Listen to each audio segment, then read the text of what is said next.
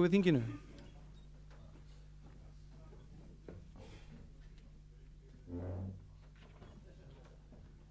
Ósköp var þetta snaggaralegt hjá honum. Ég þakka klappið en það voru ykkur tveir þarna sem klöppið ekki.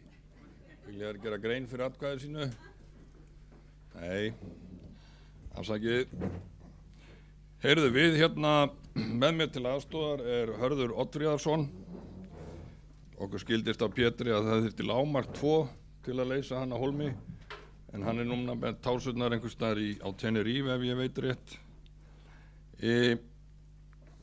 Það komið að kjósa kjörbréfanefnd.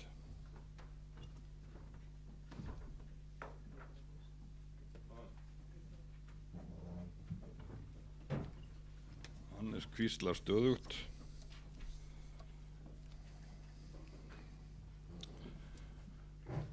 Það kjörbréfanefnd, það tillaga hér Tóbías Sveinbjörnsson, Hjörleif K. Hjörleifsson og Grím Atlason eru fleiri tillögur.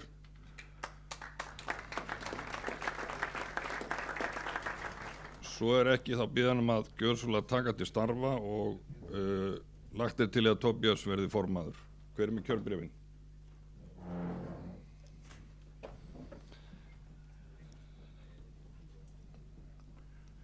Það þarf víst að kjósa hann sérstaklega, hann hérna Hörð, þannig að það til að annar þingforseti sé Hörður Oddfríðarsson sem situr hér. Það skoðast samþykkt. Þingritari, það tillaga Snorra Örn Arnaldsson og annan þingritara Birnu Lárusdóttur. Fleiri tilnefningar. Það skoðast samþykkt. Þá komið að kjósa í fastanefndir. Það fyrst á fjárhagsnefnd. Það tillaga Guðna Hafsteinsson, Kristínu Örlygsdóttur og Salvör Davíðsdóttur. Fleiri tillögur. Svo ekki og það lagt til að Guðni stýri nefndinni. Það allsherjarnefnd. Það tillaga Jóhönnu Hjartardóttur, Ingiberg Þór Ólafarsson og Brján Guðjónsson. Fleiri tillögur. Svo ekki þá skoðast það samþykkt og lagt til að Jóhanna verði formaður nefndarinnar.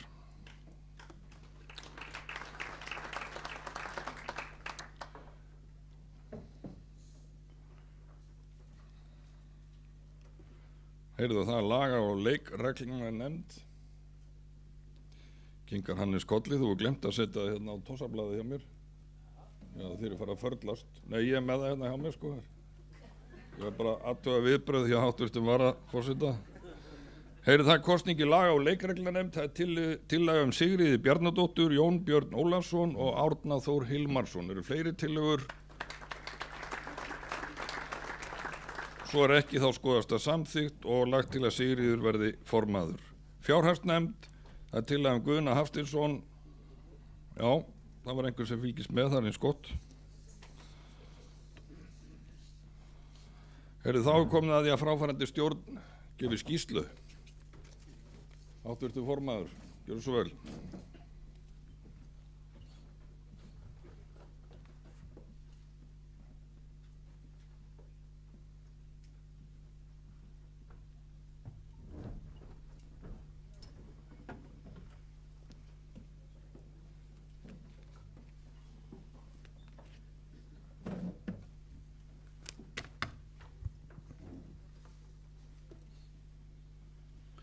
Kæru þingfulltrúar, þingforsetar, framkvæmdastjóri og stjórnarmenn ISÍ, formaður UMFÍ og aðrir gestir. Skýrsla stjórnar og nefnda hefur legið fyrir í rúmar 2 vikur og ég hvet ykkur til að kynna ykkur skýrsluna. Skýrslan spannar síðustu 2 ár og næri yfir allt það helsta í starfi KKÍ á þeim tíma. Við undirbúning þessara ræðu ákvað ég að rifja upp söguna með því að fara í gegnum nokkrar eldri ársskýrslur sambandsins. Það vakti athygli mína við þessa yfirferð að megin stefin eru þau sömu, verkefnin sambærileg og umræðunar ansi líkar. Það því vel viðeigandi að nefna nokkur atriði úr þessum ársskýrslum. Það vantar fleiri aðila til að koma að starfi KKÍ, bæði starfsmenn á skrifstofu og sjálfboðaliða. Þetta háir starfinu mjög mikið. Sambandið er vanfjármagnað, ríkisvaldið verður að gera betur, það verður að styðja betur fjárhagslega við starfsemi skrifstofu og landslýsstarf. Félögin þurfa að fá meiri stuðning og samtal við KKÍ.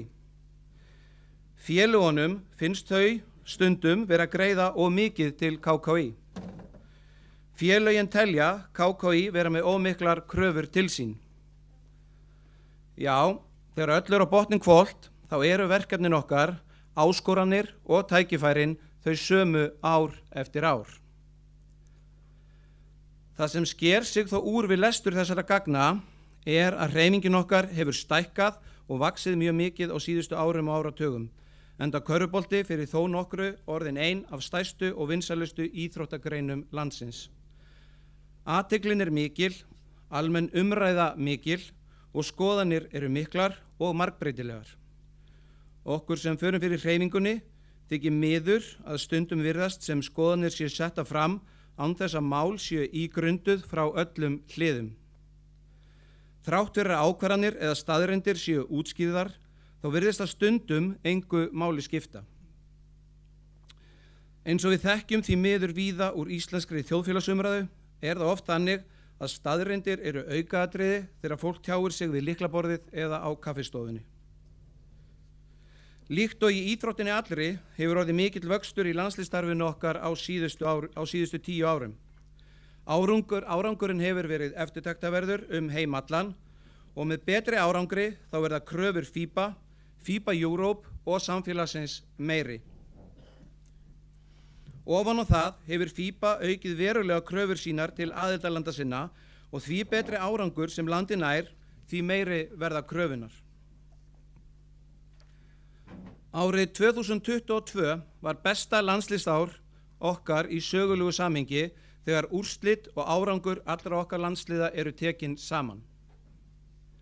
Karlalandsliðið átti möguleika á að komast á HM þar til á síðustu sekúndum loka leiks okkar í riðlakeppni. Þrátt fyrir 3 stiga sigur í útileik fyrir framan 10.500 stuðningsmenn heimaliðsins. Þetta var ansi sárt á því augnabliki og það er það ennþá. En mikið er ég stoltur af okkar frábæra árangri. Góðir sigrar og sterkum þjóðum unnust og í fyrsta sinn í sögunni unnu strákanir okkar sér þátttökurétt til að komast í keppni sæti á Ólympíuleikunum. Ásamt því að tryggja sér sæti í undankeppni EM 2025 en eingöngu 32 lönd í Evrópu öðlast þann rétt. Og það er skýrt markmið okkar að við ætlum á Eurobasket 2025. Kvennalandsliðið okkar vann góðan sigur í nóvember, þann fyrsta í nokkur ár í undankeppni Evrópukeppninnar. Greinilegar framfarir voru í leik liðsins í gegnum undankeppnina, jafnvel þótt sterka leikmenn hafi vantað. Þessi frammistaða gefur ástæðu til bjartsýni til framtíðar.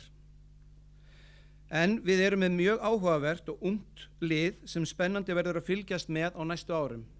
Markmið okkar hjá kvennalandsliðinu er að vera á lokamóti 2027. Yngri landsliðin stóðu sig vel í sínum Evrópukeppnum. 20 ára landslið karla vann sig upp í A-deild fyrir verkefni komandi sumars og er þá í hópi 16 bestu þjóða Evrópu.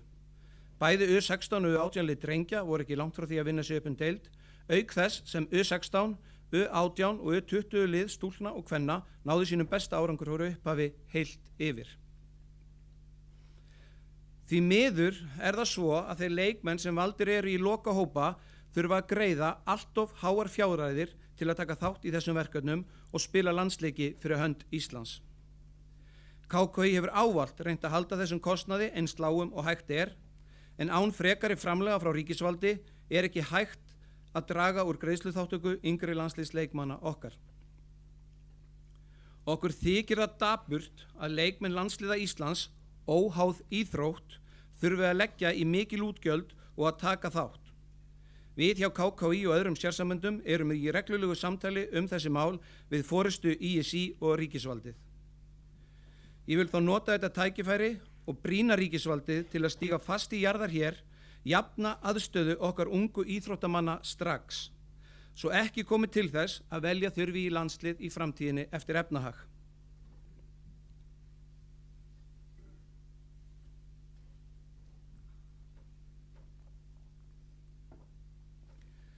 Landsliðsstarfið okkar í mikilli hættu eins og staðan í dag. Það algjörlega óviðunandi að vera í þeirri stöðu í boði stjórnar og forystu ISÍ. Eftir þetta langbesta landsliðsár í sögu KKÍ gerist það að stjórn ISÍ ákveður að tillögu afrekssjóðs ISÍ að færa KKÍ úr A-afrekssambandi niður í B. Þessi ákvörðun veldur okkur hjá KKÍ og allflestum í körfuboltahreyfingunni gríðarlegum vonbrigðum. KKÍ hefur árabil talað fyrir því formlega sem og óformlega að breyta þurfi reglugerð afrekssjóð. Það hefur verið fyrir daufum eyrum. Því miður þurfti ákvörðun sem þessa til að hlustað yrði á gagnrýni KKÍ. ISÍ hefur nú hafið vinnu við breytingu reglugerðar í samstarfi við sérsamböndin. Reyndar var því lofað í bréfi skrifað í apríl 2020 frá ISÍ til KKÍ að þessi yrði breytt áramótin þar á eftir. En því miður þá staðan svona. Ekki enn ljóst hvert þessi vinna við nýja reglugerð leiðir okkur, en miðað við samtöl okkar við forystu ISÍ þá má búast við breytingum í þá átt sem við höfum nú talað fyrir. Spurningin bara hvort stjórn og forysta ISÍ taki sér of langan tíma í þessa vinnu fyrir okkur í körfuboltanum. Að óbreyttri reglugerð stendur KKÍ frammi fyrir því að þurfa að endurskoða þátttöku karla- og kvennalandsliðssambandsins í undankeppni FIBA 2023-2027. Undankeppnir EM 2025 hefjast næsta haust og með þátttöku þar skuldbindur KKÍ sig einnig til að taka þátt í undankeppni fyrir HM karla 2027 en sú undankeppni hefst á haustugum 2025. Undankeppnir HM kvenna eru með öðru sniði. Að óbreyttu ljóst að KKÍ mun ekki hafa fjárhagslegt bolmagn til að senda liðin til keppni. Allar áætlanir í þessum efnum eru því í uppnámi. Ég og við hjá KKÍ, við treystum orðum forseta ISÍ að þetta verði lagað og við hvetjum ISÍ til að klára málið sem allra fyrst. KKÍ hefur barið stuglega fyrir því að hér rísi ný þjóðarhöll fyrir innanhúsíþróttir. Sú vinna farin að skila árangri. Það sem stjórnvöld hafa ákveðið að þjóðarhöllin muni rísa og undirbúningsvinna hefur gengið vel. Áfram þarf þó að vinna kröftulega að málinu, enda nauðsynlegt fyrir afreksstarf KKÍ að hér rísi íþróttahús sem uppfyllir kröfur FIBA til leikja og nýtist jafnframt sem æfingahúsnæði fyrir landsliðin okkar öll. Einnig þarf að huga því í þessari vinnu að félögin hér í Laugardalnum eignist sína aðstöðu og eitt af okkar félögum, Ármann, sé ekki að missa æfingatíma nánast í hverri viku, mánuð eftir mánuð. Formaður og varaformaður KKÍ taka mjög virkan þátt í þessari vinnu með ríkisvaldi, borg og öðrum frá íþróttahreyfingunni.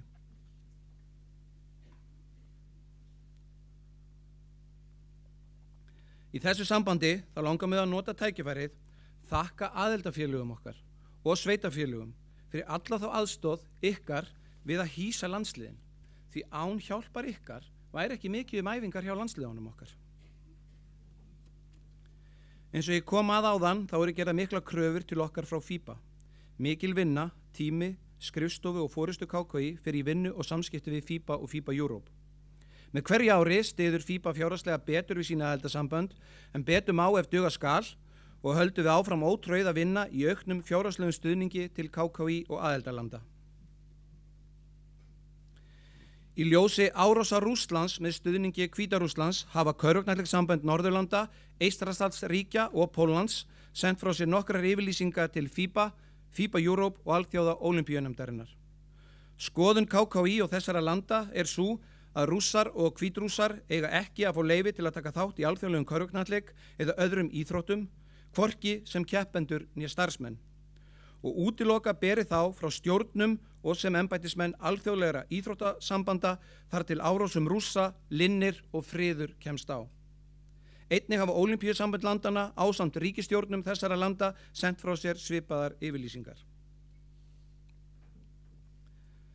Það eru okkur vonbrigði að ekki hafi náð að ganga frá samkomulagi við Körfuknattleiksdómarafélagið núna í vetur. KKÍ og samninganefndir KKDÍ hafa lagt í talsverða vinnu í að finna sameiginlegan flöt sem dómarar og hreyfingin öll getur sætt sig við. Okkur ljóst að ekki verður lengra komið án beinnar aðkomu félagana, en klárt að mynda þarf nefnd formanna til að setjast niður með samninganefnd KKDÍ. Við vonum að hægt verði að klára málið sem fyrst í góðri sátt. Við öll eigum að hafa skoðanir á starfinu. Við öll eigum að vinna af heilindum fyrir okkar félag eða samband. Við eigum að tala máli okkar sambands og félags, en það mikilvægasta þó að gera það málefnalega og án þess að ráðast á ákveðnar persónur. Þið í félagunum okkar eigið og megið hafa skoðun á því sem KKÍ að gera, en komið endilega til okkar og ræði málin. Ef samtölin kom ekki til okkar, þá getum við hjá sambandinu ekki brugðist við og útskýrt málin. Vegna mikilla anna og undurmönnunar höfum við hjá KKÍ því miður orðið að minnka samskipti við félögin okkar í hinu almenna spjalli daginn og veginn. En það spjall svo dýrmætt því þrátt fyrir að við séum öll að sinna körfubolta, þá hvert og eitt félag með sín verkefni sem ganga vel og önnur sem ganga ekki eins vel. Og þá mikilvægt að við hjá KKÍ séum með ykkur í þessu spjalli. Hér verðum við í forystu KKÍ að gera betur. Staða körfuboltans sterk á Íslandi í dag. Við flest öll í hreyfingunni meðvituð góða stöðu körfuboltans. Körfubolti hópíþrótt, ekki bara á leikvellinum, heldur einnig utan hans. Og við eigum ávallt að vera meðvituð að gera betur saman sem heild. Málefni erlendra leikmanna enn einu sinni til umræðu. Samt við einhvern veginn öll orðin þreytt á þessari umræðu. Ár eftir ár, þing eftir þing. Það eðlilega margar skoðanir í þessu máli. Það okkar verkefni hér á þinginu að ræða málin af kurteisi og rökfestu. En til þess þurfum við að bera virðingu fyrir ólíkum sjónarmiðum. Við þurfum að sameinast lausnir sem henta heildarhagsmunum hreyfingarinnar best. Ykkar ábyrgð því mikil, því hér þið mætt til að taka ákvarðanir fyrir körfuboltahreyfinguna til framtíðar.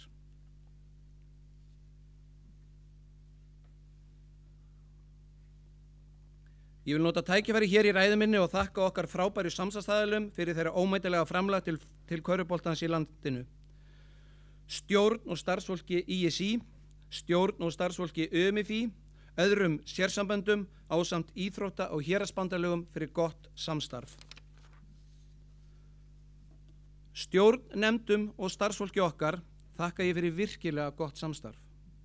Öll samtölin, rökræðunar og fyrst og fremst óeigingjarnt starf fyrir KKÍ og körfuboltan í landinu. Það gæfa körfuboltans hér á landi að eiga öflugt fólk sem sinnir störfum sínum af allri þessari ástríðu fyrir íþróttinu okkar, með heildarhagsmuni körfuboltahreyfingarinnar að leiðarljósi. Kæru þingfulltrúar, fyrir hönd stjórnar og starfsfólks KKÍ þakka ég ykkur fyrir öflugt starf á undanförnum árum. Þið ásamt ykkar góða samstarfsfólki vinnið ómetanlega sjálfboðavinnu sem því miður allt sjaldan þakkað fyrir. Ég þakka ykkur af heilum hug fyrir ykkar störf fyrir körfuboltan í landinu. Ég óska þingheimi gæfu í störfum í dag, körfuboltanum til heilla og vona að við eigum hér málefnalegt og gott þing framundan. Áfram körfubolti.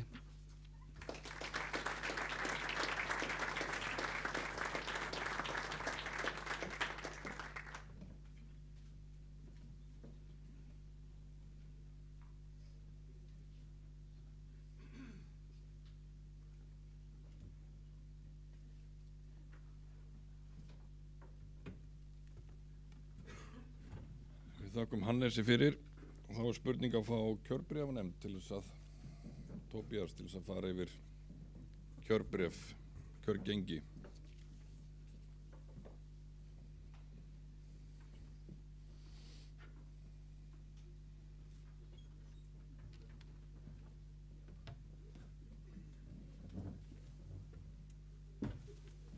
Góðan daginn.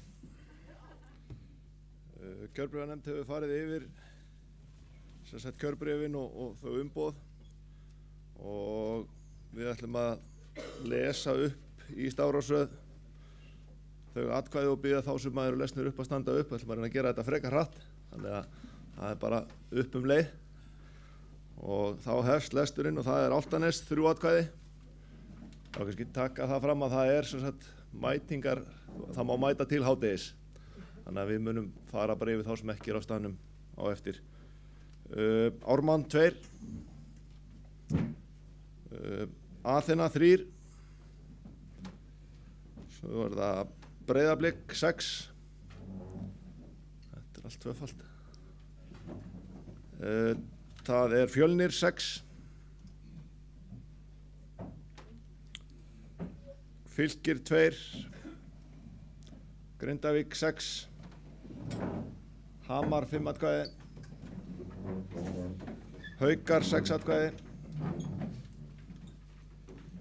Höttur 3, Hrunamenn 3, IA 3, IR 6 atkvæði,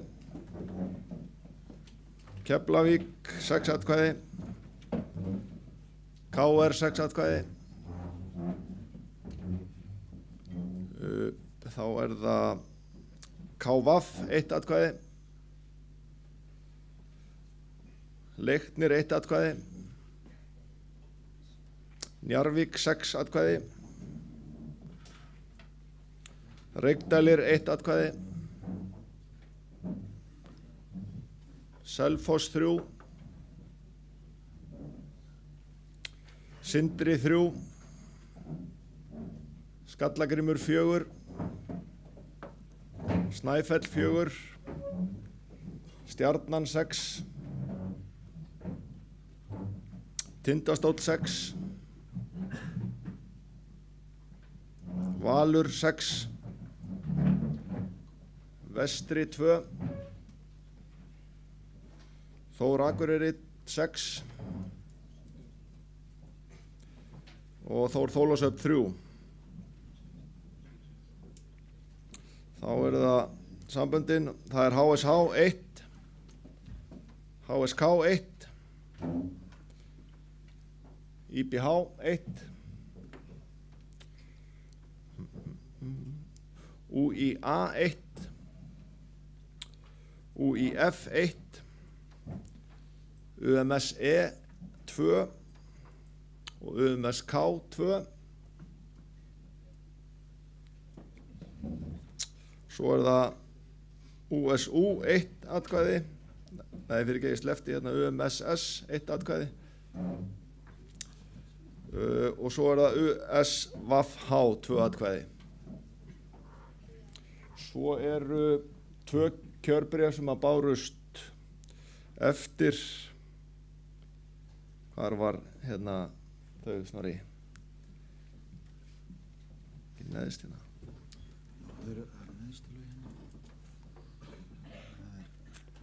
Já, það þessi 2 atkvæði frá HSK og UIA og við berum það upp, að leggjum það til að þeirra atkvæði verið samþykkt. Einhver sem mótmælir, teljast þau samþykkt. Þá bara þakkar kjörbréfanefnd fyrir.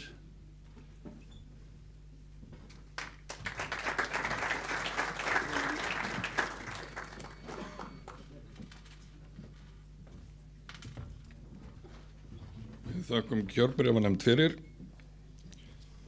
Þá komið að heiðrunum. Háttvirtur formaður Hannes ætlar að heiðra 1 eða 2.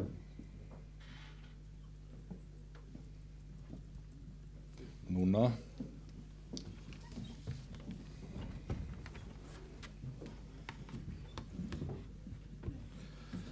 Takk fyrir þetta, þingforseti.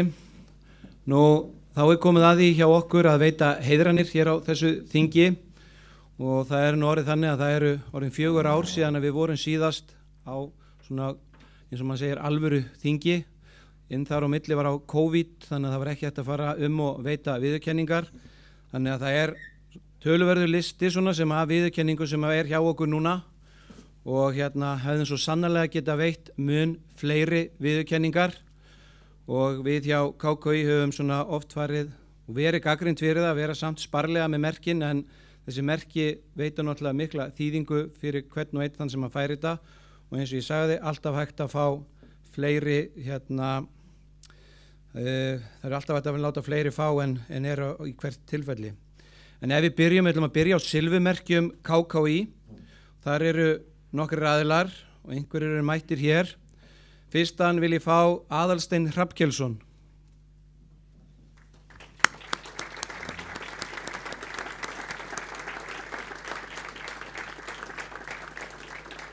Alli hefur verið í dómaranefnd hjá okkur í mörg ár og verið dómari lengi og dómaranefnd er eitt af þessum störfum sem að sést ekki mikil vinna á bakvið það sem að þá miklu vinnu sem þar er og meðal annars í dómaranefndinni er ekki oft vinsæl störf því að það eru bæði dómaranir og félögin oft sem eru ósátt við það sem að hérna kemur út úr röðun dómaranemndar en Alli er okkur afar mikilvægur í sínum störfum.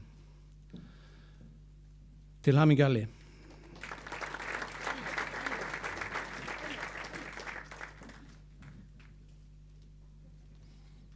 Alli er ekki að gegna Guðbjörgu.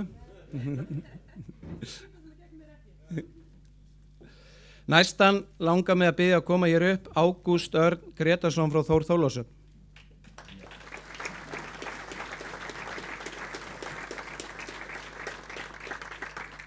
Ágúst hefur í fjöldamörg ár verið í kringum Þór Þórðarsöfn og verið þar allt í öllu og svo sannarlega einn af þessum öflugu sjálfboðaliðum sem að við í hreyfingunni getum alltaf treyst á og hann er vel að því komin að hljóta silfumerki KKÍ. Til hamingju Ágúst.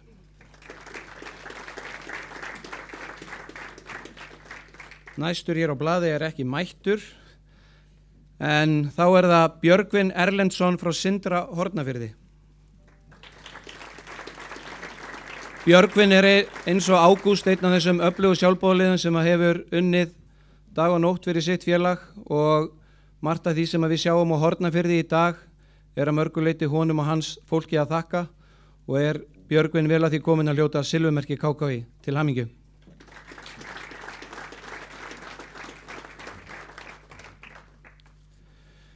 Næstan vil ég fá hér upp til okkar Bragi Magnússon í Haukum.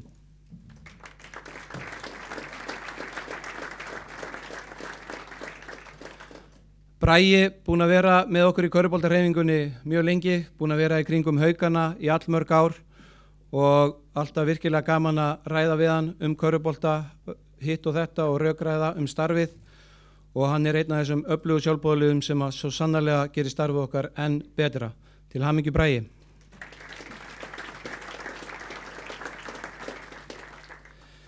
Næstan langar mig að fá hér upp Guðna Hafsteinsson úr stjórn KKÍ.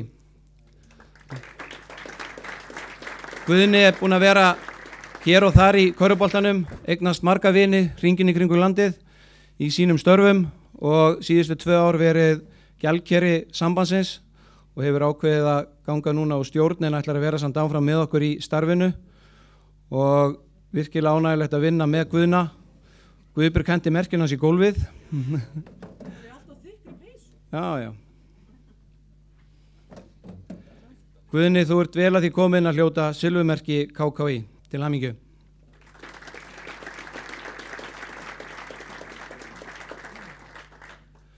Næstan langar mig að fá hér upp Grím Atlason frá Val.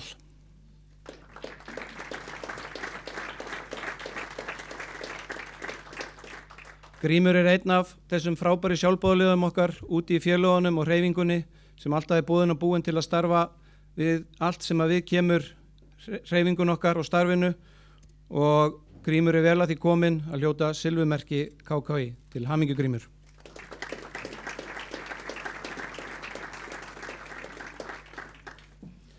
Næstan ætla ég að biðja Hjörleif Hjörleifsson, HSH Snæfell, að koma hér upp til okkar. Hjörleifur er einn af þessum diggu okkar stuðningsmönnum bæði innan héraðsbandalagana og svo innan körfuboltans sem að starfar mikið fyrir körfuboltan í heilsinni og einnig núna búin að gera í mörg ár fyrir héraðsbandalagið á svæðinu og alltaf jafn ánægilegt að hitta hann hér og þar á fundum og þingum í kringum íþróttahreyfinguna. Og Hjörleifur er vel að því komin að hljóta silfumerki KKÍ.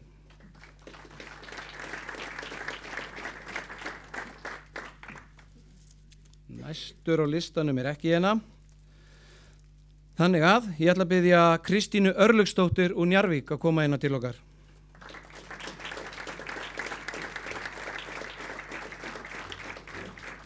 Kristín hefur í forsvari fyrir Njarðvík í nokkur ár og alltaf ánægilegt að eiga við hana spjall og fara yfir málin frá ólíkum hliðum og sjónarhornum og hún er eina af þessum öflugu stuðnings- og félögum okkar og úr körfuboltahreyfingunni sem var svo sannarlega á skili að hljóta silfumerki KKÍ. Til hamingju Kristín.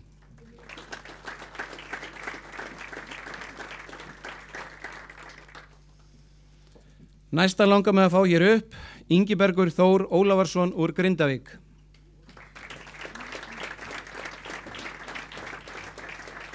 Ingibergur, eins og hinni snillingarnir sem hingað hafa komið, er öflugur í sínu starfi fyrir sitt félag, fyrir körfuboltan í heild sinni og eins og ég sagði mörg ykkar frábært að ræða við körfuboltan frá öllum hinnum hliðum og hann er góður aðstoða formanni líka ýmsum hliðum þegar hann mætir honum hér og þar á leikvellinum til að fara við málin. Og til hamingju Ingibergur, verður að vera silfumerki KKÍ.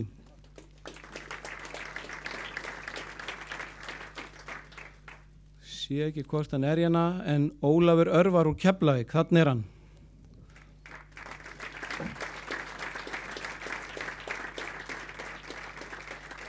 Ólafur Örvar hefur verið öflugur í starfinu í mörg ár fyrir Keflavík, formaður meðal annars í nokkur ár, og er virkilega gott og gaman að vinna með honum og öflugur fyrir sitt félag og körfuboltahreyfinguna. Til hamingju með silfumerki KKÍ. Síðan langar með að fá hér upp Þorstein Þorbergsson, UMSK Stjarnan.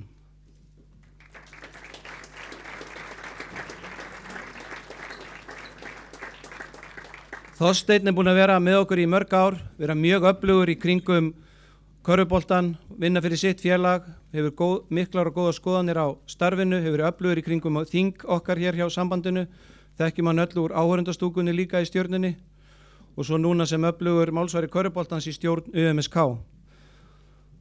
Þorsteinn er vel að því komin að hljóta silfumerki KKÍ. Til hamingju Þorsteinn.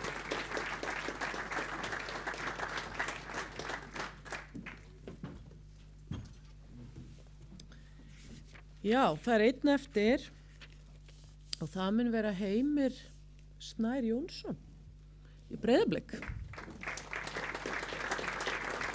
Heimir er búinn að vera starfandi í rúm 20 ár fyrir Breiðablik í stjórnum, nefndum og ráðum og það er ómetanlegt að hafa svona sjálfbæðilega innan sinna raða, þannig að Heimir er vel að þessu merki komin. Til hamingju.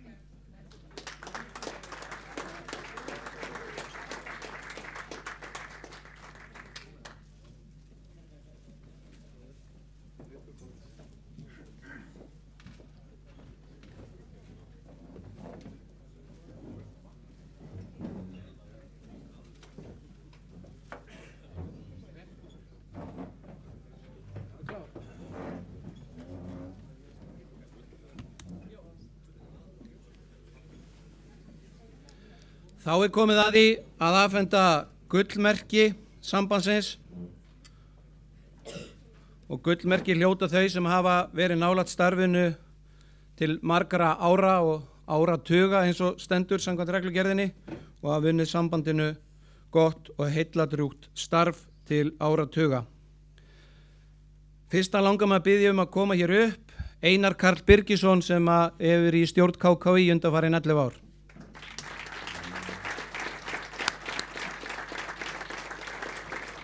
Einar Karl hóf sinn körfuboltaferil með Akranesi og hefur verið í stjórn KKÍ í mörg ár og það hefur verið ánægilegt að vinna með honum, virkilega gott. Hann hefur svo sannarlega mikla skoðanir á starfinu, ekki skoðanalaus, oft gaman að ræða við hann um málefni körfuboltans og það sem er í gangi. Til hamingju með gullmerkið Einar.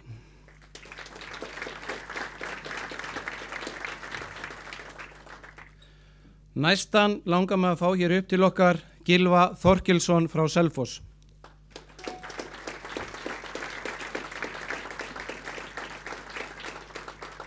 Flest okkar hér inni þekkjum Gylfa, hann hefur verið með okkur í marga áratugi í starfinu.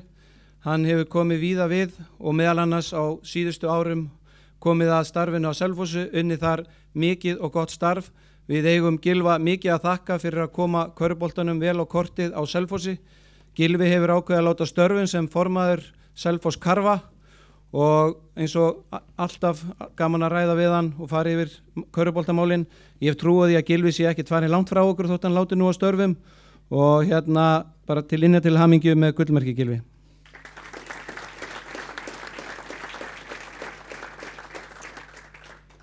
Næst langar með að færa í rétt í næsta bæjarfélag. Það er Jóhanna Hjartardóttir, Þorlákshöfn.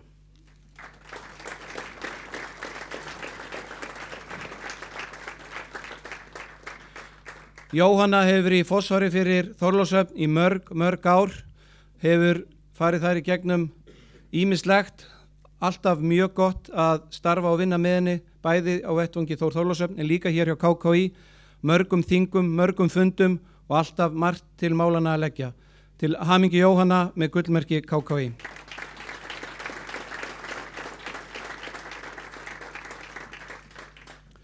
Næst langar með að fá henni upp og taka við gullmerki KKÍ Jón Björn Ólafsson.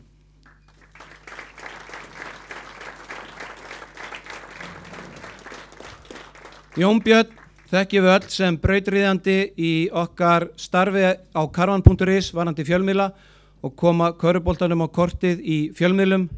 Jón Björn hefur svo sannarlega lagt sitt á lóðaskálunar fyrir íslenskan körfubolta. Við eigum honum mjög mikið að þakka í þeirri fjölmiðluumfjöllun sem fer fram körfubolta á Íslandi í dag.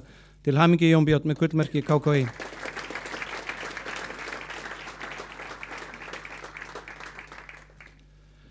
Næst langar með að fá hér upp til okkar Karl Guðlaugsson úr Ármann.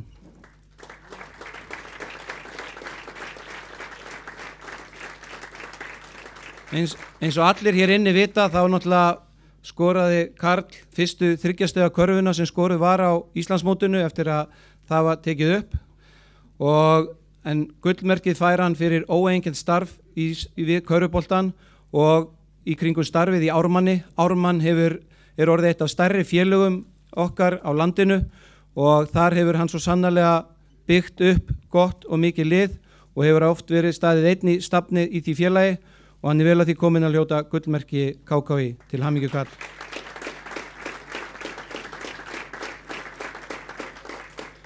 Þá er komið að síðustu gullmerki afhendingunni hér hjá okkur í dag fyrir hönd sambandsins og þá langar mig að fá Rögnvald Hreiðarsson úr dómaranefnd KKÍ.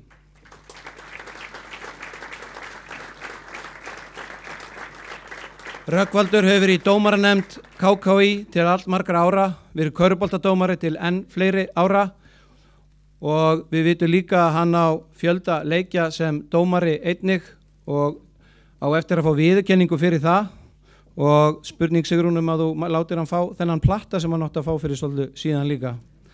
En eins og ég kom áðan, starf í dómaranefnd er svo sannarlega ekki sjálfgefið. Þetta er mikil vinna og ég held að fáir gerir sig grein fyrir þeirri vinnu sem fulltrúar í dómaranefnd vinna. Til hamingju Rögnvaldur með gullmerki KKÍ. Ég óska ykkur öllum sem hlutu hér silfumerki og gullmerki KKÍ innilega til hamingju því að við öll unnið mikið og gott starf fyrir íslenskan körfubolta og svo sannarlega getum við afhent hér fleiri merki og bara takk til ykkar allra fyrir ykkar góðu störf.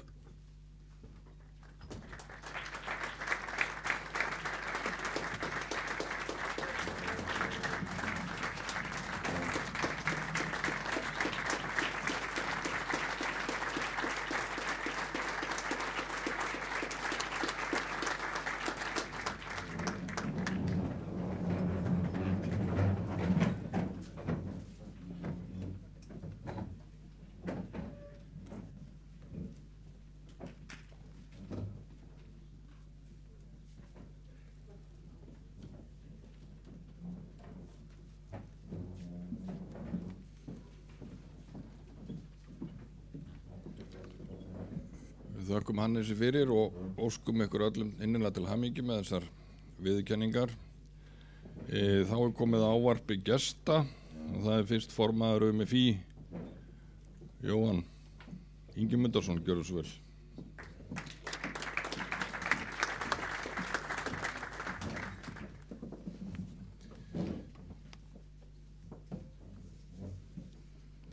Já, þingforseti, formaður og stjórn KKÍ, fulltrúar ISÍ, ágætu gestir og þingfulltrúar. Það alltaf ánægilegt að koma á þing KKÍ. Körfuboltinn hefur lengi staðið mér nærri og hef ég átt margar góðar stundir í góðra vinahópi þar sem körfuboltinn hefur komið við sögu. Þegar ég lesi gegnum skýrslu sambandsins þá blasir við mig samhljómurinn innan hreyfingarinnar. Íþróttum sniðinn þröngur stakkur og reksturinn má við litlum áföllum. Engu skiptir hvort að ræða sérsamband, íþróttafélag eða deild. Fjárhagsleg óvissa og erfiðleikar flækjast alltaf fyrir góðu starfi. Því mikilvægt að tryggja stöðugleika. En það getur kannski krafist nýrrar hugsunar og breytinga á vinnulagi sem mögulega kallar á áræði og hugrekki. Allt þetta atriði sem íþróttahreyfingin þekkir svo vel og endurspeglast í kappleikjónum sem okkur finnast svo skemmtilegir. Við verðum að hampa þeim sem styðja við bakið og íþróttarhreyfingunni. Í mínum huga eru þið þar í fararbroddi. Sambandið til fyrirmyndar í samtali við stuðningsaðila, hvort heldur einstaklinga eða fyrirtæki sem vilja stolt samsama sig við KKÍ eða einstaka körfuknattleiks deildir. Við fögnum reyndar öllum stuðningi og fyrir hann ber að þakka. Á þessari stund má sérstaklega minnast á aðkomu stjórnvalda sem studdu afar myndarlega við baki og íþróttarhreyfingunni þegar COVID-faraldurinn geisaði sem hæst. Þá má einnig nefna almannaheillalögin sem eiga að skila íþróttarhreyfingunni miklu í beinum fjárhagsstuðningi ef rétt á spilum haldið. Vil ég hvetja alla til að kynna sér möguleikana sem í þessu felast. En KKÍ hefur stigið spennandi skref á þeim árum sem liðin eru frá síðasta þingi. Skref sem til fyrirmyndar fyrir aðra. Hér horfi ég til rafíþróttaliðs KKÍ sem keppti á FIBA-mótinu fyrir 2 árum. Það var ekki fyrir nýlega sem ég gerði mér í raun grein fyrir því hversu stórt skref það var. Við þurfum öll að vera vakandi og fylgja með inn í þennan nútíma. Nútíma segi ég því þessi framtíð ekki lengur handan við hornið. Þessi framtíð komin. Og aðeins meirum framfaraskref. Við hjá UMFÍ stigum gæfuspor í byrjun þessa árs þegar við flyttum þjónustumiðstöðun okkar í Reykjavík inn í íþróttamiðstöðun í Laugardal. Við getum tæplega verið nær KKÍ því við erum nú staðsett í sama húsnæði á hæðinni beint fyrir ofan. Við flutningin reyndist þörf á að gera umtalsverðar breytingar áður en flutt var inn með tilheyrandi raski og hávaða. Svo miklum að stundum var vart vinnuhæft á skrifstofunni hjá ykkur. Ég vil því nota tækifærið og biðja starfsfólk KKÍ afsökunar á þessu ónæði fyrir hönd ungmennafélagshreyfingarinnar. Flutningurinn markar tímamót fyrir UMFÍ því nú ungmennafélagshreyfingin undir sama þaki og stór hluti íþróttarhreyfingarinnar á Íslandi. Húsnæðið heldur utan samfélag sem einfaldar allt flæði innan hreyfingarinnar og stuðlar að auknum samskiptum. Hugmyndir verða til í samræðum og ég handviss að með þessum samtölum á næstu árum muni íþróttarhreyfingin styrkjast samfélaginu til heilla. Þótt áherslur okkar séu mismunandi, sjónarhornin önnur og sumir með eitt í forgangi og aðrir annað, þá verðum við að hafa þor til að setjast saman niður og ræða málin og koma góðum hugmyndum í framkvæmd. Að öðrum kosti gerist aldrei neitt, því rétt eins og í körfunni þá þarf að skjóta til að skora. Þrátt fyrir allt tal kapp og keppni og mögulega ólík sjónarhorn, þá höfum við í íþróttarhreyfingunni sameiginlega sýn. Við viljum ná betur til grasrótarinnar, núverandi iðkenda og ekki síður þeirra sem fyrir einhverju hluta sakir standa utan við íþróttastarfið. Við þurfum að fá alla borð, tryggja að allir þeir sem vilja vera með, fá að vera með, hvort sem við æfingar, keppni eða öll önnur störf sem þarf að sinna. Það samfélagslega ábyrgð okkar hvort sem við erum innan ISÍ, KKÍ eða UMFÍ, með fötlun eða ófötluð, af erlendum uppruna eða eigum foreldra sem geta rakið ættir sínar langt eftir í aldri Íslendingabók. Við sjáum það í Ánægjuvoginni, sem samstarfsverkefni ISÍ og UMFÍ, að börnum í efstu bekkjum grunnskóla sem stunda íþróttir í skipulögðu starfi hefur fjölgað mikið. Það er ánægjuefni. Á sama tíma stunda mun færri ungmenni íþróttir sem eru frá heimilum þar sem annað tungumál er talað eða skilgreina sig kynsegin. Þarna verður að grípa til aðgerða enda mikilvægt uppeldislegt atriði að flest börn stundi áhugamál sín innan skipulags regluverks. Íþróttir og félagsstarfið eiga að vera fyrir alla.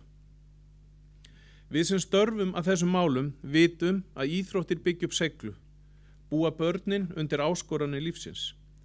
Í íþróttum fá ungir iðkendur bjargráð til lífstíðar. Þau prófa nýja hluti, reyna á sig, fara á sumarnámskeið, mæta mótherjum á körfuknattleiksvöllinum og læra að takast á við ýmiss konar áskoranir í gegnum leikinn. Því er það lýðheilsumál að ná til þeirra sem standa utan við skipulagt íþróttastarf og það verður við að gera saman. Stórhuga væntingar, samtal og samstarf kalla á nýja hugsun bæði innan valla sem utan og ný vinnubrögð og vinnulag. Þess vegna er gaman að geta hrósa KKÍ fyrir átaksverkefni eins og Komdu í körfu og framhaldsskólamót KKÍ. Það vekur athygli á greininni og getur stuðlað að fjölgun iðkenda, sjálfboðaliða og starfsmanna. Allt er gott sem kemur fólki á hreyfingu og stuðlar að þáttöku í skipulögðu íþróttastarfi. Íþróttarhreyfingin þarf ævinlega að vera skrefi á undan samtíðinni. Til að það gangi upp þurfum við að ganga óhrætt inn í framtíðina og þora að leggja á okkur þá vinnu sem þarf til að það gangi upp. En það krefst áræðis að vera framsækin. Eitt af þeim verkefnum sem þessu tengist er endurskoðun á fyrirkomulagi íþróttahéraða. Íþróttahéruðin eru nú 25 talsins og skiptast þau í 7 íþróttabandalög og 18 hérasambönd. Skiptingin hefur verið óbreytt áratuga skeið og hefur starfsemi þeirra þróast með mjög ólíkum hætti. Í raun má segja að þau séu jafn ólík og þau eru mörg. Við þurfum að efla íþróttahéruðin og skerpa á hlutverki þeirra. Það styrkir nærsamfélag héraðanna sjálfra og stuðlar að bættu starfsumhverfi sjálfboðalið og starfsmanna, sem síðan er allt til hagsbóta fyrir iðkendur og þar með íþróttalífið í landinu. En umfram annað er horft til þess að öflugri íþróttahéruð bæti upplýsingaflæði og þjónustuna við sem flesta. Þessi vinna sem snýr að eflingu íþróttahéraða stendur nú yfir í samvinnu UMFÍ og ISÍ og er ég spenntur að sjá framhaldið. Að lokum flyt ég ykkur kveðju stjórnar og starfsfólks Ungmennafélags Íslands. Óska körfuknattleikshreyfingunni velfarnaðar, þakka starfsmönnum og sjálfboðaliðum fyrir óeigingjarnt starf og óska ykkur góðs gengis á þinginu. Það er okkur öllum og samfélaginu til góða. Góða stundir.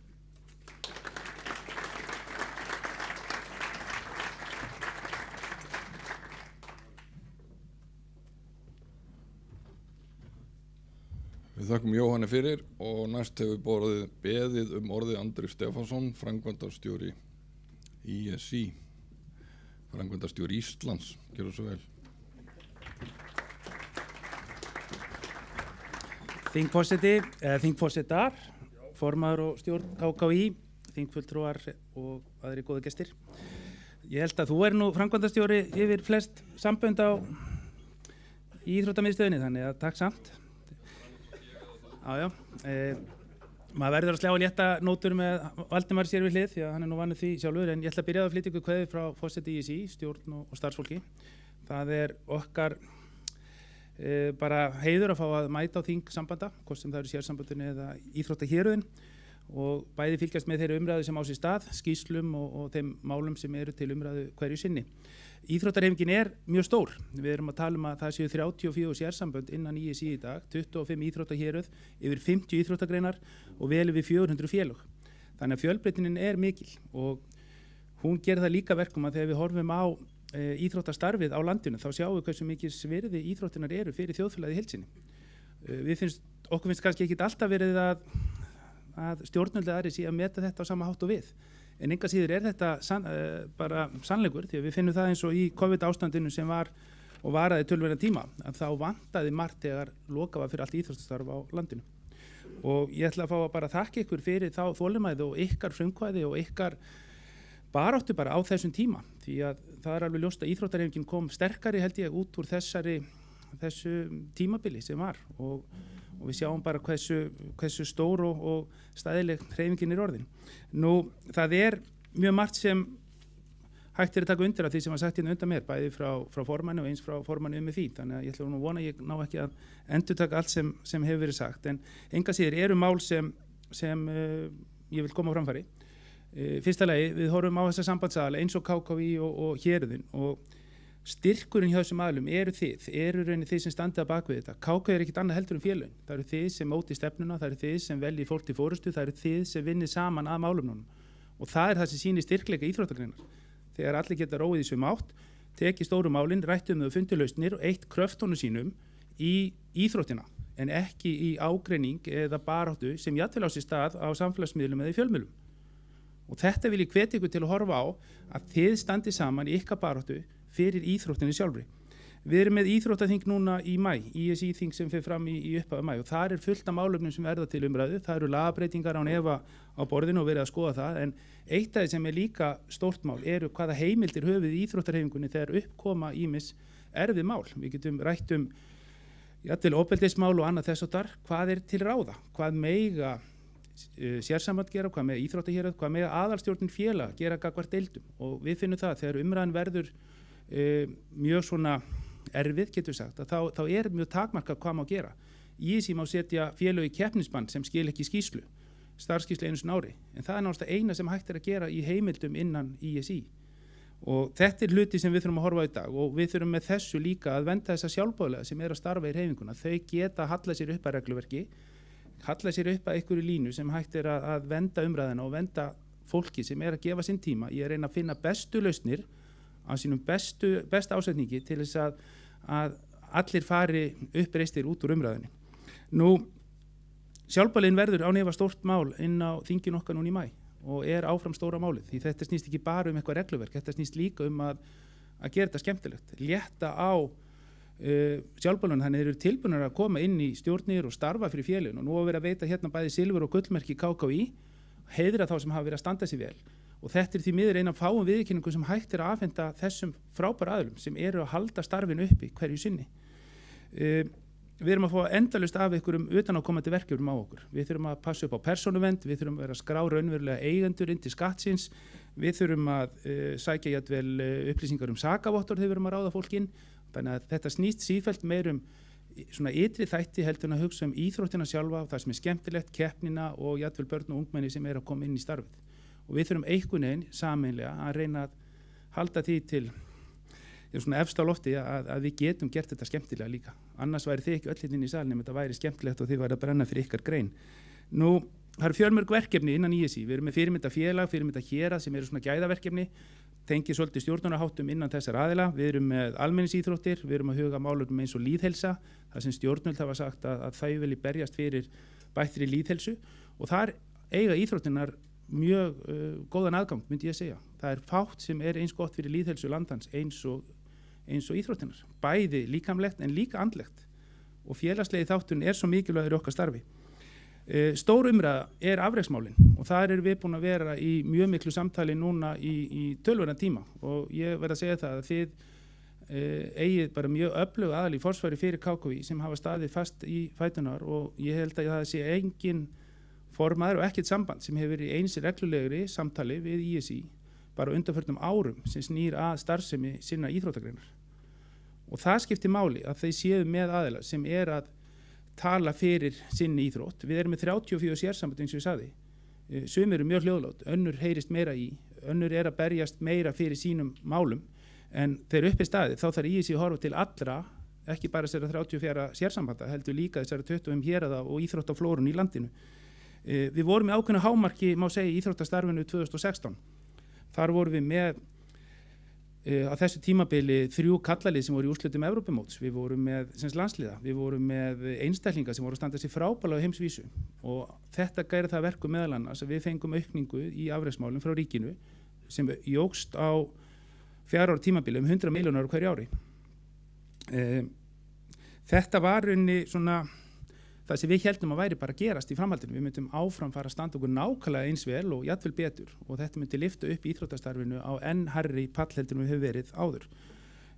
Íþróttaþing árið 2000 setti stefnu fyrir íþróttastarfið eða afrekstarfið hjá okkur. Þar var sagt og samþykkt að Ísland eigi hverju sinni íþróttafólk og afrekshópa sem skipa sér með þeim bestu í heimi. Og þá kemur að því, hvað að vera meðal þeirra bestu í heimi? Hvað eru afrek? Hvað að vera í fremstu röð? Og sífellt höfum við verið að reyna að fá þessa umræðu upp meðal sérsambanda og það virðast allir hálfpartinn þagna og get ekki endilega dregið þessa línu frekar en einhverjir aðrir og það liggur á ISÍ að móta einhvers konar viðmið. Og það var gert þarna 2017 á Íþróttaþingi og í tengslu við reglugerð Afrekssjóðs að horti þess að til þess að vera í efsta flokkin í afreksstarfi og það var ákveðið að það væri sá hópur sem væri að fá mest út úr okkar afrekssjóði þyrfti að vera að keppa til úrslita annarkvort í hópíþrótt eða þú væri með 2 einstaklinga sem væri að komast á lokamót, ólympíuleika, HM eða EM til þess að geta unnið til verðlauna. Það var viðmið sem var sett á þessum tíma gagnvart þessari flokkun. Á þessum tíma var peningurinn aukast inn í sjóðinn og þó að það væri tilfærslur á milli flokka þá hafði það ekki þessi stóru áhrif því það var ekki að hafa mjög mikla fjárhagslegar afleiðingar. Það var að aukast fjármagn til allra á þessum tíma. Áfram er verið að horfa í þessar sömu reglur og vissulega eins og formaðurinn eitthvað sagði áðan að þá var verið að tala breytingar árið 2020 en hvernig hlutunum verið breytt var aldrei eitthvað sem var búið að leggja upp með. Það átti að skoða þessi mál og þau hafa alveg verið skoðuð á hverju ári og ákveðið bæði af stjórn Afrekssjóðs og af framkvæmdastjórn ISÍ að gera ekki breytingar.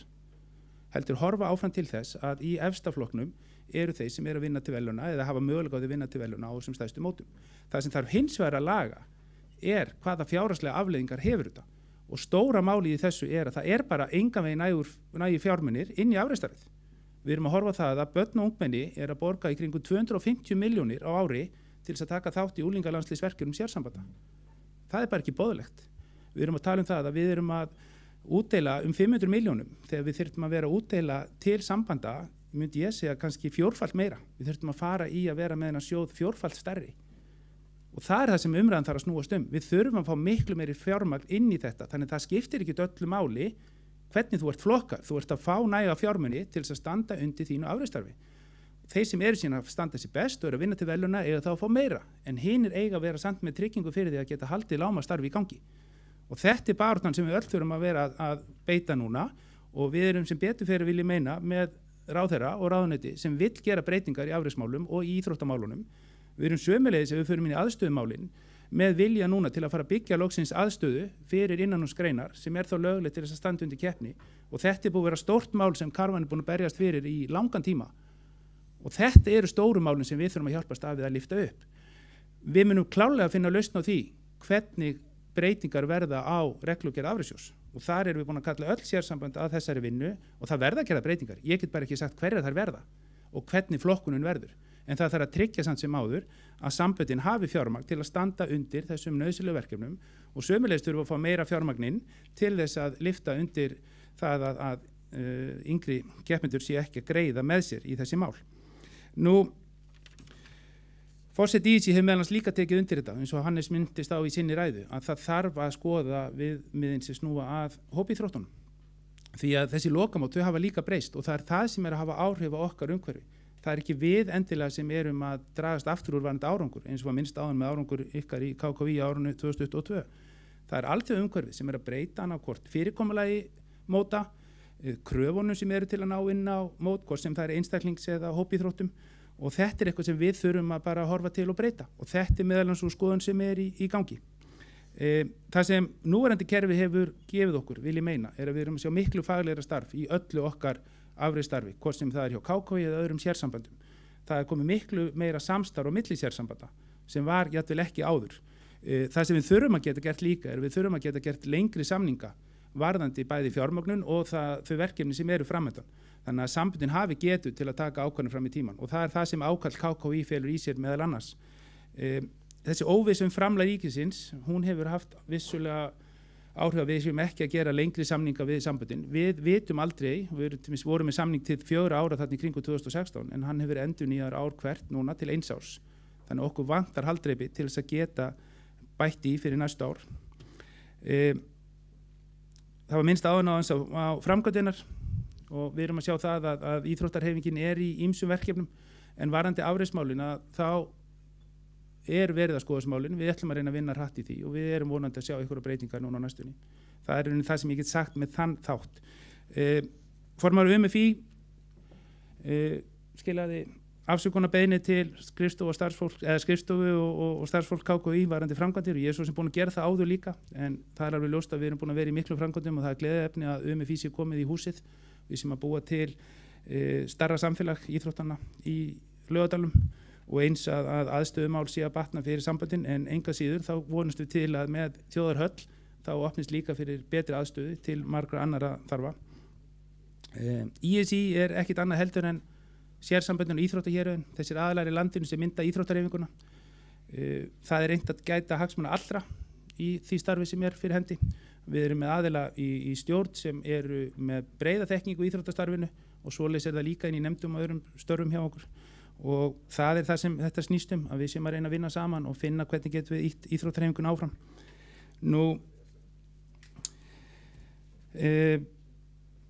Svona áður en ég lík mínu máli, þá ætla ég koma aðeins gleðilegri þætti. Ég ætla að biðja Hafsteinn Pálsson sem varaforseti ISÍ til að koma kannski bara hérna fyrir framann. Þannig að minntist á hana sjálfboðaliðana. Þetta rauninni hornsteinninn í íþróttarhreyfingunni, og þegar við erum með þing hjá sérsamböndum og héruðum, þá leitum við jafnan eftir tillögum að heiðrun, hverjir hafa verið að skara fram úr, hverjir hafa verið að svona bera kyndilinn, getum við sagt í mörgu. Og ég ætla að biðja tvo aðalega hérna að koma upp og sæma þá silfurmerki ISÍ. Það annars vegar, og þið þekkið þá náttúrulega miklu betur heldur en ég, annar þeirra Einar Karl Birgisson, sem hefur verið duglegur í sínum störfum í stjórn KKÍ og lætur nú að stjórnarsetu eftir 10 ár.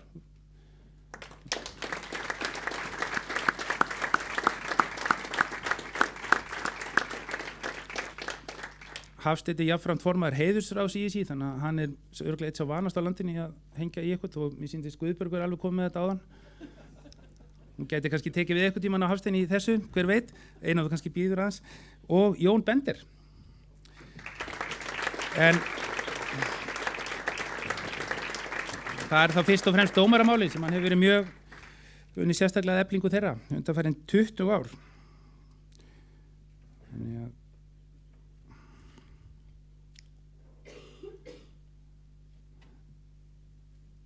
innilega til hamingju báða tveir, en ekki fara langt, því að við ætlum sömuleiðis að veita eina viðurkenningu viðbót. Ég ætla að biðja hana Guðbjörgu Norðfjörð að koma upp.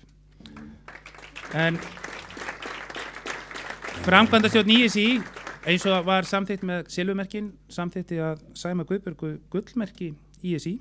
Hún hefur verið varaformaður síðan KKÍ síðan 2006 og verið mjög öflugur málsvari körfuknattleiks.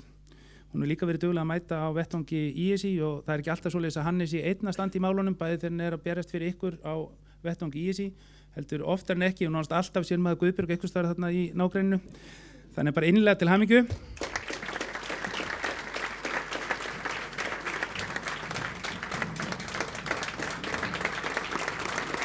Og kannski ég fá að koma niður og fá mynda mér með ykkur líka, svo þess ekki bara Hafsteinn, en svona meðan ég fer úr pontu þá ætla ég veit að verða einhverjir sem koma nýri í stjórn að óska nýri stjórn bara farsældar í störfunum, þakka fyrir samstarfið fram að þessu og vonast eftir áframhaldandi samstarfi.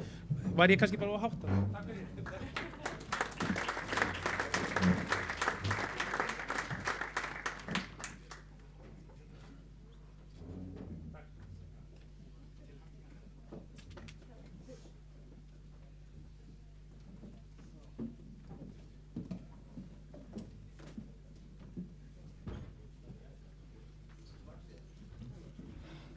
Við þakkum andra framkvæmdastjóra ISÍ fyrir og óskum þeim sem fengu viðurkenningu til hamingju.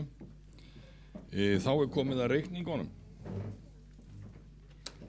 Biðja háttvirtan gjaldkera Guðna Hafsteinsson að koma hér upp og gera grein fyrir reikningunum.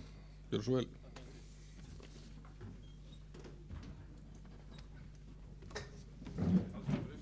Já, þingforseti og kæru vinir. Það nú gaman að geta sagt ykkur frá því að það Keflvíkingur og Grindvíkingur sem fara fyrir þessum málum. En Við ætlum að sýna ykkur lítilega bara hana reikning. Þetta var reikningur sem var birtur sem sagt í áskýrslunni, þannig að ég gerir ráð fyrir þessi búin að liggja yfir þessu. En við ætlum bara að sýna hérna efnahags- og rekstrarreikning. Og ég ætla að fara yfir nokkur atriði í þessum reikning.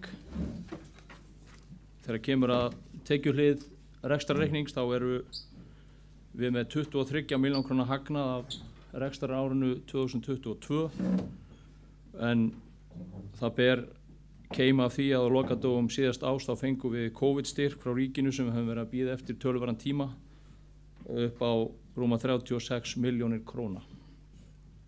Og ef við skoðum reikningin, farðu tilbaka, Kitty? Vertu bara með þetta. Vertu bara með rekstrarreikningin. Heitir bara svona punktar frá okkur. Mótagjöld eru að mestu óbreytt á milli ára, það voru það. Auglýsingatekjur hækkuðu vegna styrktarsamninga, meðal annars vegna styrktarsamninga sem við gerum vegna Íslandsmóta og bikarkeppni, þar að segja við Subway og Vís. Hluti af tekjunum er að koma inn sem sagt bara tekjur sem við fáum sem verðlaun sem fara síðan til félagana, þar segja til verðlaunahafana og síðan eru tekjuflæði frá Subway er sjálf sér að koma meira inn til okkar í staðan fyrir að fara beint inn til samstarfsaðila á sín. Þannig að það er aðeins hærri tekjur þarna á þessum hliðum. Við fengum rúmlega 50 milljónir á síðast ári frá afrekssjóð. Aðrar tekjur vegna afreksstarfsins eru meðal annars vegna miðasölu á leiki. Það eru styrktarsamninga við fyrirtæki, tekjur úr úrvals- og afrekssbúðum. Ásamt þeim tekjum sem eru bókaðir eru inn frá leikmönnum og foreldrum vegna landslýsferða eins og hefur komið inn á hérna áðan sem eru náttúrulega töluvert mikla tekjur. Það eru svona inn og út tekjur. Undir liðnum aðrar tekjur er síðan jöfnunarsjóðurinn vegna dómaramálana. Það er svona þessi kannski annar inn og út tekjugjöld og það er allt sem tengist dómaramálunum og öðrum kostnaði við dómgæslu, bílalegu, hótelflug og annað sem viðkemur dómgæslu. Og þarna inn eru líka leikheimildir og félagaskipti og það er að hluta til tekjur sem fara til FIBA vegna lokkgjalda og lokkheimilda. En þarna eru líka breytingagjöld og sektir sem voru í sjálfu sér ekki innheimtar á tímum faraldurs. Þannig að ef það borið saman ár fyrir ár þá var aðeins munur á milli í sjálfu sér að því að við vorum að koma út úr þessu COVID-tímabili. Nú á gjaldahlið rekstrarreiknings erum við með hækkun á launum og það er að hluta til bara kjarasamningshækkanir. Við uppfærðum launasamning við framkvæmdastjóra.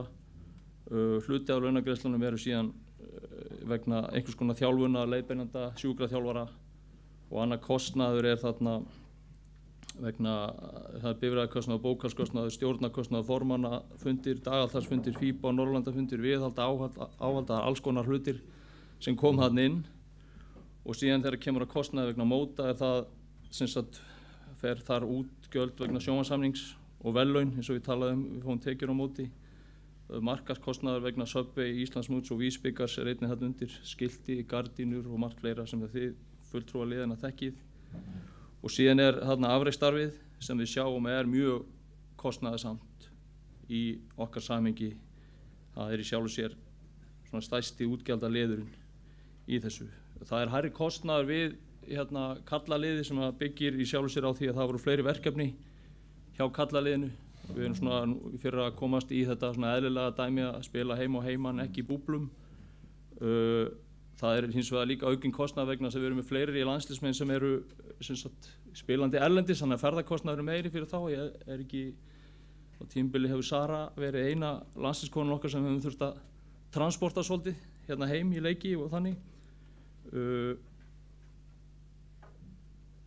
Og við erum í sjálfu sér og höfum gert á þessu tíma sem ég verið að starfa með Eyva og Hannesi að fjármálum að reyna að færa sem mest af því sem er beint fer í afreksstarfi að það komi þar fram undir afreksstarfinu.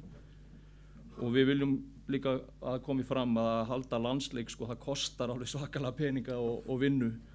Það eru dómgæsla, hótel, bílalegur, dagpeningar, veitingar, myndatökur, húsalega, öryggisgæsla, blaðamannaþjónusta, merkingar, samkvæmt kröfum FIBA og margt fleira. Og það er orðnar svona svolítið ítarlega kröfur á það sem að þarf að vera til staðar þegar haldnir eru leikir á þessu leveli sem að liðin okkar að spila.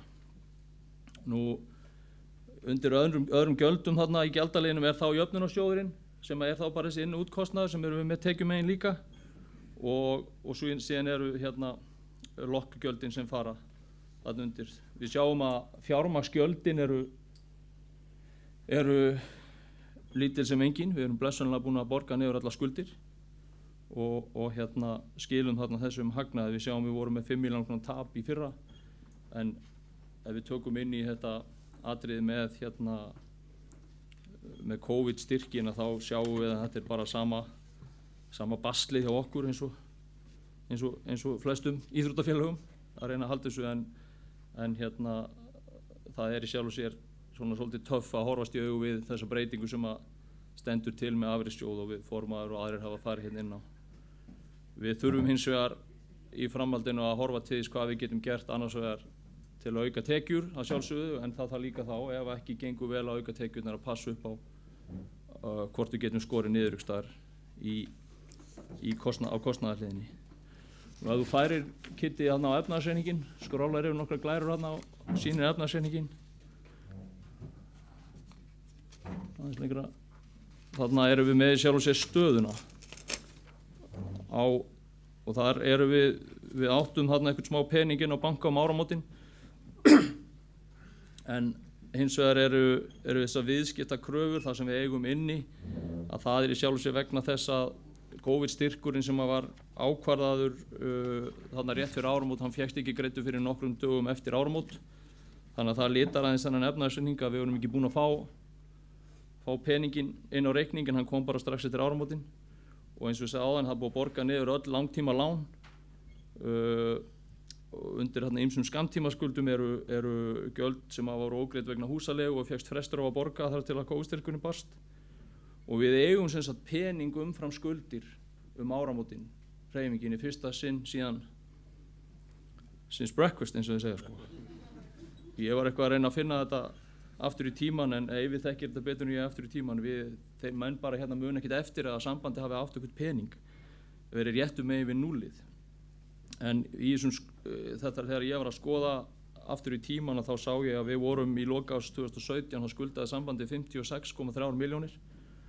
Þannig að á þessum tölum sjáum við að sambandið stendur 60 milljónum betur núna en fyrir 5 árum. Ég sagði áðan frá þessu atriði með afreksjóðinn að það skiptir náttúrulega bara verulegu máli og það var gott að heyra fulltrúa eða framkvæmdastjóra í þessi tala að þessu verði reddað. Fyrir mig sem að hætta hérna í stjórn sem gjaldkeri geti sagt ýmislegt sem ég geti ekki séð eftir en áfram gang. Nú, þetta eru sjálf og sér tölurnar. Mér langaði til að benda á samhengi hlutana eins og ég sé þá og því nú við erum að fara að ræða málin áfram í dag. Við erum með í sjálf og sér veltu upp á 370 milljónir. Eins og ég sé þetta þá tekjuaukning sambandsins upp á 42% frá árinu 2019 ef við tökum COVID-styrkinn út fyrir sviga. Gjaldahliðin náttúrulega líka að vaxa hressilega. Við erum að borga 23 milljónir í mótagjöld til KKÍ og við erum að borga 23 milljónir cirka í félagsskipti og leikheimildir. Það semst jafn mikið sem við borgum fyrir að keyra mótin og við erum tilbúin að borga fyrir að skipta leikmenn. Félögin borga 55 milljónir í dómarakostnaðinn eins og við tölum í jöfnunarsjóð og það alveg ljóst eins og Hannes sagði áðan að það þarf að finna flöt á því hvernig þeim mál verðum háttar í sumar því fyrir því betra. Samkvæmt mínum tölum borga leikmenn og foreldrar 38 milljónir í kostnað á síðasta ári vegna landsliðsverkefna yngri landsliða. Þannig að þetta eru verulega fjárhæðir. Inn í þetta, og við vorum að tala það var talað að það væri verið að borga 250 milljónir að foreldrar og leikmenn yngri landsliða var að borga 250 milljónir í þátttöku í þessum liðum. Og svona mín síðasta sekúnda verður að koma þá á það að setja því í samhengi að varlega áætlað held ég að liðin í Subway, kall og kvenna sé að borga 500 milljónir í leikmanna og þjálfarakostnað á, ég held að það sé varlega áætlað, líklega séu 700 og jafnvel 900. Þannig að ég bið ykkur að setja þetta allt í samhengi þegar ég fara að ræða málin. Og þetta eru svona minni síðustu punktar sko. Í þessu. Ef eru ykkur spurningar þá er það velkonar. Þess vegna er ég með Eyva hérna því hann þekkir þetta jafnvel betur en ég. Einhverjar spurningar varðandi reikningin. Þá bara þökkum við Eyvi fyrir.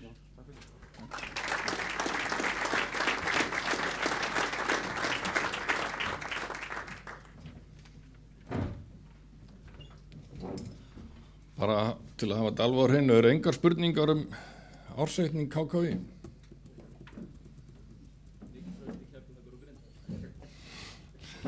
Já. Heyrðu, svo ekki, þá þessum lið einfaldlega lokið að því leyti nema það þarf náttúrulega að bera ársreikningin upp til samþykktar. Gerum við það rafrænt eða með handauppréttingu? Takið eftir því að þegar ég spyr þá svaraðu alltaf bæði Hannes og Guðbjörg. Maður hvergi sé þetta annar staðar alltaf þegar Hannes röltir af stað þá er hún alltaf að nokkuð skrifa eftir en í seinni árum þá er hún yfirleitt skrifa undan.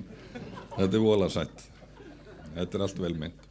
Heyrðu, þá berum við ársreikningin upp til samþykktar eða synjunar með þeim útskýringum sem hér hafa komið fram. Þeir sem samþykkja ársreikningin eins og hún liggur fyrir gefskjöf merkjum er rétt upp hönd. Þeir sem eru á móti, hvað er Þorsteinn farinn eða? Ársreikningarnir eru samþykktir samhljóða.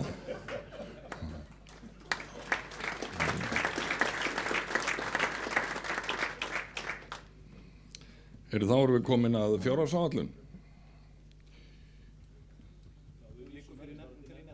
Já, viltu ekkert fara yfir, viltu ekkert sýna djásnið neitt eða?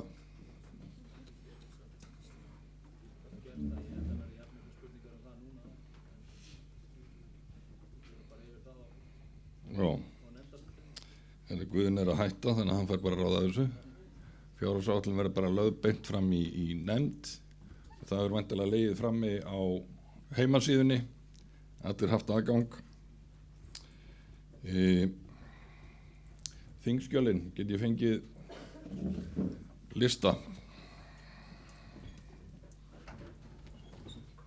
Akkur kom Guðbjörg ekki líka.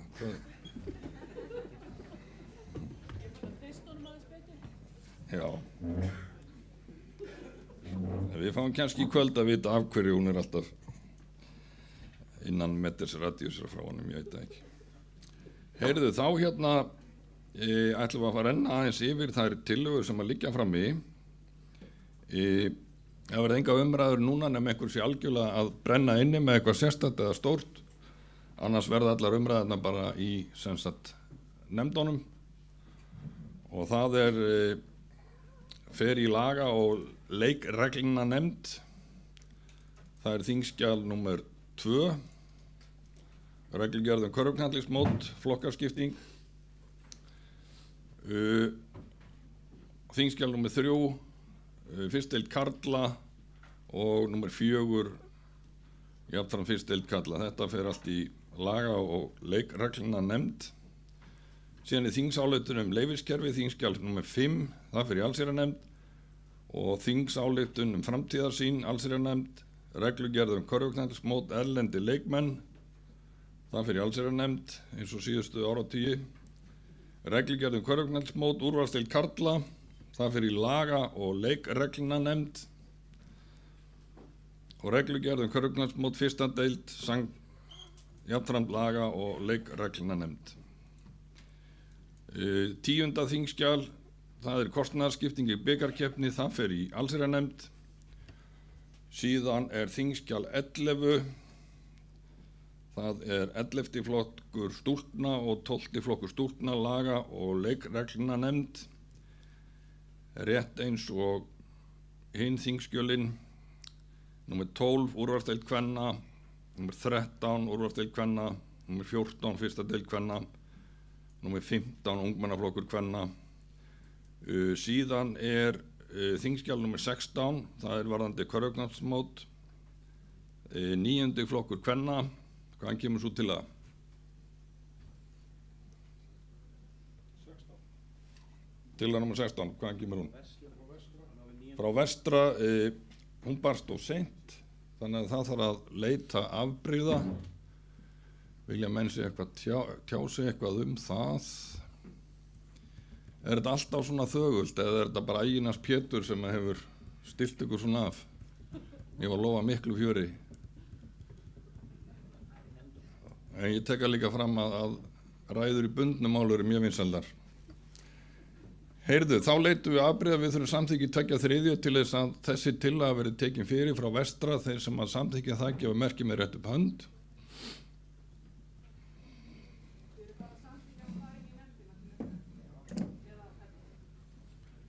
Samþykja hann verið tekið fyrir nefndinni, þeir sem er á móti gefa merki með rétt upp hönd. Já.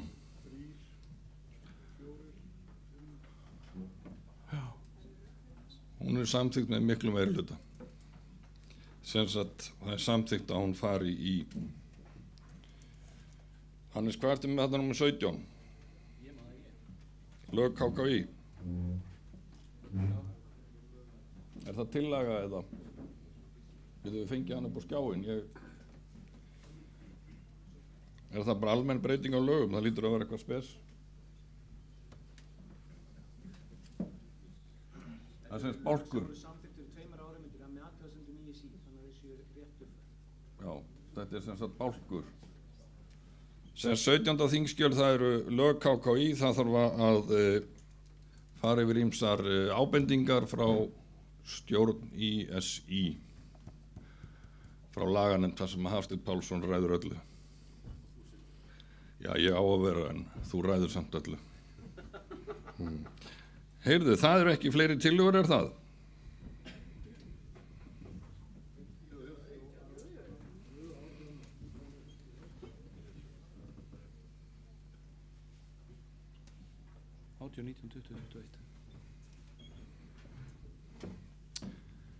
Heyrðu, það var þingskjal. Hæ? Ef annað gerir athugasemdir þá. Heyrðu, þingskjal nr. 18, það er þingsályktun aga úrskurðarnefndar viðurlög við brotum. Því er vísað í allsherjarnefnd. Þingskjal 19, reglugerð um körfuknattleiksmót, erlendi leikmenn, allsherjarnefnd. Þingskjal nr. 20, afrekstefna KKÍ, allsherjarnefnd og fjárhagsáætlun. Þingskjal 21 vísað í fjárhagsnefnd. Aðrar tillögur hafa ekki borist. Jú, hér eru hönd uppi, gjörðu svo vel.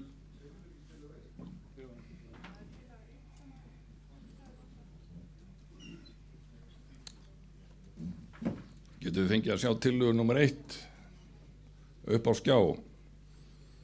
Af hverju eru tvisvar lög? Hvað er þetta?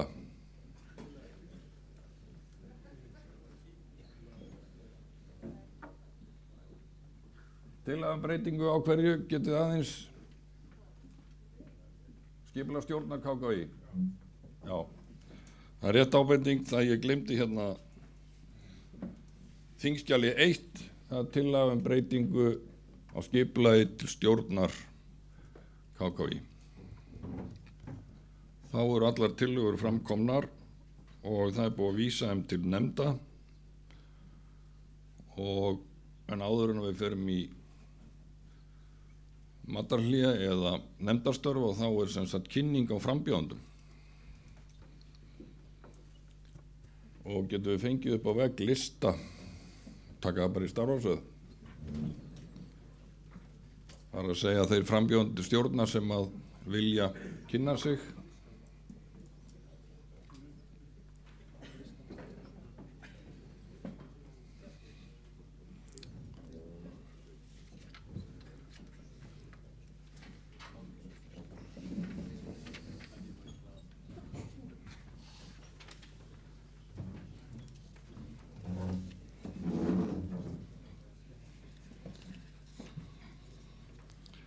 Heyrðu, það eru 6 í framboði til aðalstjórnar og við ætlum að bjóða þeim semst að kynna sig og það er þá fyrst Ágúst Angantýrsson.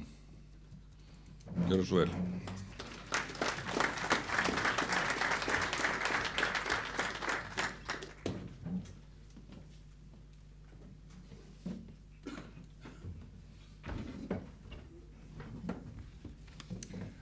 Þingforseti, formaður, stjórn og aðrir þingfulltrúar. Ég á að hafa 2 mínútur, er eitthvað með tíman að mér? Ha, þau eru með tíman? Gott.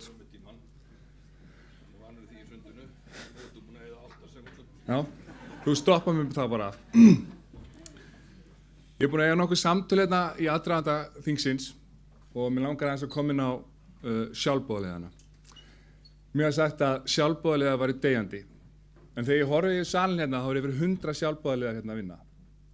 Ég held að það sé ekki deyjandi, en ég held hins vegar að það verði endurnýjun og endurnýjun verður allstaðar. Hún er mishæg og mishröð en hún verður til og hún er jákvæð.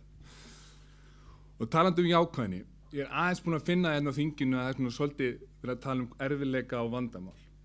Ég þekki ekki nein störf sem ekki fylgja erfiðleikar og vandamál, en það er hægt að gera það á jákvæðan hátt. Og mér langar að standa fyrir því að við tölum hérna á jákvæðni og tökust af áskorunir með því hugarfari.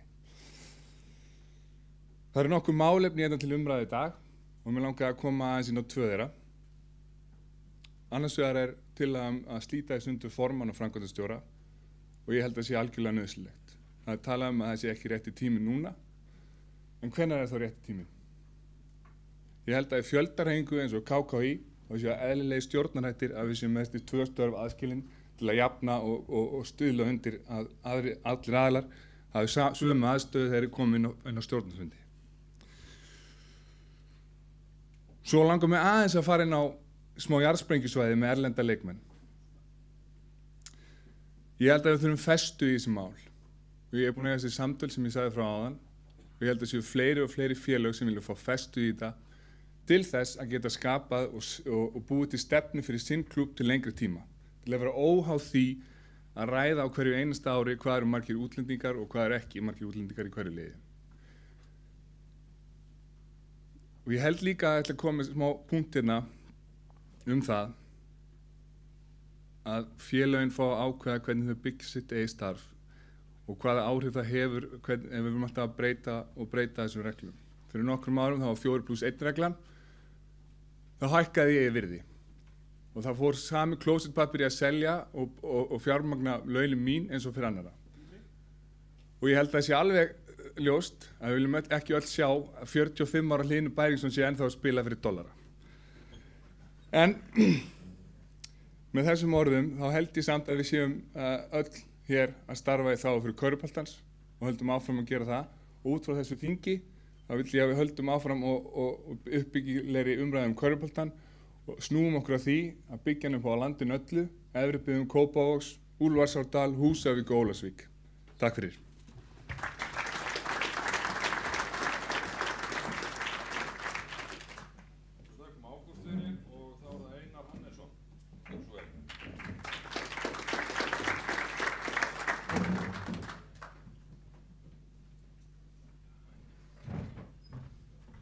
Virðulega samkoma, gaman að fá að koma hingað upp.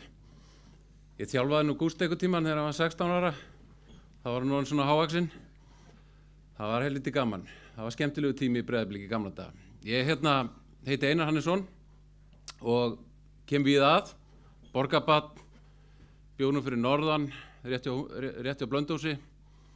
Svo er ég náttúrulega bliki, mikill bliki, en svo er ég allt í orðinn Keflvíkingur núna. Þannig að maður er nú svona þvælst víða í landið og prófaði ýmislegt. Ég hitti mann í síðustu viku sem er mjög góðu vinur minn og hann var að spyrja hvað er að frétta. Og ég sagði, jæja, ég er að álpast í enn eitt verkefni hugsanlega. Og hvað er það? Ég er að bjóða mig fram til stjórnar Körfuknattleikssambands Íslands, segi við hann. Og hann horfir svona á mig og segir, af hverju í óskopunum Einar? Hvernig dettur þetta í hug? Og ég gat ekki svarað hann alveg bara svona 1, 2 og 3. Þannig að svona örskot stundu þá bara fór ég í gegnum þetta í huganum.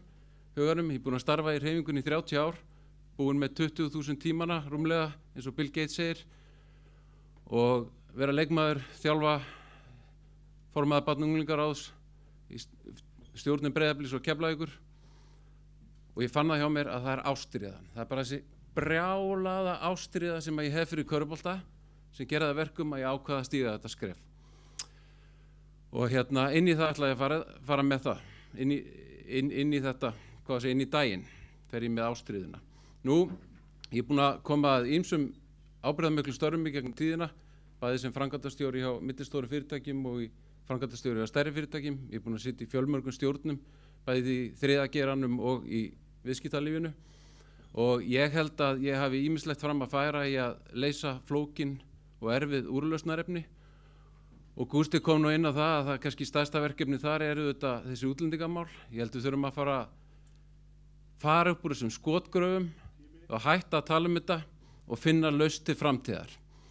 Og svo ég mikill talsmaður þess að öll lið þurfa að endurnýja sig reglulega, hversu góð sem þau eru, hvort sem það er Liverpool eða Manchester United, hvað þessi lið heita öll, og hversu góð sem þau eru, þá þarf alltaf nýjar ferskar raddir inn.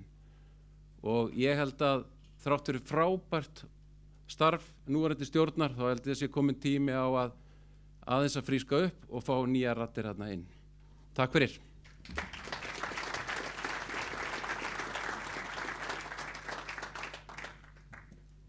Einari fyrir, þú sagðir aldrei hvort þú heldur með Liverpool eða Arsenal. Nei, láttu það líka milli hluta. Já, takk. Það er þetta að vera Liverpool að þetta. Heyrðu, næst er Erlingur Hannesson, Fjölsvöld.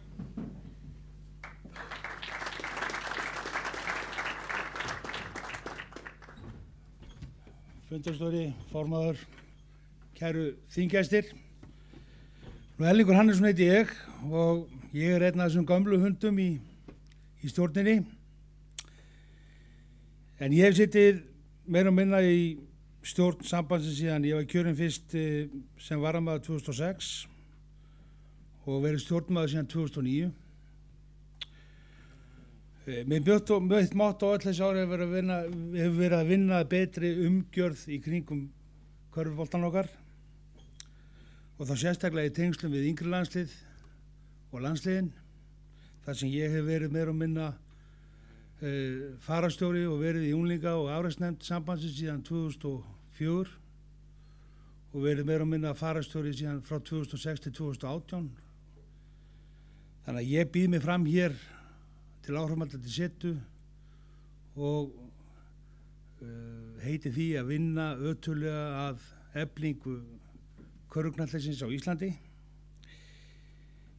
Eins og allir vita eru landsliðsmál nú risastórt baráttumál fyrir okkur í íslensku körfuboltafjölskyldunni og það verður að berjast fyrir því að fá meira fjármagn. Það munaði aðeins einu stigi að við færum á HM, litla Ísland. Þannig að áfram íslensku körfubolti, það er bjart framöndan. Takk fyrir mig.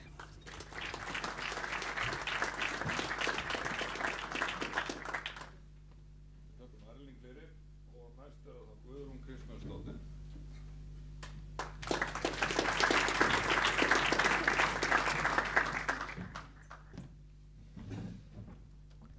Komiði sæl. Herri, ég ætla nú að byrja að segja að ég held með Manchester United, bara svo það sé á hreinu. En ég ætla að segja ykkur fyrst smá að deila á mér, ykkar sem að þekki mikið. Ég heiti Guðrún Kristjánsdóttir, fædd og uppalinn í Vesturbænum og náttúrulega káringur. Ég er eigandi Bæjarins bestu, í sambandi við Jónas, Valsara og við eigum samtals 3 börn saman. Ég kem úr körfunni í KR. Þar byrjaði ég að sponsana í mörg ár áður ég fór í stjórn, fyrst sem stjórnarmeðlumur og síðan sem formaður. Í dag er ég aðalstjórn KR og framkvæmdastjórn. Körfubolt hefur lengi verið mitt hjartansmál, allt frá því ég fór að fylgjast með Guðna Guðnasyni frænda. Það er allt honum að kenna í körfunni. Ég er búin að vera núna í stjórninni í KKÍ í 2 ár og hef mikinn áhuga á að halda áfram og það er svo margt sem að brennur á okkur með körfuboltan, það er útlendingamálin til dæmi sem að allir eru orðin svo þreyttir á. Og ég tek undir með því sem aðrir hafa sagt hérna að fá einhverja endanlega lausn þannig að við getum verið í friði í einhver ár fyrir þessum útlendingamálum og byggt upp deildirnar okkar. Yngri flokkastarf er mér mjög hugleikið og það er náttúrulega grunnurinn að framtíðinni. Ef við erum með gott yngri flokkastarf þá erum við með öflugt meistaraflokka og afreksstarf. Þetta eru svona svolítið mín mál og eins og ég segi, áfram KR og áfram KKÍ. Takk fyrir.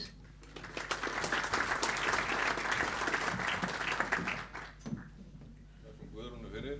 Þá er það Heiðrún Kristmundsdóttir.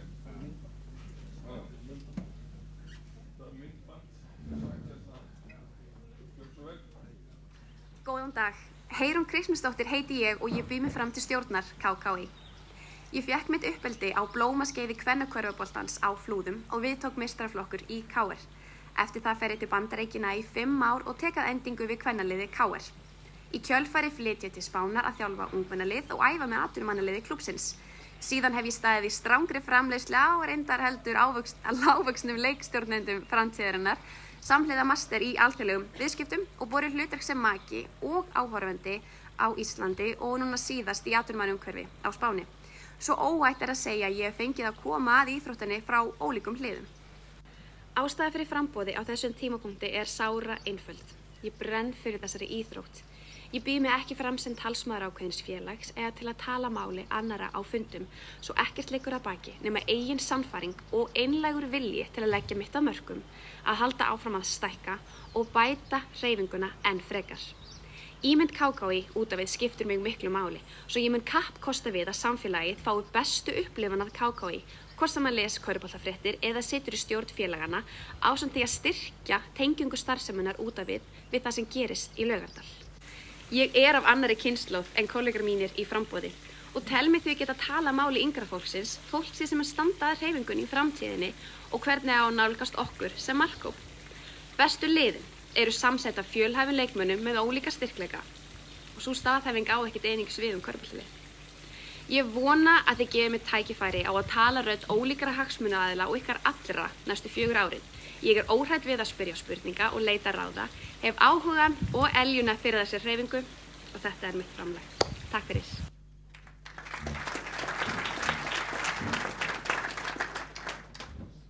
Þakkum Heiðrúnu fyrir og þá er að lokum Herbert Arnarsson.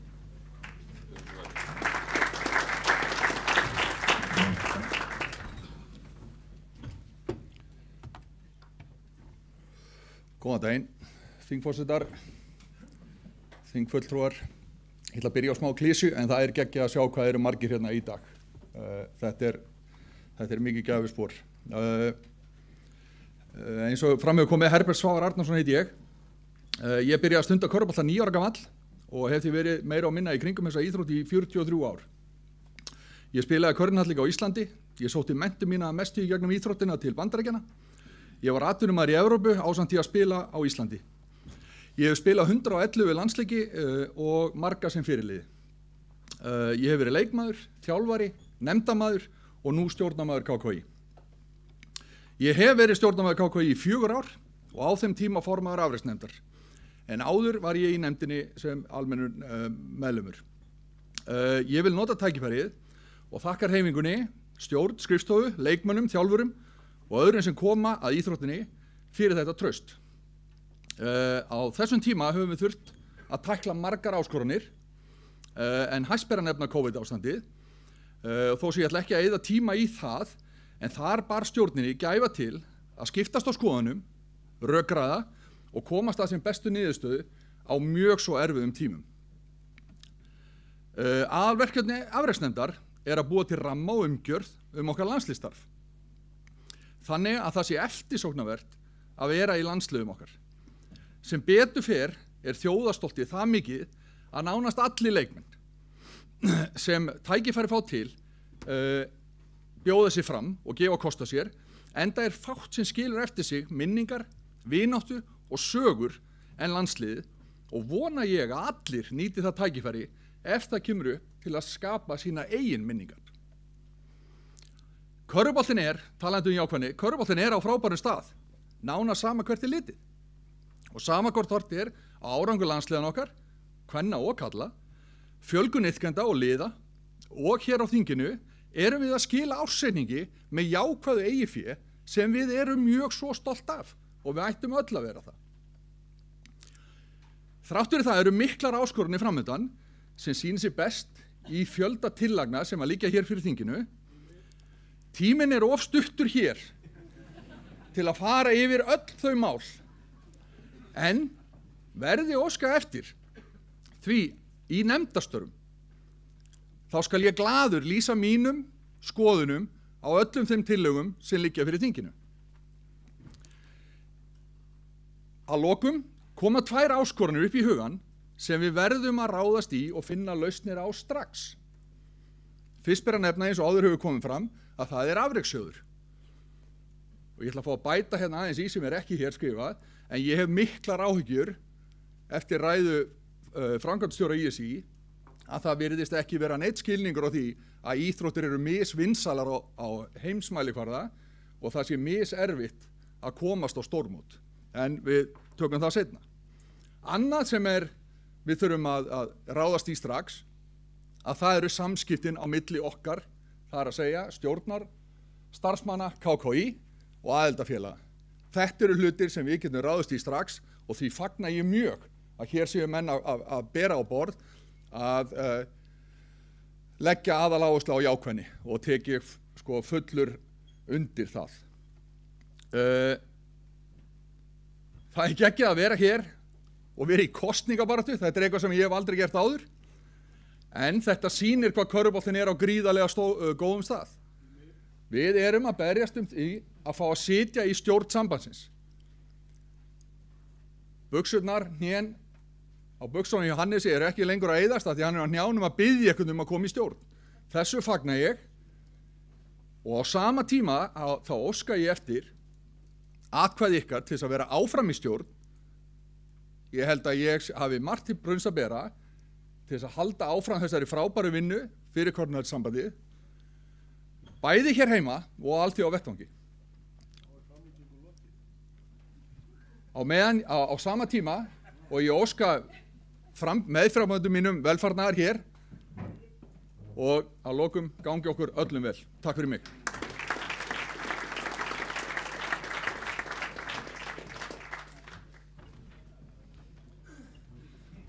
Við þakkum Herbert fyrir. Hann kláraði þetta í 2-faldri framlengingu. Heyrðu, þá erum við að koma að matarhléi og þar er að sjálfsögðu Subway á boðstólnum. En við tökum cirka 30 mínútur í matarhlé og förum síðan þá beint í nefndarstörf og nefndirnar, allsherjarnefnd verður hér inni, laganefndin verður í salnum hér við hliðina og fjárhagsnefnd verður niðri á veitingapalli. Hvar er það eiginlega? Já, nokkur skref niður, segir Hannes. Og þeir sem hafa ekki verið kosning sérstaklega nefnd, að þeir velja sér að sjálfsögðu nefndir og taka þátt í umræðum og við vonumst eftir því að menn geti klárað sem mestu leyti umræðarnar í sjálfum nefndunum. Matarhlé, takk fyrir.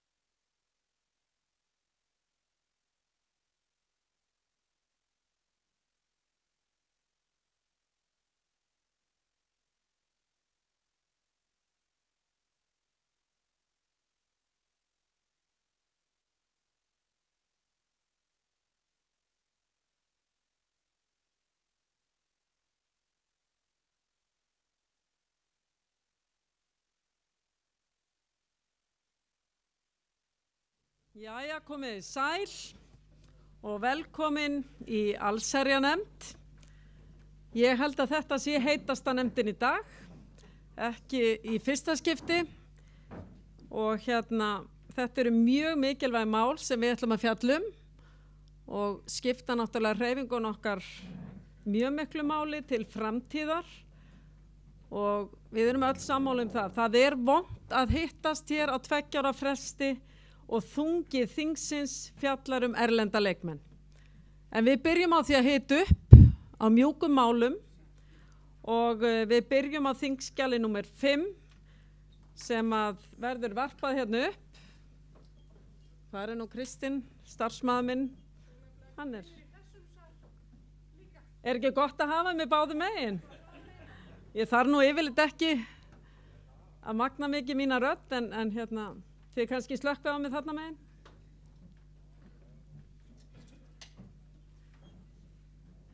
Já, þannig að þingskjal númer 5, það beinir því til stjórnar KKÍ að hefja vinnu á leyfiskerfi fyrir úrvalsdeild karla og kvenna. Drög að leyfiskerfi skal kynna á formannafundi í janúar 2024 með það fyrir augum að leyfiskerfi taki gildi keppnistímabilið 24-25. Einhver úr stjórn sem vill fylgja þessu skjali eftir?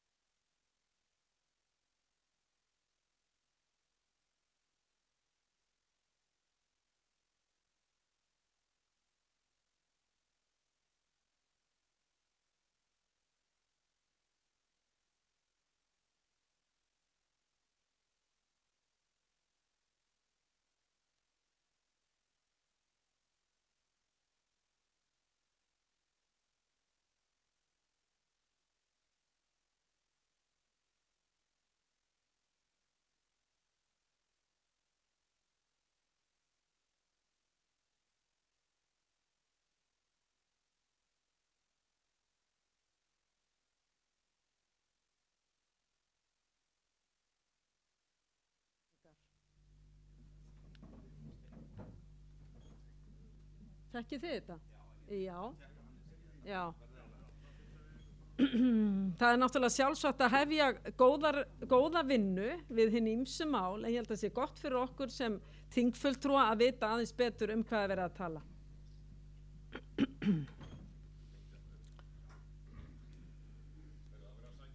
Já, flott.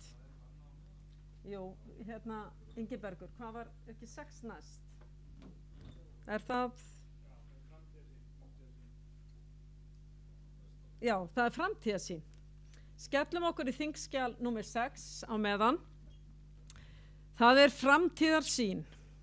Körfuknattleiksþing 2023 beinir því til stjórnar KKÍ að móta nýja framtíðarsýn fyrir sambandið og hún skal tekin til allra þátta í starfseminni, taka viðmið af kröfum FIBA og ISI og það horft til þess að kynna þessa sýn á formannafundi í janúar 2024 og stefnt að það verði þá lokið störfum í september 2024.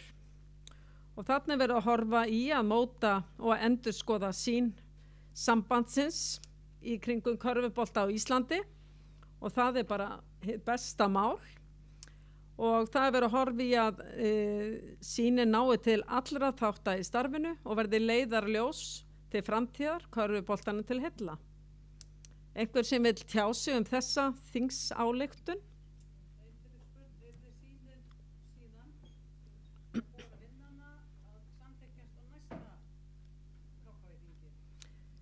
Já, mér finnst það mjög trúlegt, eða stjórn, já. Já. Já.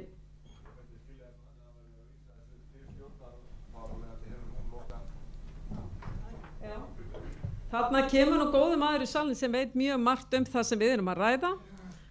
Hannes, við erum að ræða þingskjal númer 5 fyrst og svo fórum við yfir í 6 og við erum að staldra við í númer 6 varðandi framtíðarsýn sambandsins og það kom fyrirspurn úr sal frá Guðríði Oddnigård hvernig samþyktin verður, hvort hann verður samþykt í stjórn og síðan eftir 2 ári í á þingi. Varðandi framtíðarsýnina.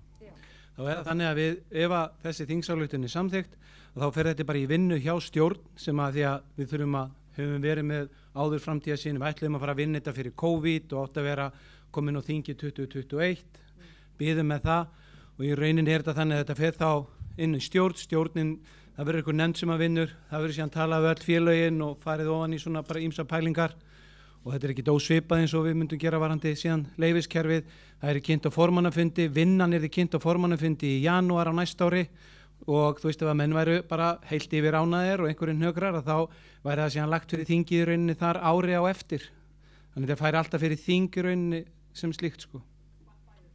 Já. Það þingið að beina sem stjórn, er ekki hluti stjórn að hafa framtíðarsýn fyrir kvörubóltan í landinu, skilur við, ég bara týndur í stjórnsýslum þarf þingið að beina þessu fyrir stjórnarna eða getur stjórnin ekki tekið til sjálfur sér? Jú, en það er bara mjög gott að fá þetta sem þingsályktun, því hugsanlega þurfum að kalla einhverja fleiri að borðinu, það er hugsanlega á einhverju tímanbúndi er einhver smá kostnaður og þú fengir einhverja sérfræðing að líka því að það líka fá betur stundu sjá auga en augu og allt það, þannig að þetta er bara gott að fá þetta inn, við bara mátu að þannig að vera gott að fá þetta svona sem rödd frá þinginu að menn vilja fara í ákveðna vinnu því það er margt sem þarf að breytast eins og bæði kom inn hjá ISI í morgun og hjá ÖMFI, þau eru búin að vera í svona vinnum líka á sér og það er líka verið að leggja sumt eins og verið þing hjá ISI varðandi svona vinnu líka. Þetta er svona meira bara þingið er að raunin þá að segja okkur að gera, ef þetta til dæmis væri ekki, þá er auðveldara að höra, það er mikið að gera, við þurfum að býða með þetta í 2 mánuði viðbót, býðum svo með þetta í 3 mánuði viðbót, en þannig erum við komið með eitthvað sem þingið er að segja okkur að gera og við verðum þá að fara í bara no matter what.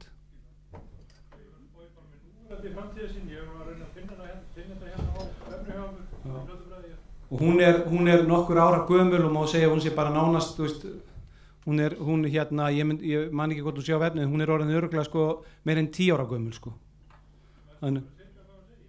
Já, hún talar það, við ætluðum að reyna að ná við ætluðum að fara í Eflingu á landsliðsstarfinu sem var farið í, við ætluðum að ná út meiri fjölmiðla umfjöllun, við ætluðum að fjölga iðkendum meira hér á höfuðborgarsvæðinu en við höfum reynda náð, við áttum að vera konum í 10.000 iðkendur, erum í kringum 8.000 í dag, vorum í 9.000 fyrir ári, svo eins og þið vitið var farið úr Nóra yfir í, úr Félags yfir í Sportabler, þá minnkuðu öll sérsamböndin en það minnkuðu alla tölur hjá flestum, þannig að þá komu rauntölunar inn, þannig að það var svona það helsta í þeirri framtíðastefnu.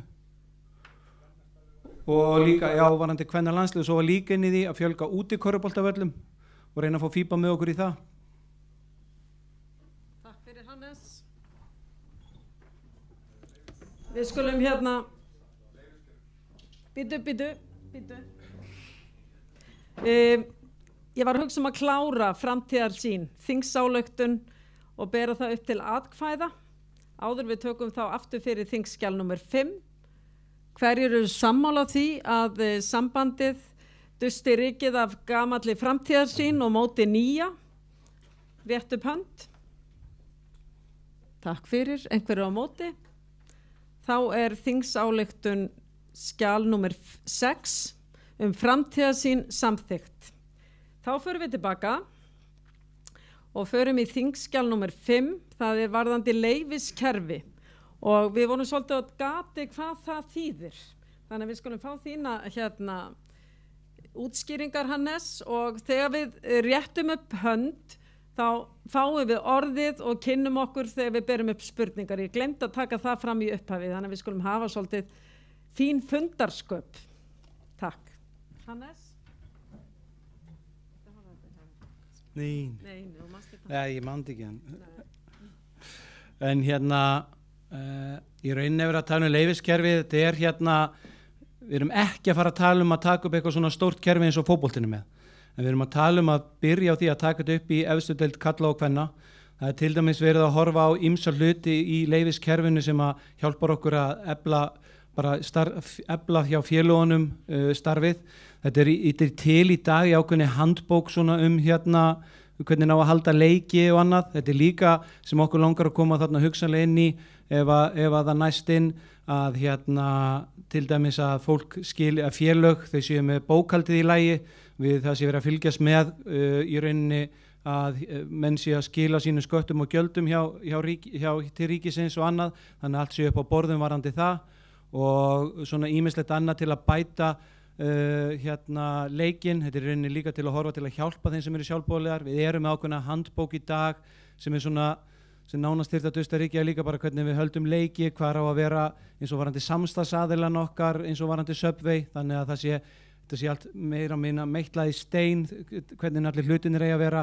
Við erum að horfa líka inn í þessu þegar við erum að fara inn í þetta varðandi að því við erum að skoða náttúrulega áfram þessi bettingmál og annað og þau eru erfið varðandi hvernig við höfum eftirlit með því inni í íþróttahúsunum.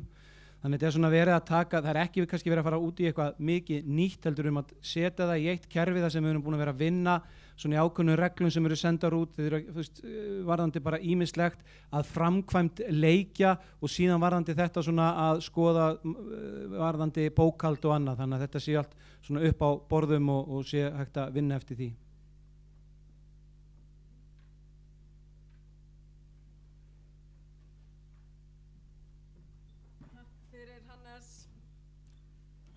Takk kærlega fyrir. Er einhverja fleiri fyrirspurnir til Hannesar leyfiskerfi? Hefur skrifstofa KKÍ bolmagni að fylgjast með öllu þessu?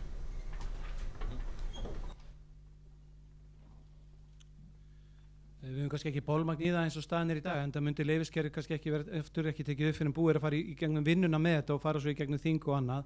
En við erum að gera nánast 90% af þessu samt í dag. Þetta er í rauninni, það er til handbókum framkvæmd leikja, það er til önnur hvernig þú ert að spila í löglegum búningum og allt þetta. Við erum bara að setja þetta allt í eitt lítið kerfi. Þetta byrjar smátt, við ætlum ekki, þetta verður ekki þannig að það verður eitthvað lögga út út að fara eftir þessu, en við þurfum að byrja þetta svona kerfi. Þetta er í löndunum í kringum okkur, eru aðrar stóru deildinar með þetta. Þannig að þetta er ekki hugsað þannig að þetta byrjaði að vera eitthvað risastór vinna fyrir utan það sem við höfum verið að gera nú þegar. Takk fyrir. Fleiri sem vilja fyrirspurnir, Svali Gjörnsvel. Við erum búin að tala þetta mjög átt, þetta leyfiskerfi og KSÍ komið þetta þar sem þetta orðið ofumhugmikið og bara veruleg vinna á félagin að fylla þetta út. Hvað viltu fá frá okkur eða akkur ekki bara farið í þetta? Einhvern smærri útgáð, þetta borið undir okkur hvort séu sammála þessu.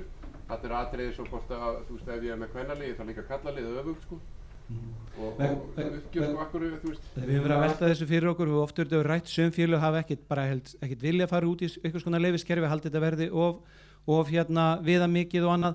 Númer 1 og 3 er bara frá vilja þá þingsins og þingfulltrúar hvort menn vilja fara út í þetta eða ekki og við förum þá í þessa vinnu til að vinna þetta áfram.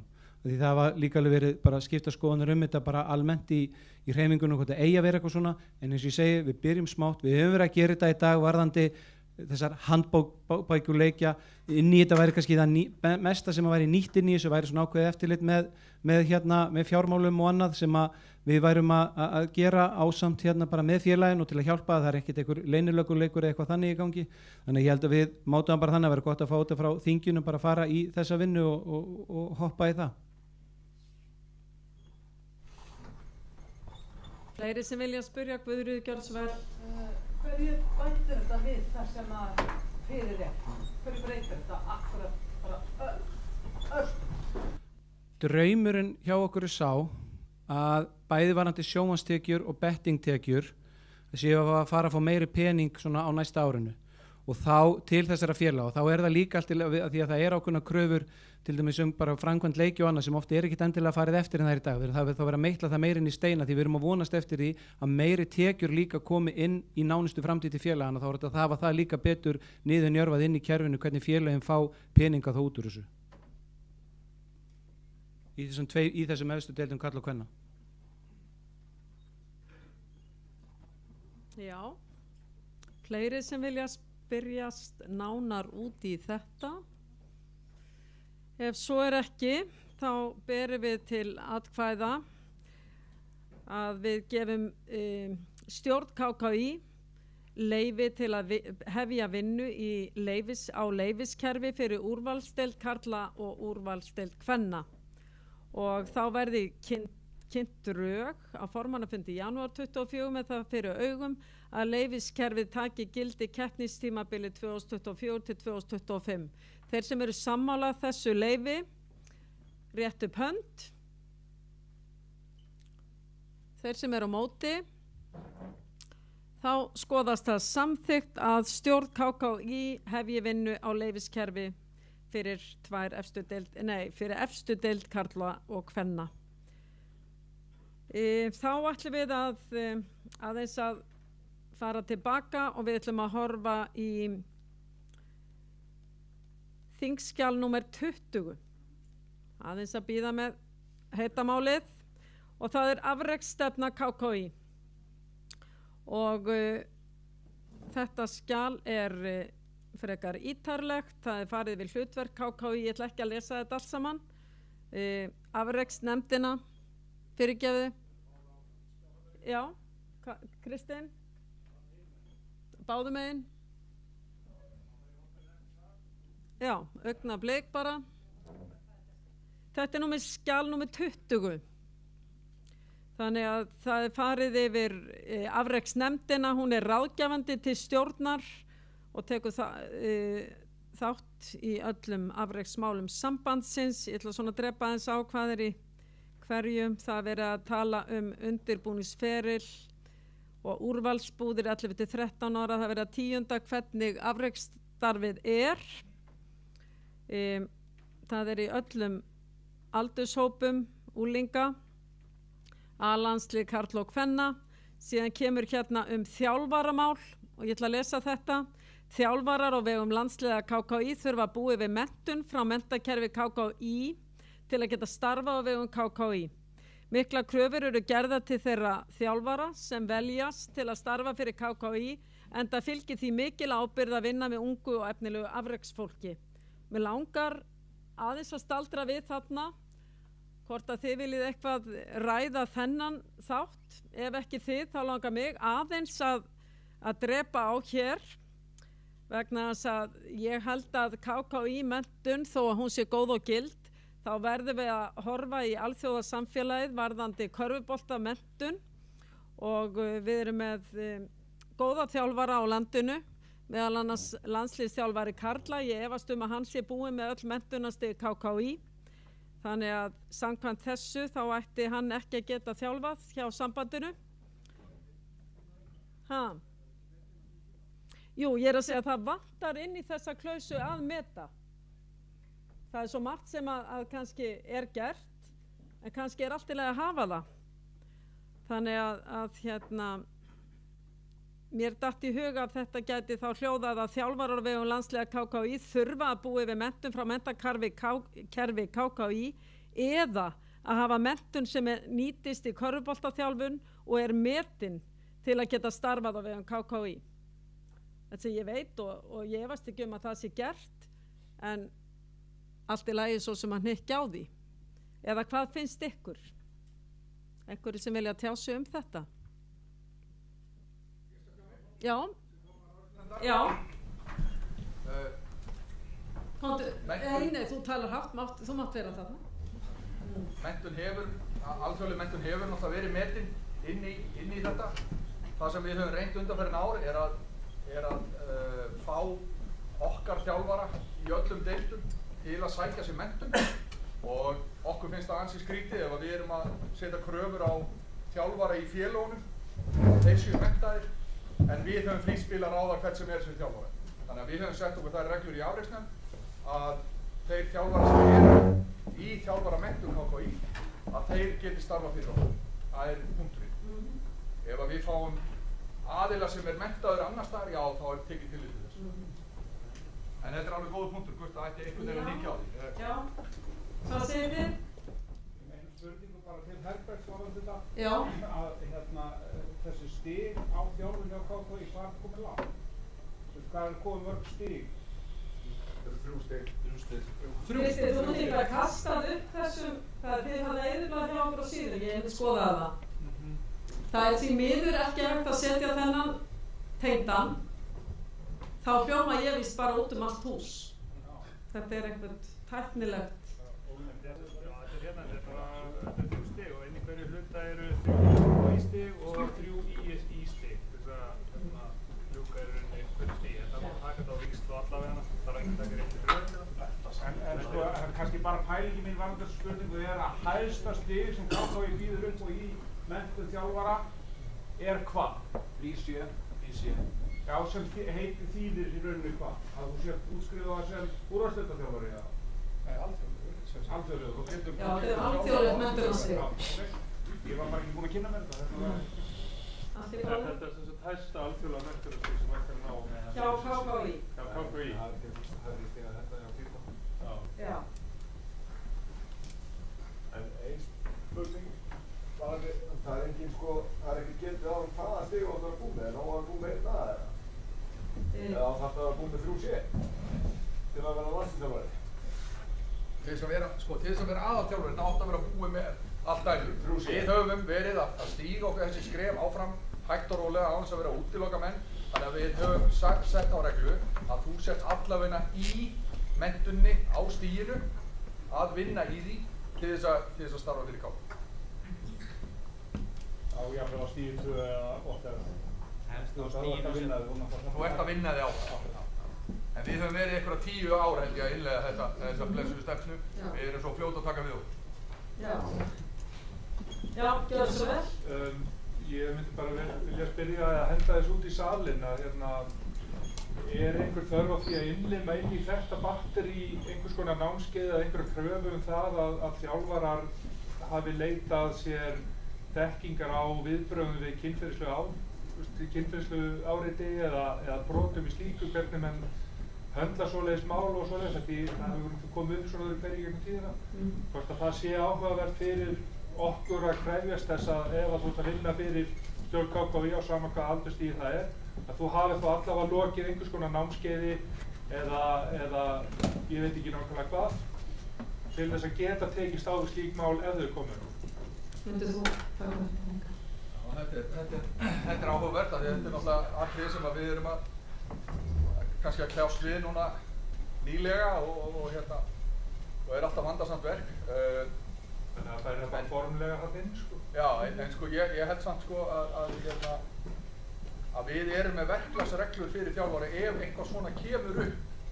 Og ég held að við þurfum að stíga allan af vallendi jarðar að ætlast til þess að allir þjálfara séu einhverju sérfræðingar í þessum málum.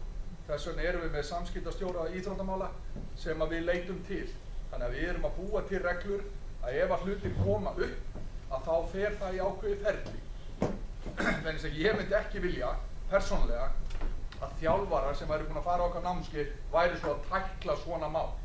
Ég vil miklu fyrir ekki að fá það í eitthvað ferli, það sem eru professional aðilar sem að sinna. Já, það var ekki pointið hjá mér, heldur að ekki það að þeir séu að tækla þetta, en ég er líka bara að velta þjálfarana vegna þess að þeir þurfa að díla við sjálfa sig þegar svona mál komið upp og ég er bara að velta fyrir hvort þessi styrkleiki í því að menn hafi ekki þekkingu til þess að fara að leysa málin, en bara að geta tekið að þeir eru fyrst point of contact jafnvel, sko.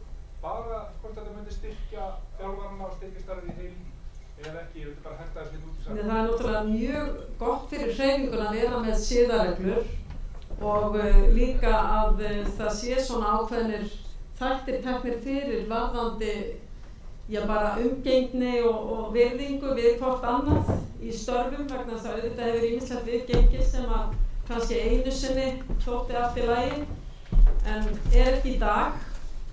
Þannig að það er mjög mikilvægt að fræða og upplýsa og vera svolítið opinn með það hvernig við störfum og það er eins líka sjálfsagt að leita í að fá upplýsingar varðandi það sem starfa með börnum og ungmennum. Þá er þetta að fá upplýsingar brot eða annað slíkt hjá sakaskrá Þannig að það er alveg sjálfsagt að fylgja því eftir hjá þeim sem starfa með börnum og úlingum líka. Já, bara stökkvinni, bara að því að KPÍ náttúrulega hefur siðareglur. Já, ég er að segja það, kynnaðar vel. Þjálfarar þeir skrifundi samninga, þannig að kynna sér vel, þannig að fara yfir þessu eftir. Flott. Þannig að það sé bara sagt. Það er að hreinu. Hann er aftar en aftast. Já, ég bara veit að við, kannski búið að svara þessu, en vantar ekki bara eitthvað svona leiðbeiningar fyrir þjálfara, það sérstaklega þegar þjálfarinn á mismunandi kynjum en leikmannhópurinn skoðum bara hvernig á að hvað má og hvað má ekki skiljið bara þannig að þjálfarinn sé ekki að gera eitthvað bara óvart sem að gæti verið túlkað sem eitthvað óvart. Þetta er bara samtalið örugglega alltaf nauðsynlegt, varðar bara umgengni við hvort annað og öll kyn. Það er bara vist túlkað alls konar skiljið, þetta er vika. Og eftir því sem ég skildi Andra, framkvæmdastjóri ISÍ hér í morgun, að þá er þetta mál sem verður tekið fyrir á næsta ISÍ-þingi, því þetta vantar inn í hreyfinguna. Þannig að þá vantanlega fer af stað ferli sem að gengur þá þvert í allar greinar. Þannig að ég held að það skýrust svolítið eftir ISÍ-þingi sem er nú kannski 15 Mæ. Það sagði hann að það er Íslandsfélagin hefur ekkert í höndunum til að taka á þessum ofbeldismálum eins og staðan er núna. Við fögnum náttúrulega allri umræðu og vonum að það komi eitthvað fram á því þingi sem við getum stuðst við í okkar starfi hér líka áfram. Eitthvað sem þið viljið taka? Já, Kristinn? KPÍ hlutinn snýr náttúrulega líka aðeins meira bara að körfuknattleik í grunninn og svo er ISÍ hlutinn á móti svona almennt bara barna og unglinga þjálfun og svoleiðis. Það er einhver vísir að svona reglum frá ISÍ en eins og Guðrún segir þá eru þau náttúrulega sífellt að bæta sína hluta sem að fylgja þessu. Þannig að það er vinslujú en þannig er skiptingin á þessu. Við erum myndinu að hluta á körfuknattleikþjálfunna beint. En má ég spyrja Östurbjónu, þú last eitthvað fannst þér annað þess að þarna stendur, getur það verið? Já, ég var nefnilega að... Á skjali, þannig að maður... Já, ég reynda þetta var nú bara svona vangaveltur hjá mér hvort það ætti að bæta inn í það sem að snýra þjálfaramálum og menntun, að það kæmi þarna búið við menntun frá menntakerfi KKÍ eða að hafa menntun sem nýtist í körfuboltaþjálfun og er metin til að geta starfað á vegum KKÍ. Það var þetta bara eða sambærilega. Eða sambærilega menntun vegna þess að ég veit alveg að það er metið, skiljið, að það stendur hvergi hjá okkur þannig að við svolítið mikilvægt að þetta standi þannig að við séum svona svolítið meðvituð hvað við erum að gera og hvað við förum eftir í hreyfingunni. Aftur spyr ég, er ekki hægt að setja viðbætur sem koma inn á skjalið? Jú, ef við ákveðum að bjóða þetta upp sem tillögu þá verður það gert. Þetta var náttúrulega bara... Já. Áður við þurfum að samþykkja eitthvað? Já. Þá þarf maður að koma að lesa það? Já, við skulum klára kannski að renna við skjalið, allavega eins og staðan núna er komið bara ein athugasemd á varðandi menntun sem gæti dottið þarna inn til viðbótar. Gjörðu svo vel? Ég ætla bara að velta einu upp með þetta því að við ætlum þá ef við ætlum að bjóða á þessi sambærileg menntun erum við þá að bjóða upp á það líka það var ekki setja það líka inn í fyrir félögin sko að það er hvort KKÍ þar erum við að leggja áherslu á að þjálfara síðan KKÍ menntun. Já, þetta er náttúrulega lög og reglur fyrir okkur félögin til að fara eftir. Þannig að það er ekki getið á sambærilega hendur og það er ekki að samræma þetta fara. Já, einmitt. Það sé ekki bara í afreksþjálfuninni. Já, það er ekki hægt að fá metið inn í menntakerfi KKÍ aðra menntun lengur eða reynslu. Akkurat. Það er búið að taka fyrir það, þannig að Já. Ef að hverfa frá þessari þjálfaramenntun í bili og halda aðeins niður skjalið, við getum svo komið aðeins aftur. Það er þarna dómaramál, það er verið að stefna því að eiga starfandi alþjóðlega dómara og svo er fjármögnun og það er náttúrulega eilíf barátt að ná nógu miklu fjármagni í til að halda öllum þessum landsliðum úti og von okkar að það takist að fjölga styrktaraðilum. Aðstaðan, það var náttúrulega kynnt hérna í formála varðandi nýtt nýjan þjóðarleikfang sem komin á koppið. Svo fagteymið og það það sem í kringum liðin okkar. Mjög jákvætt að við erum að ferðast út með sjúkraþjálfara og svo íþróttalæknar og fleira fagfólk sem í kringum liðin okkar sem alveg gríðarlega mikilvægt. Þannig að fagmennskan hefur aukist í kringum liðin okkar og þetta eitthvað sem við þurfum alltaf að huga vel að og hlúa að. Síðan kemur hér framtíðarsýnin inn hér í afreksþjálfunni. Ég ekkert að lesa þetta, þeir eru búin að því það ekki. Þannig að þetta það sem og liggur fyrir. Ég myndi allavega vilja koma með tillögu að við þetta skjal yrði nýtt aðeins við þjálfaramálin eða sambærilega þjálfun eða sambærilega menntun. Þetta má bara vera einfalt og stutt. Þannig að það þá það fyrsta sem við myndum. Hvað segir Kristinn? Það var bæta við, það má ekki rugla í saman sko. Þetta afreksstefna sem snýra frá KFI og fjallar einhverjum landslýsmálin. Við vissum það að meta þegar við ráðum þjálfara hvort þessu hæður og svo framvegis. Og eins og Heldur kom inn á erum við í þessari vinnu með samskiptaráðgjafa og hefum búið til okkar regluverk sem í mótur með bara hvernig við höndlum þessi mál. En síðan náttúrulega til sér reglugerð nú þegar menntun körfuþjálfara sem snýra ykkur félagunum og hreyfingunni og hvaða kröfur við reyna að formfesta þannig að til þess að þjálfi mínum að snýra hætti að vera búin kannski með KFI 1A og hjá ISI og svo framvegis og þá stýrir til.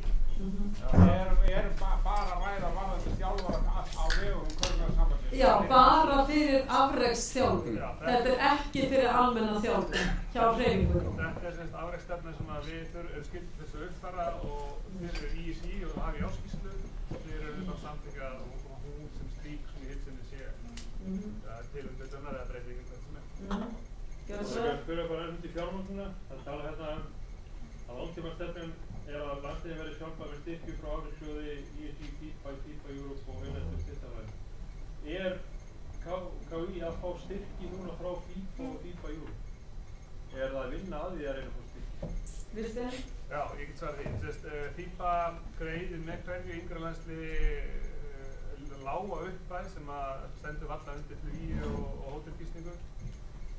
Síðan það þannig að það sem við erum að díla við að leikmenn þurfa að borga stóra hluta sjálf fyrir eins og flug og mat og þáttökugjöld á mótunum og við erum með sjúkraþjálfara og þjálfara og sjúkrabún og allt þetta.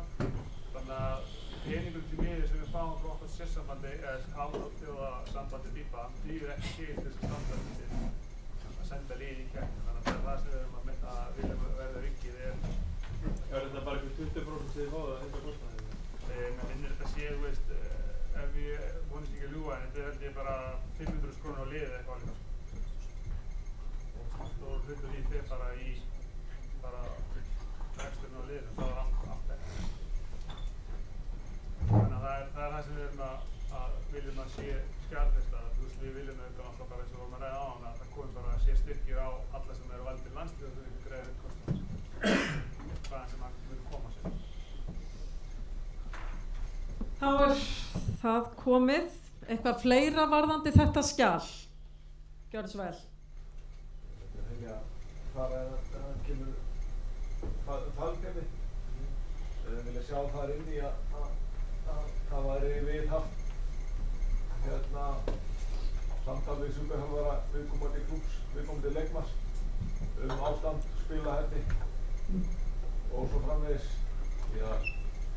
Það bara allt of að gerast að við erum að fá leikmenn meitaða heim úr landsliðsæfingum eða landsliðsferðum án þess að hafa það verið rætt við fagaðalega klúbsins. Þetta samstarf fagaðalega sem í kringum landsliðið þannig að það verði endurgjöf til klúbsins. Varðandi leikmenn. Varðandi leikmenn, því að það vil mynda það allir að þú ert langt að spila við landslið að við náum okkur áflöfnið samfélagtíð. Kemur frekar ónýttur heim. Góðar ábendingar, gjörðu svo vel. Aðeins í þetta. Ég átti samtal við KFI varðandi Helenu, bara svo ég tækja hana sem dæmi, að hún fór mitt í landsliðsverkefni sem að ég las svo í fjölmiðlum að hún væri að spila bara töluvert stórt hlutverk í æfingaleik eins og hún þurfi hafa eitthvað að sanna í íslenska landsliðinu kvenna og þeir meiddi það verkefni og það ekki talað við okkar sjúkraþjálfara, ekki talað við okkar þjálfara þetta. Hún var spurð eftir til og hún sagði já og íþróttafólk að hennar kaliberi, það kann ekki segja nei. Það spila bara meitt ef það beðið að spila meitt. Hún hefur ekki spilað fyrir Hauka síðan og kom meitt úr þessu ferðalagi og við höfum fleiri dæmi úr ríkjuflokkum þar sem að leikmenn fara meittir af stað án þess að þetta sé rætt. Og síðan vil ég minnast á það í seinnipunkturinn að þegar að til dæmis núna Mortensen í okkur fer í landsliðsverkefnina þá fæ ég report frá sjúkraþjálfara teymi danska landsliðs sem segir bara að Mortensen spilaði svona marga mínútur, hann snýri sig aðeins hér, fekk þessa meðferð og þetta staðan á honum, gera svo vel hér, afhendum hann tilbaka til ykkar í þessu ástand. Heilan heilsu. Já, vonandi líkamlega, mögulega ekki andlega. En á sama hátt við vilja geta haft okkar sjúkraþjálfari, talað við ykkar sjúkraþjálfara í KKÍ, þar sem að það geta komið fram, það er ekki að bæja því, það geta komið fram, hérna eða hvaða leikmaður sem að það hún í þessu ástandi, vinsalega spilið ekki meiri en 5 mínútur eða þannig að það sé fyrirfram ákveði hvernig þessi hlutir eru og þetta program ekki til í það og eins og Tóbi sagði, við myndum vilja sjá það inni og það sé bara mandatóri í einhvers konar samstarf á milli sjúkraþjálfara KKÍ og sjúkraþjálfara félagsliðanna ástand leikmanna þannig að það vinnist ekki skaði af. Virkilega góð ábending. Er þetta ekki eitthvað sem að við sæjum fyrir okkur og gæti verið inn í þessu fagteymis málum okkar?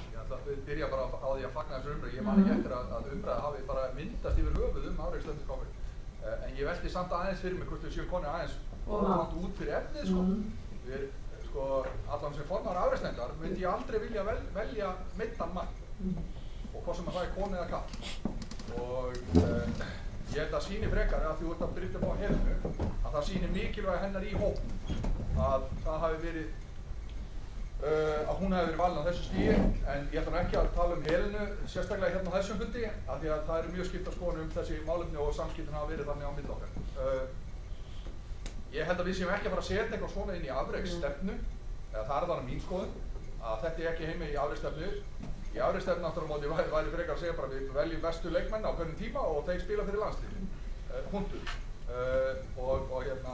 En hvort að við getum búið til verklagsreglur, hvernig við fáum leikmenn frá félögunum og hvernig við skilum, það hljómar mjög vel í mín eyrum. En ég held að ég ekki heima í afreksstefnu. Nei, ég held að við séum mörg sammála því. Svali Gjórsvel? Ég held að þetta sé bara mjög þarft sko og stendur hvernig fagtíma þegar ég að semja við Atlas tiltekna stöð sko, þetta orðið alls ítarlegt sko. Það ekki bara að semja við sjúkraþjálfara, þetta tiltekna stöð sem ábyggilega gott sko.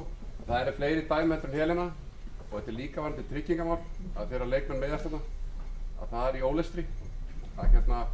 Það allt of mikil vinna á félögunum að einhvern veginn safna gögnum og fyrir þessi tryggingamál. Að þetta vilja allir og öll félög vilja hafa leikmenn í landslið. En þetta þarf að laga, alveg skýrt. Og þessi samskipti þurfa að vera betri í hvernig sem þau að vera milli sjúkraþjálfara, sér að lagi ef leikmenn eru tæpir til að byrja með og tryggingamáli þurfa að vera í miklu betra lagi að því eins og ég segi það vilja allir spila fyrir landslið og félög eiga leikmenn í landsliðinu en á sama tíma ef leikmenn meiðast að það sé ekki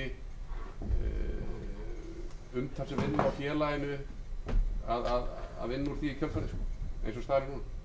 Þetta eru mjög góðar umræður og ég held að það sé alveg klárt að þið sem eruð í afreksnefnd og þið takið þetta allt í greina og safnið í sarpinn og komið með verklagsreglur fyrir fagteymi landsliðana til að vinna eftir og fylgja úr hlaði, alveg klárlega, þetta mjög gott og ég bara ánægð með að afreksstefnan skuli vera næst heitasta málefnið, finnst þið það ekki?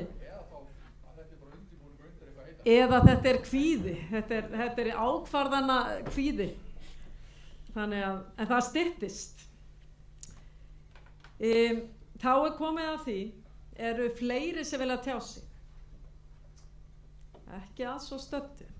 Þá komið að því að setja þetta þingskjal til samþykktar fyrir nefndina, mögulega þessa viðbót fyrir þjálfaramenntunina sem væri þá bara lítil setning, Kristinn, sem var hægt að bæta inn, eða sambærileg menntun sem yrði metin, gjörðu svo vel. Bara skilgreina hvað samstarf, þess að við komum út í einhverja mýri með það, eða ég spyr bara, þú veist. Verður ekki bara að treysta fagfólki hjá KKÍ að meta það? Þetta náttúrulega oftar en ekki verið að tala erlend diplómanám eða eitthvað slíkt. Er það ekki rétt hjá mér? Þannig að það sé bara fagnefnd hjá KKÍ sem meti það. Við getum ekki fara að tilgreina allt nám sem hægt að taka á alþjóðavísu, sem mjög fjölbreytt og margt hvað mjög gott og misgott. Eða hvað segir þið? Nei, það ekki betra að segja bara eða metið á KKÍ? Jú, eða metið á, já. Bara binda því ákveðna. Já, akkurat. Kristinn, ertu með þetta? Bara eða metið á KKÍ. Já. Já.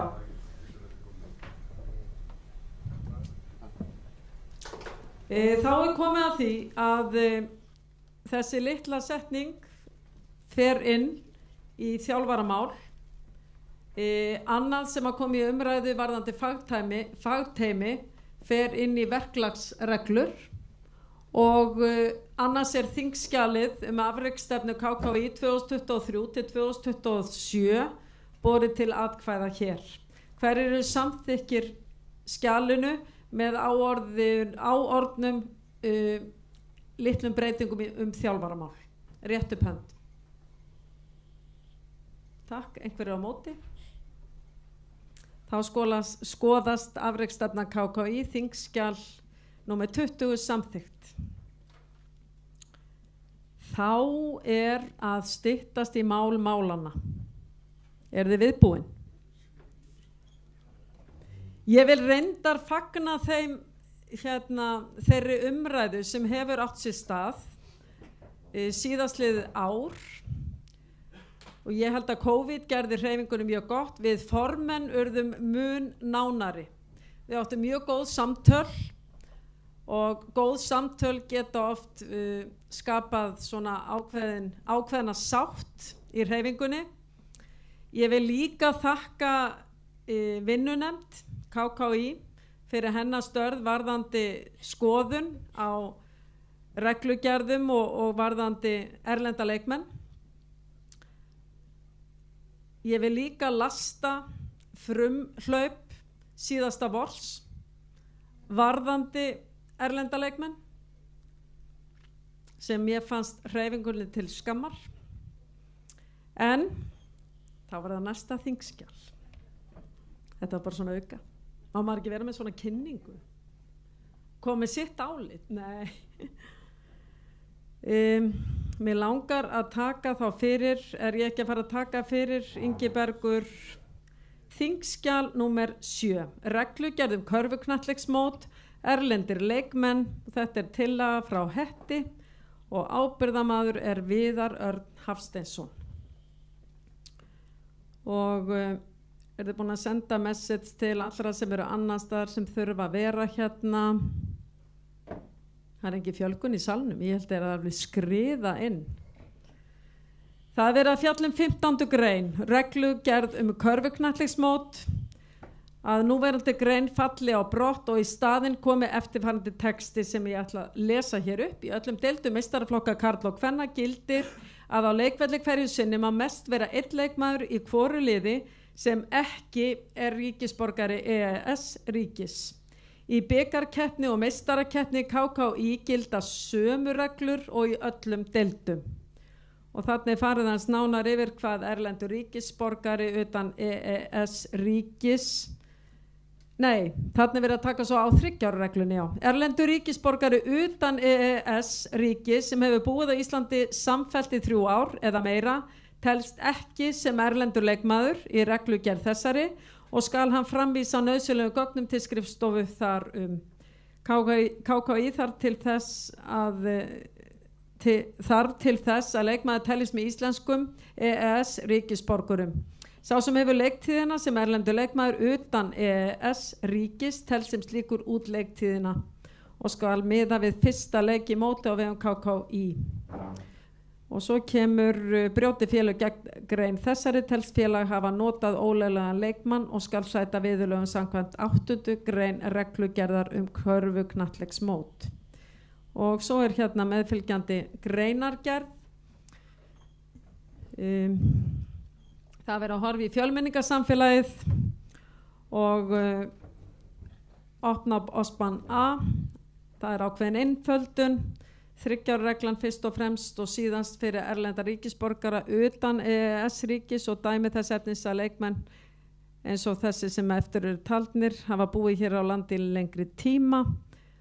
Eða jafnvel fjölskyldu hér, talað landsbyggðina, þörf fyrir fleiri leikmenn af Bosman A og ákveðin fjölgun sem hefur átt sér staði í litlum samfélögum í kringum bara sterka efstu deildar flokka eða lið og mörg félög er líka erfitt með að halda út í starfi ef þeir nýta ekki evrópska leikmanna. Læt duga þessa kynningu og hérna nú bara er orðið laust, einhver sem vil tjá sig, gjörðu svo vel. Já, gjörðu svo vel. Þitt nafn er? Ég heiti Magnús Ásmundsson og er frá Hetti, þannig ég ætla nú bara aðeins að gera grein fyrir. Já, Magnús Ásmundsson fylgir þá þessari tillögu úr hlaði, gjörðu svo vel.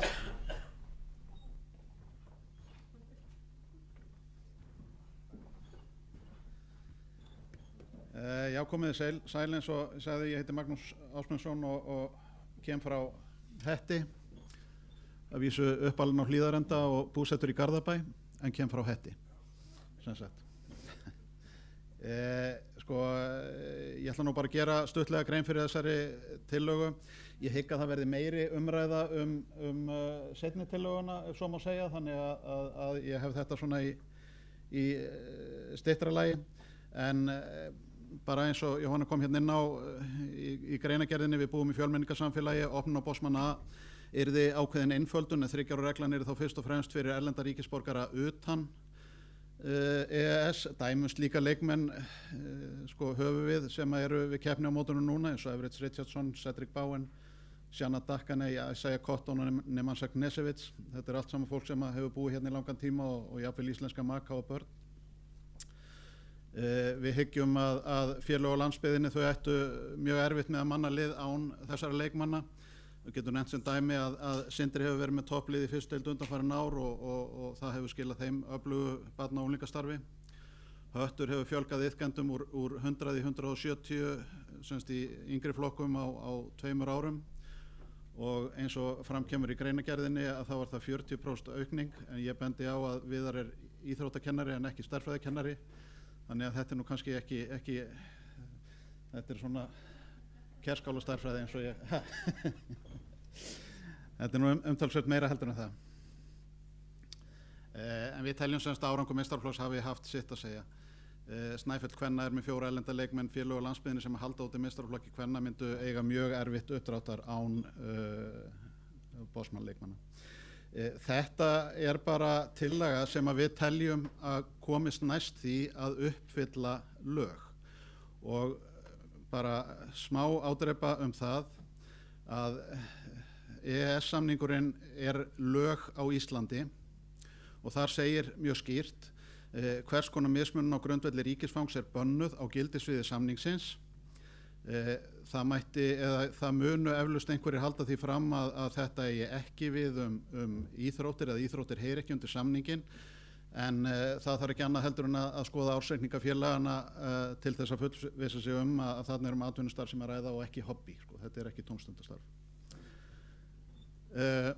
Við höfum þennan fræga Bosman dóm og þar segir í þeim dómi að dómstóllinn segir að svo staðreynd að takmarkanirnar varði ekki ráðning á slíkum leikmönnum heldur eigi einungis við fjölda slíkara leikmanna sem félagi má tefla fram í keppnisleikjum skipti ekki máli. Megin tilgangur knattspyrnumanns sem var tilfellið í þessum dómi sé þáttaka í leikjum og takmarkanir á þáttöku því augljóslega takmarkun á atvinnumöguleikum leikmannsins og slíkar takmarkanir eru ekki heimilar samkvæmt lögum. Menn kunna líka benda á að einhver önnur lönd hafi sett slíka reglur og ég vona menn takjundi það að önnur lönd brjóti gegn EES-samningum að það gefur Íslendingum ekki leyfi til þess. Það að Lárus Jónsson keyrir Suðurstrandarveginn alltaf á 120, það dugar ekki sem afsökun þegar að Blönduóslöggan tekur viðar á 120. Keyrir Ölfusið. Þegar hann keyrir Ölfusið.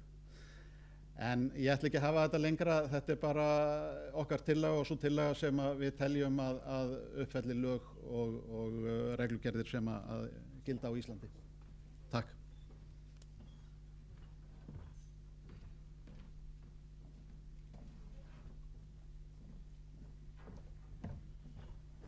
Takk kærlega fyrir. Fleiri sem vilja tjá sig þessa tillögu þeirra hattarmanna. Gjörðu svo vel. Skúli frá Sindra, að nafn okkar hérna inni en við skrifum ekki undir sem við hefum hafið gert. Þá bara tökum við heilsugar undir með þeim og eins og að segja, þetta reglan sem uppfyllir lög, þetta reglan sem tryggir sjálfsögurnarétt félagana, haga sem starfi eins og það vil. Þetta reglan sem mun tryggja okkar líflínu eins og staðan í dag. En það ekki þar með sagt að við viljum alltaf byggja þeirra línunu, okkar markmið eru að byggja upp okkar eigin starf. Við erum með færri útlendinga, það mikil vinna að vera með marga útlendinga. Við erum með ung starf. Við erum með ung starf. Ég er að fá leikmennina. Þannig að ég vil bara taka undir þessu tillögu og fagna henni. Takk fyrir þetta. Fleiri sem vilja tjá sig þetta þingskjal. Ég vil taka það líka fram, ég ætla ekki að bera þetta þingskjal strax undir atkvæði. Ég vil kynna fleiri þingskjöl sem fjalla sama málefni. Ég held að það sé mjög gott að við ræðum á breiðum grundvelli. Vegna þess að þið vitið leið að við erum að bera upp atkvæði og samþykkja eitt skjal þá fellur hitt sjálfkrafa og gildi. En þetta þingskjal sem við erum að ræða núna varðandi 3 ára. Þetta bara þingskjal bara reglugerð körfuknattleiksmót sem kemur frá Hetti og það ekki bara 3 ára reglan. Það verið líka að tala það sé mest einn leikmaður í hvoru liði sem ekki ríkisborgari EES ríkis. Þannig að þetta nær lengra enn í 3 ára regluna. Skiljiði? Ég með smá punkt varðandi þessa 3 ára reglu. Já. Að mér finnst að við þurfum aðeins að skoða þetta út frá því að nú á Íslandi eru 12 leikmenn sem heyra undir þessu reglu. Flestir af þeim eru komnir til ára. Og ef við ætlum að afnema þessa reglu, þá erum við að taka réttindi af þessum einstaklingum sem að var búið á láta og hafa. Og þar leiðandi finnst mér það mjög galið persónulega. Í annan stað að ef við afnemum þessa 3 ára reglu og gefum okkur það að það íslensk stúlka bara fyrir í háskóla til Bandaríkjanna, kynnist manni sem að bara svona skrappi leikmaður.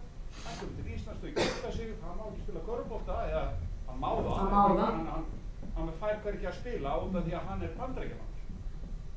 Og getur ekki heyrt undir einhverja 3 ára reglu.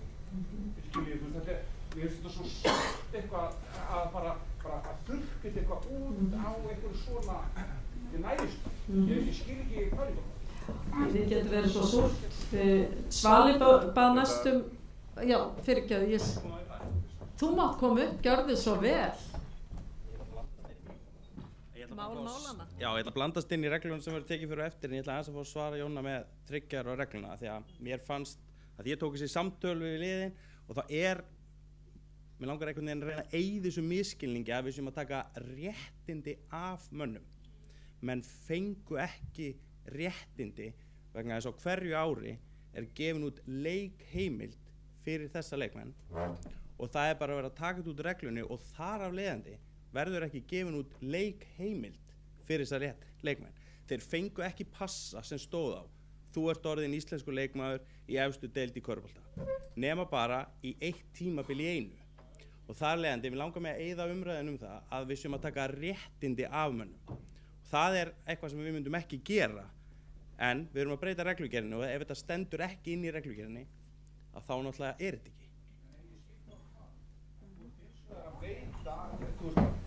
Tökum bara, ég frá Keflavík, tökum Keflavík sem dæmi.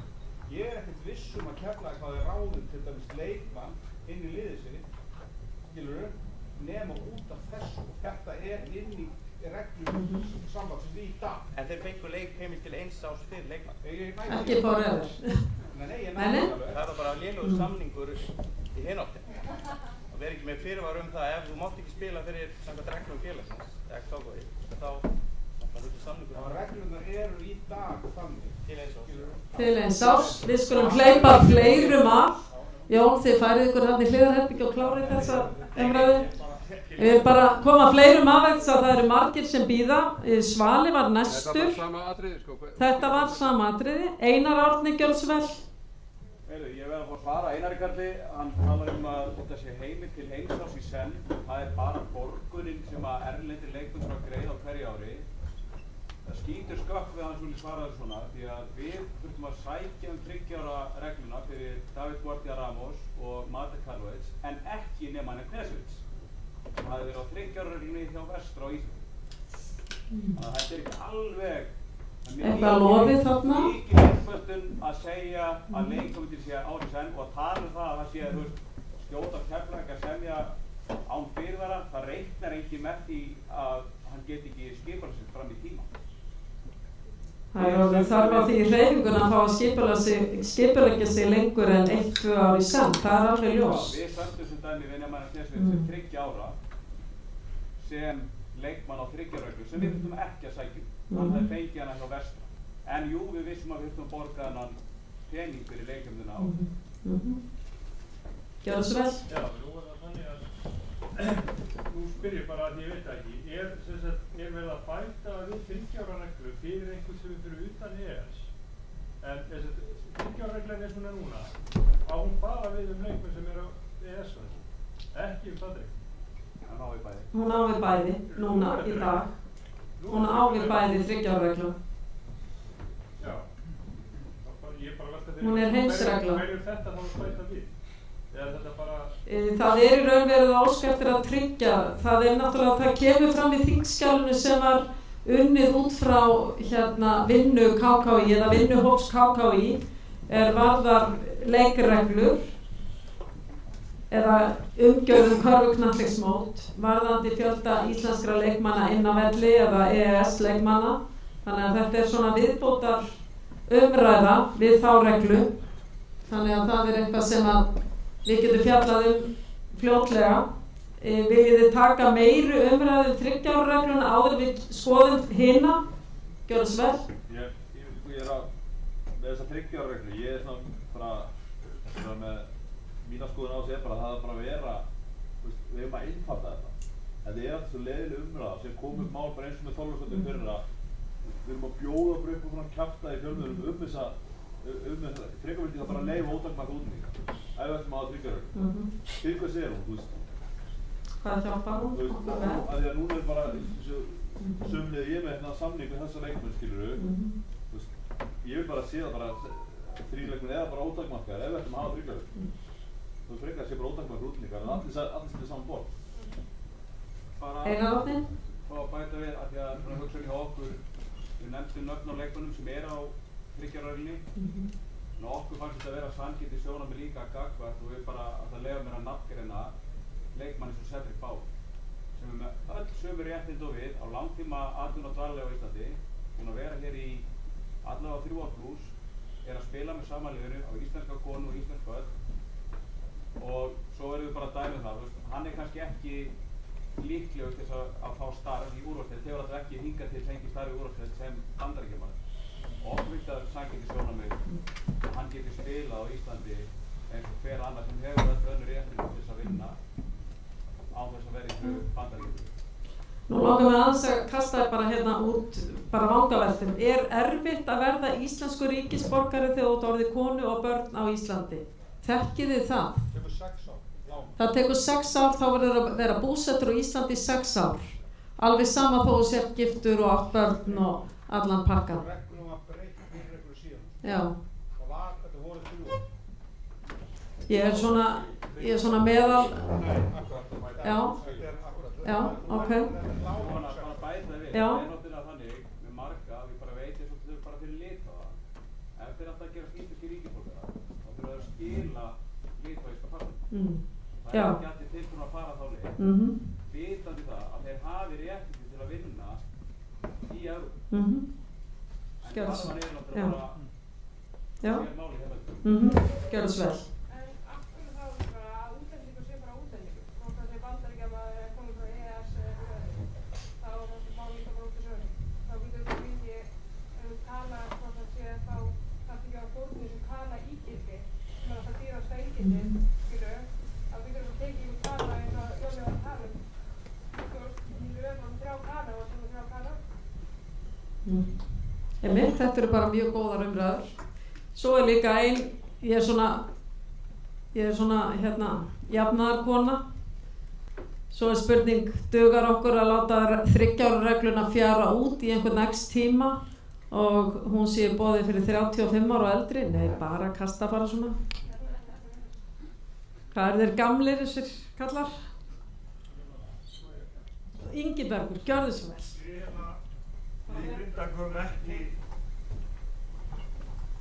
Við í Grindavík höfum ekki geta nýtt okkur þess að 3 ára reglu. En þú veist, mér kemur ekkert við hvað þessir menn hafa í laun, en þú veist, ég hef svona einhverja trú á því að þegar þú dettur á þessa reglu, eins og til dæmis með leikmann Keflavíkur, verða þessir leikmenn ekki bara sjálfkrafa dýrari fyrir vikið.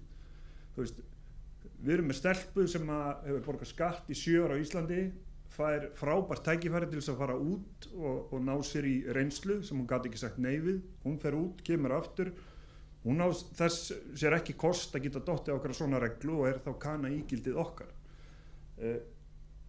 Mín tillaga þessa einföldun er að þú veist, þetta er sér íslenskt afbrigði, er ekki langa einfaldast að setja þessa 3 ára reglu bara til hliðar og þjálfarinn minn og klúburinn minn sem er kosin á fundi í mínu bæjarfélagi fær þannig þá réttin bara til þess að halda utan fjárhæðin hjá liðinu og ef að minn þjálfari vill vera með þú veist, 4 útlendinga, það bara má að það, okkur sé treyst fyrir því. Þú veist, ég veit ekki hvernig bíl Jóhanna og hann er kannski já, ok, ég var enda líka mjög flottan bíl en það er margt sem ég get ekki keypt mér í lífinu sem ég hef ekki efnað því og hérna, þú veist, þú ert kosin á eins og heima, stjórnin mín og ég fekk kosningu bara eins og verður hérna seinna í dag og við erum þannig sem bara ábyrg fyrir rekstrum og af hverju er ég að skipta mér af því hvernig Valur gerir hlutina og þú veist, og hvernig er það jaft að segja það að ég sitji við sama borð og Keflavík eða Höttur eða Valur skiljiði mig, það eru aðri klúbbar hérna, ég bý bara í 3800 manna bæjarfélagi það er ekki að bera það saman við Keflavík eða Val eða Þorlákshöfn en hérna þú veist, af hverju er ég að skipta mér af því hvernig þú setur saman liðið þú veist að ég bara fá að stjórna því eða þjálfarinn minn hvernig hann vilja setja liðið sitt upp já, þú veist basically bara segir, þú vilt bara hafa bara óhef, það er yngar reglur úr þetta úti já, þú veist, já og hérna og það, mér finnst það að vera bara líka svo góð einföldun á því að þau eru ekkert að rífast þess að 3 ára Já, það er alltaf við viljum alltaf að íslenski leikin fái tækifæri. Ég hef engar áhyggjur af því.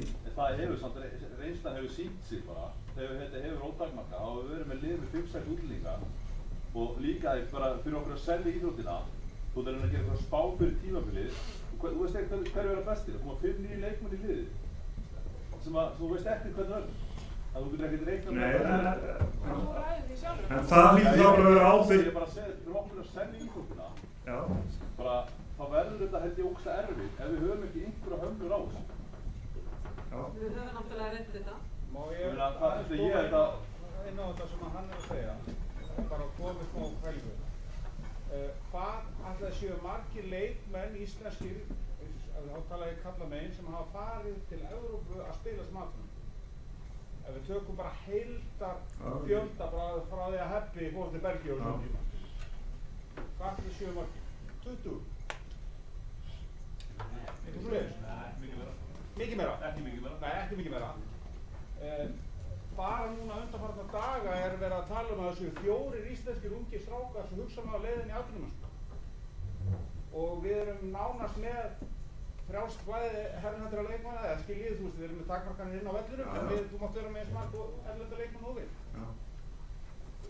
Ég skil ekki þessa umræðu að Íslendingarnir fá ekki. Bestu leikmennir spila no matter what. Bara Ágúst Angatísson kom hérna í pontu á. Við talaðum um það að þegar það var sett 4+1, þá hækkaði verðmiðin á honum upp úr öllu. Það er ekki bara satt. Ég veit allt um það, ég reyndi að kaupa hann og verið fjórkjaflega. Já, hún grís, þetta er bara svona. Við erum að horfa fram á það að það er mögulega... Ég skil ekki þessu umræðu, þess að ef það eru 20 leikmenn síðan 1980 sem hafa farið út sem erlendi leikmenn, að það séu 4 núna, hvað eru menn að tala? Sem eru hugsanlega að fara? Ég er næst, bara... Ég ætla bara að vera heiðarlegur, Jóni. Sko, ég er ekki að fara að segja eitthvað annað en heldur það sem við erum að fara að gera og það hefur ekkert verið þannig síðustu ár og ég ætla ekki að fara að byrja á því núna. En við erum að fara að horfa á 2-3 leikmenn mögulega að fara frá okkur í háskóla og ég ætla samt ekki að fara að setja 4-5 útlendingi í liðinu, sko, þó að það sé í boði og ég ætla að vona að þið trúið því að við höfum sýnt það núna síðustu 2-3 árum. Ég hef skrifað formannspistil þar sem að þetta var stefnan okkar og við höfum bara fylgt í. Og það er ótrúlega fallegt að sjá allt í einu stráka sem að voru mjög efnilegir og þeir svona dönsu á línu með að fara í landsliðin, að þeir eru konir aftur til okkar og voru síðast að spila núna leika múti Haugum sem að voru bara búin að gefast upp og ef þú ert nógu góður og ef þú sýnir það á æfingu þá hef ég enga trú að því að þjálfarinn sýni ekki það ábyrgð að þú fáir að taka það. Ég veit alltaf ekki, ég fylgist mjög með og ég veit ekki betur en það í Þór frá Þorlákshöfn eru 2 aðalmennir þeir eru Ísland. Aðalmenn? Í Val, 2-3 mennir aðalmennir. Það er bara nákvæmlega eins og það er bara á í fleiri liðum, þannig að ég skil ekki sundar. Mér finnst það bara að vera ákveðin, mér finnst það að vera góð einföldun á þessu. Þetta er allavega mín til það. Herðu, augnablik, við skulum halda fundarstjórn, það er hérna, gjörðu svo vel.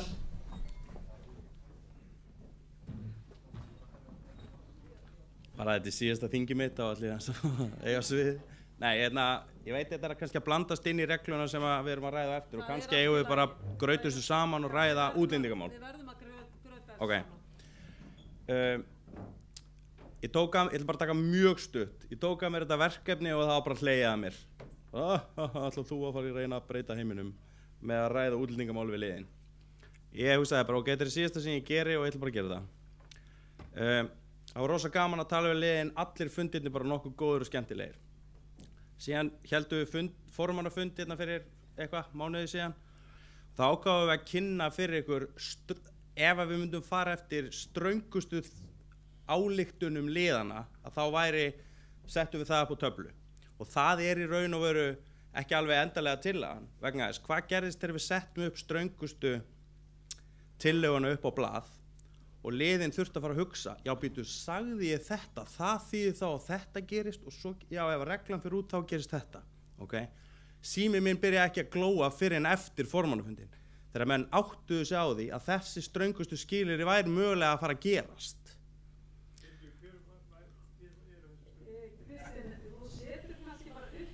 Nei, það er náttúrulega ekki ströngustu skilyrðin. Ströngustu skilyrðin voru 2 erlendir leikmenn, sama hvaðan þeir kæmu, 3 ára reglan alfarið út, sömu reglur í efstu deild kalla og kvenna, efstu deild og fyrstu deild.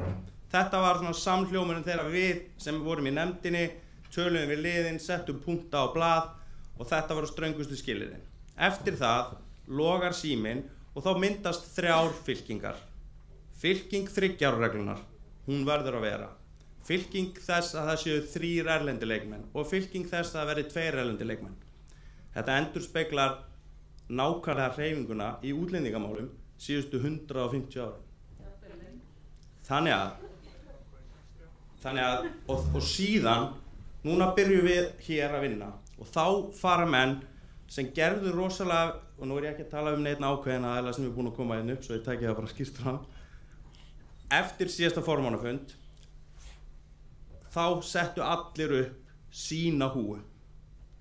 Á fundunum með okkur tóku Grindvíkingar af sér Grindavíkur húuna og sögðu bara fyrir íslenskan körfubolta mögulega væri þetta best. Svo þegar við förum heim, þá setjum við aftur á okkur, sorry ég bara nota Grindavíkur húuna og hugsa bara Grindavík vill þetta. Það er ekki hreyfing.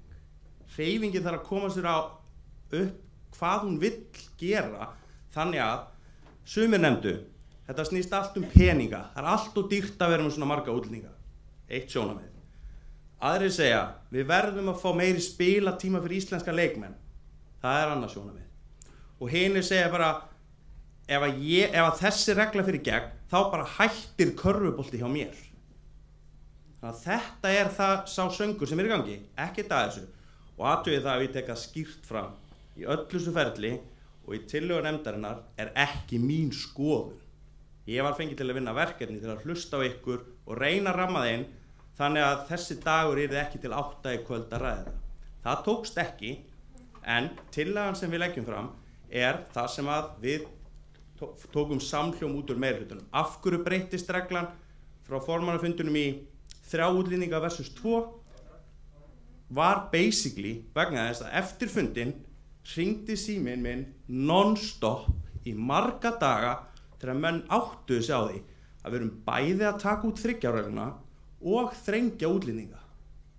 Þannig að við erum að, já, þeir klöppuðu sem sögðu, vá, þarna myndast á plattform í alvöru fyrir íslenska leikmenn. Skiljið mig.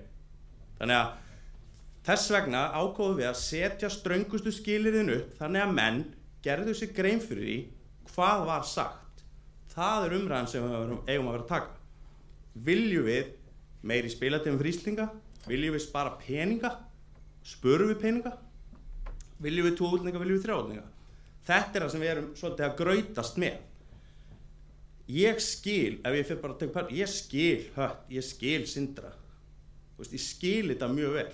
En það eru næstu 100 manns hérna eftir að fara að greiða atkvæði þetta.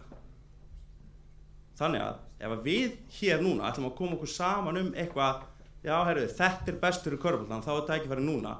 Annars fyrir þetta bara, og þetta mun hvað sem gera það, bara í atkvæðagreiðslu eftir og þá bara kemur í ljós hverjir voru duglegir að hringja sín á milli og safna atkvæðum til þess að styðja sína tillögu. Við gerum það ekki í nefndinni því að við vorum ekki að leggja þetta ekki skoðun stjórnar. Við fengum gagnrýni frá Jóhann áðan fyrir stjórnar ákvörðunina í fyrra og ég tek bara undir það. Það var hratt unnið, liðin pressuð á okkur að gera það, stjórnin var ósamstíga í því. Þetta eitt af fáum málunum sem fór í atkvæðagreiðslu í stjórn og meiri hluti stjórnar var á þeirri skoðun sem á reglar sem í gangi núna. Þannig að hugsum í alvörunni, hvað það? Hvað erum við að hugsa þegar við viljum hafa útlendingareglu? Af því að það eru svo mörg sjónarmið. Þessi segir peningar, þessi segir íslenski leikmenn, þessi segir deildin mín leggst af. Hvað best fyrir hreyfinguna? Hugsið þið.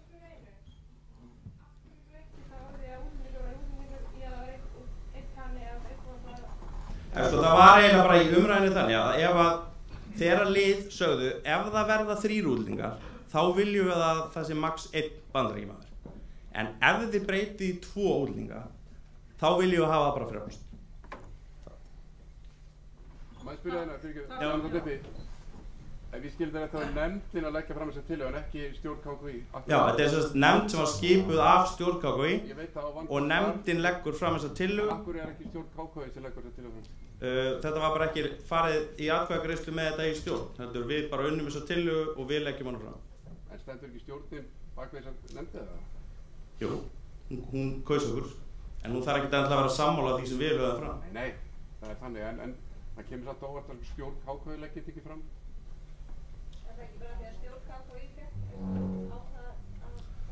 Jú, já, ég held að þau meira, svona í upphafi kannski var skilgreiningur og nefndin ekkert rosalega djúp, sko, en ég held að þau var svona basically bara af því að þetta ekki skoðun nefndarinnar, þetta vinnuplagg, við hlustuðum á ykkur og ákváðum að hnoða því saman í það sem við töldum líklegast að fara óbreytt í gegn.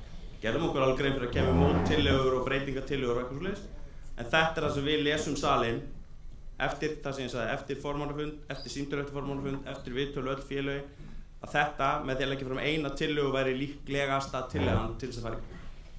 Takk kærlega fyrir.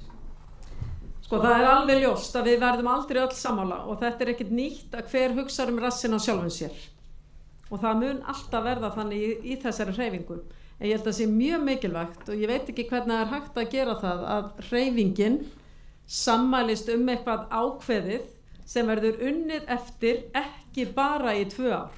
Þá þarf bara regluverk að breytast til að við getum fengið vinnufrið í að minnstakosti 5 ár. Vegna þess að við kunnum öll sem erum eitthvað með íþróttafræðilega og uppeldisfræðilega menntun á bakinu að það tekur tíma að búa til lið. Það gerist ekki á mánuði og það gerðist ekki frá ágúst á síðasta hausti þegar það var ákveðið að breyta vinnureglu í kringum 3 ára reglum. Þetta er bara alveg skýrt og við vitum þetta öll og við getum talað hér í allan dag þetta. Við erum einu sem getur breytt þessu. Akkurat. Við höfum tækifæri núna á þessu þingi að mögulega sammælast einhverja ákveðna reglu. Við verðum aldrei öll sammála. En mögulega getum við náð einhverju sátt til að vinna eftir. Vegna þess að við munum svo öll vinna eftir því sem verður ákveðið. Mig langar aðeins að hverfa frá umræðu 3 ára regluna. Ég veit að eru margir búin að lyfta höndum og skoða næsta plagg sem fjallar númer hvað er það aftur? Þetta? Það er 19. Vegna þess að það er alveg klárt að við verðum aðeins að grauta þessu saman og fá umræðu og í framhald af því þurfum við að bera upp mögulega þingskjölin, það þingskal sem gengur lengst og svo niður á við. Já. Nei, við erum að ræða tillögur en við berum þær upp til samþykktar hvort við komumst að niðurstöðu hér. Já, en þurfum við ekki samt að breyta, við ætlum að reyna að klára allar umræður í nefndunum. Þannig að ef við viljum breyta eitthvað við eitthvað þingskjal, þá komum við með tillögu það inn á fundin og eftir og þá verður byrjað að bera upp breytingatillöguna og ef hún er samþykkt, þá þarf ekkert að bera þingskjalið upp eins og það var upphaflega. Þeir eru ekki sammála mér? Gott. Ég held að þetta sé rétt hjá mér. Þið bara þá pikkið í mig. Þú ert hérna eftirlitsmaður, manstu. Þetta er rétt. Þú lofaðir að vera hérna á kantinum. Nei, við ætlum nefnilega að vera stutt. Það er einn maður hjá mér sem er að fara á hótel og ætla að kósi með konun og svona. Herðu, við ætlum að kíkja á þingskjal númer 19. Reglugerð körfuknattleiksmót. Við ætlum aðeins að velta því upp líka. Þetta skjal er þetta ekki frá ykkur? Já. Þetta er frá vinnuhópnum sem að stjórn og síðasta þing fól að vinna, var ekki rætt líka á síðasta þingi svona vinnuhóp eða var þetta bara frá stjórn? Já, það var frá stjórn. Og þetta var lögð góð vinn í þetta og við skulum bara kíkja á það eftirfarandi skjal. Þannig að breytingin yrði þá á 15. grein í 2 efstu deildum karla og kvenna gildir eftirfarandi. Á leikvelli hverju sinni má mest vera 1 leikmaður úr hvoru liði sem ekki er ríkisborgari EES-ríkis, þá verður að tala Bosman og EES-B. Og á leikvelli hverju sinni megi mest vera 2 Bosman A-leikmenn með erlent vegabréf í hvoru liði eða mest 3 ef engin leikmaður utan EES er á leikvelli innan liðs. Og þetta ætti að gilda þá í öllum bæði bikar og meistarakeppni KKÍ í 2 efstu deildum, ekki eins og var í vetur að fyrsta deildin var öðruvís og meiri takmarkanir í úrvalsdeild. Júnik örgli heiminum en þetta var reynt. Í bikarkeppni og meistarakeppni KKÍ gilda sömu reglur og 2 efstu deildum karl og kvenna. Í öðrum deildum meistaraflokka gildir að á leikvelli hverju sinni má mest vera 1 leikmaður í hvoru liði sem ekki er ríkisborgari EES-ríkis og svo dettur út þarna. Brjóti félag gegn grein þessari telst félag hafa notað ólöglegan leikmann og skal sæta viðurlögum samkvæmt 8. grein reglugerðar körfuknattleiksmót. Og svo fylgir hér með greinargerð frá vinnunefnd stjórnar KKÍ málefni erlendra leikmanna og þið hafið örugglega öll lesið þetta margoft, ég held ég sé búin að lesa þetta 5 sinnum. Þannig að las þetta enn oftar eftir ég var formaður þessari nefndar, fekk smá kvíðakast en er þetta ekki bara allt í lagi? Þannig að það sem sagt eftir ítarlegt samtal og hann búinn að rekja það hér. Og þá gefum við aftur orðið laust frá Hetti Gjörðsvel. Þú ætlar að koma hér til okkar.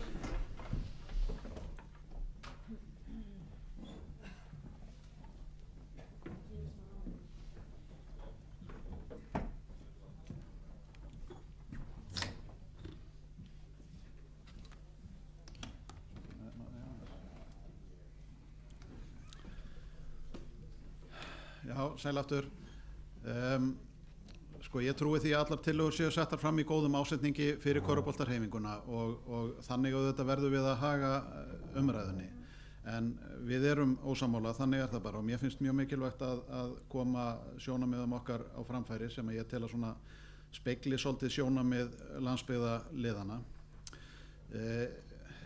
Ég kom hérna áðan og talaði sko bara svona hvernig þetta snýr við mér í lagalegu tilliti og þar það bara alveg augljóst sko. Við auðvitað verðum að spyrja okkur, er KKÍ yfir það hafið að fylgja milliríkjasamningum sem að íslenska ríki gerir?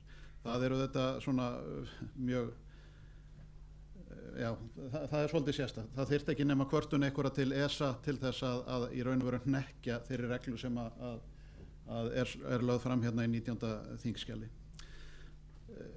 En mér langar svona bara til þess að fara yfir það af hverju við getum ekki samþykkt þessa tillögu. Sko þetta er regla sem að vinnur með liðum á suðvesturhorninu og það eru lið sem að hafa greiðari aðgang að íslenskum leikmönnum og eða með fjársterkum liðum en reglan hún vinnur gegn liðum á landsbyggðinni. Sko landsbyggðin á erfitt með að halda heimavöldum leikmönnum á bilinu 20 til 25 ára og þurfa að leita annara leiða til þess að manna samkeppnishæf meistaraflokksliðið. Þetta er bara staðreynd. Þannig að það er jafnrétti sjónarmið að landsbyggðarliðin fái að tefla fram bossmönnum til að geta keppt í fremstu röð. Öðruvísi geta þau það ekki. Það er bara svo einfalt. Að tefla fram liði í fremstu röð fyrir samfélögin út á landi er bara mikilvægt. Þetta eru svona sko íþróttalið sem að ég meina við erum ju öll hérna fyrir íþróttahreyfinguna. Þetta þjappar sveitarfélagi saman að ná árangri, vera að keppa í fremstu röð, vera að keppa í efstu deild. Það koma allir með. Ég get nú ekki fullyrt þetta en mér skilst að tveir aðsóknarhæstu heimavellirnir í úrvalsdeildinni séu á Sauðárkróki og Egilsstöðum. Ég sel það ekki dýra en ég keypti það en það er allavega mjög góð aðsókn á leiki hjá Egilsstöðum þannig að samfélagið það fylgir sér á bak við liðið og þetta er mikilvægt fyrir samfélagið. Sko ég kom inn á það áðan að starfið þær í stöður í sókn og hefur vaxið mikið hjá okkur yngri flokka starfið á undanförnum árum. Leikmenn í meistaraflokki eru góðar fyrirmyndir og góðar fyrirmyndir fyrir unga leikmenn geta alveg eins verið Spánverjar eins og gamli káringar. Þú veist, menn verða að samþykja það. Það hefur verið nefnt í þessari umræðu að áhorfendur vilji sjá íslenska leikmenn. Á Egilsstöðum er ágætis aðsókn á ungmennaflokks leiki en í meistaraflokki þar er aðsóknin einfaldlega betri ef að liðið er sterkara eða samkeppnishæfara. Áhorfendur eru spenntir fyrir að sjá nýja erlenda leikmenn og svo bara að fylgjast með árangri síns liðs. Síðan langar mig til þess að koma inn á það að þetta er regla sem að varðar fólk en ekki bara leikmenn. Leikmenn eru fólk og eiga fjölskyldur. Sko fótunum með þessari reglu og til dæmis að kippa svona snögglega af 3 ára reglunni að þá er fótunum bara kippt undan fjölskyldum sem eiga sér einskis ísvon. Fólk sem að þekkir það að flæði vinnuafls í Evrópu sé leyfilegt og frjálst og þarf ekki að hafa ríkisborgarrétt til að njóta réttinda á Íslandi. Þetta eru, sko við erum öll sérfræðingar hvert í okkar fæi og leikmennir eru sérfræðingar í körfubolta. Það er það sem að þeir stunda og jafnvel vinna við. Reyndar eins og í okkar tilfelli ásamt öðrum vinnum sem á við evrópska leikmenn hattar. Einn af okkar eldur leikmönnum er til dæmis íþróttakennari í grunnskólanum, hann er spænskur og kom hingað illamælandi á ensku, svo ég tala nú ekki íslensku, en tala nú íslensku við börnin í grunnskólunum, sannarlega mikil fyrirmynd, eins og þeir eru allir, allt saman fyrirmyndar fólk. Mér langar að heimfæra þessa reglu aðeins út fyrir körfuboltan. Í mínu fyrirtæki vinna margir rafvirkjar. Svona regla, hún yrði sambærileg því ef að rafiðnaðarsambandi myndi setja útlendingareglu. Hún væri sett fram eins og þessi í góðri trú að það vantaði sannarlega nýliðun í rafvirkjastéttina og að ungir íslenski rafvirkjar þeir fá ekki tækifæri vegna þess að evrópski rafvirkjar þeir taka frá þeim störfin. Sko, það þarf eiginlega ekki að segja mikið meira svona hvaða hugmyndafræði það hugafar eða úr hvaða hugmyndafræði það hugafar sprottið. Ég tek það fram að ég ætla engum hér einhverja hugmyndafræði, einhverja annarlega hugmyndafræði en ásýndin hún er vond. Heimurinn er að breytast og flæði fólks, það er bara meira heldur en áður. Flóttafólk fer á milli landa og sko, við þurfum að spyrja okkur ef fólk frá Evrópu er velkomið til Íslands en fær þau skilaboð að það megi að vísa ekki keppa í fremstu röð í körfubolta. Ég get nefnt sem dæmi á Egilsstöðum æfir ungur portugalskur strákur 16 ára körfubolta. Ég meina hann býr þar með móður sinni og þau hafa bara öll réttindi til þess að búa og vinna í landinu okkar. En ef að sá drengur myndi vaksa upp í það að komast í fremstu röð, að þá hefði hann ekki heimild til þess að spila með meistaraflokki nema eftir einhverju kvótareglu. Og það er bara mjög svona annarlegt. Við verðum að spyrja okkur sko, hvað er að breytast og hvernig lögum við okkur að því sem er að breytast í samfélaginu. Við getum ekki breytt samfélaginu að því sem að við ákveðum á ársþingi KKÍ. Við verðum að breytast.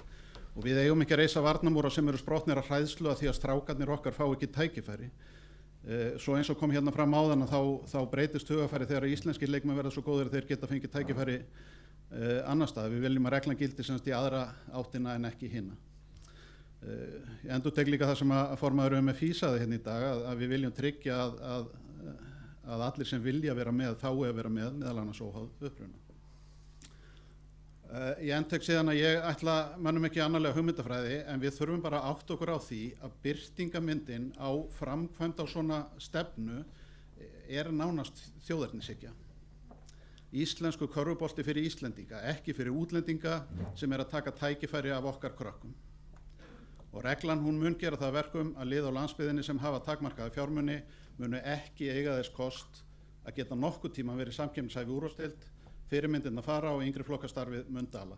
Ég trúi því endurtek alla tillögur séu setta fram með góðum ásetningi en þessi tillaga hún þjónar ekki hagsmunum allri í hreyfingunni, hún minnkar jafnrétti og samkeppnishæfni milli suðvesturhornsins og landsbyggðar, hún er fjandsamleg gagnvart fólki af erlendum uppruna og hún er ólögleg. Já. Myndir þú vilja sjá óheft aðgengi útlendinga að, það mætti alltaf vera 5 útlendingar inn á vellir mínu? Við lögðum fram tillögu sem var rætt hérna áðan og það er svo tillaga sem ég stið. Já, þannig að þú ert ekki að mæla fyrir því? Ég er ekki að mæla fyrir því, ég er að mæla fyrir þeirri tillögu sem við lögðum til hérna. Takk fyrir mjög gott innlegg. Ég veit það eru margar hendur búnar að vera á lofti og ég hef ekki alveg náð að fylgja eftir en mér langar að fá allar hendur upp sem vilja tjá sig vegna þess að hann Brjánn ætlar að taka niður nöfn þeirra sem vilja tjá sig, þannig að haldið uppi höndum og kynnið ykkur fyrir honum Brjánni. Og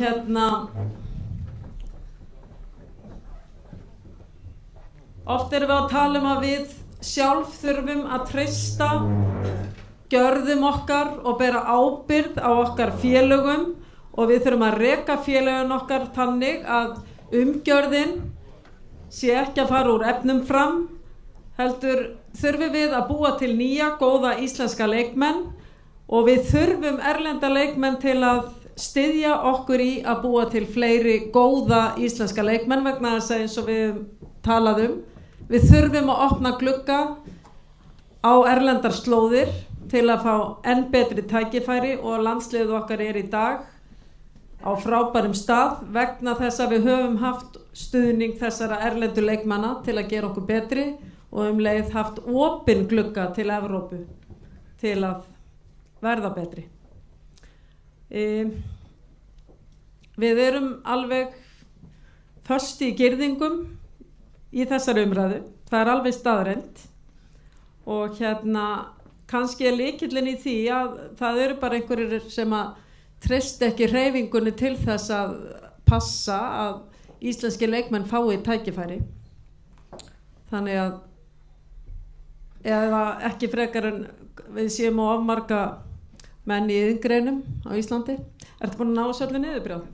Þá ætlum ég að hætta þessu blaðri í bili. Fyrstur á mælendaskrá, gjörðu svo vel.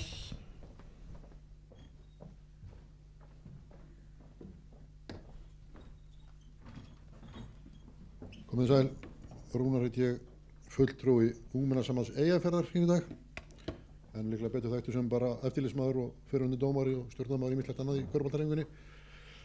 Mér þetta er útlendingaumræða, ég get alveg viðurkennt að ég hef mjög litlar skoðanir á hvað þessu margir útlendingar eiga að vera, en mér langar samt að koma með tillögu sem að mun gilda sama hversu margir erlendi leikmenn eru leyfðir í leiknum.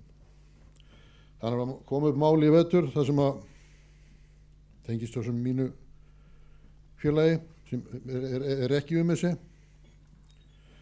Það er það stendur í þessi reglugerð stendur upp á skjánum að, hvernig er þetta orðað þarna, í 2 efstu deildum og þannig eftirlítið sem ég vil sjá, nei, ekki stopp. Það stendur á leikvelli þar sem ég legg til að því að ég er dómara, ég grúslega mikið leikreglum í körfubolta og hef mikið áhuga á þeim, er að reglugerðin sé samræmd við leikareglur, þannig að þetta sé gildi að í 2 efstu deild, ef að þessi tillaga samþykkt, saman hvernig textin verður, í 2 efstu deildum karla og kvenna, í leikjum 2 efstu deilda karla og kvenna, gildi eftirfarandi. Á leikvelli hverju sinni má vera eitthvað x leikmaður í hvori liði sem tekur þátt sem er ekki ríkisborgari og það komið þarna inn á eftir fyrirgefiði að það komið á aftan við ríkisborgari EES-ríkis á meðan leikklukka gengur. Ekki það, já, það er bætum aftan við textan hana á leikvelli hverju sinni má vera x leikmaður í hvori liði sem ekki ríkisborgari EES-ríkis á meðan leikklukka gengur. Þið skiljið kannski að hverju ég er að tala um þetta? Já, málið það að í leikreglum í körfubolta eru hugtökin leikmaður og völlur til og eins og reglanir sem núna fyrir okkur hardcore reglunördana og ekki bara íslenska nördara, þá eru öll liðin sem fleiri en 3 erlenda leikmenn ólöglega 20 mínútur fyrir leik. Því að þú verður leikmaður þegar interval of play hefst sem er 20 mínútur fyrir leik, allir leikmenn eru leikmenn 20 mínútur fyrir leik.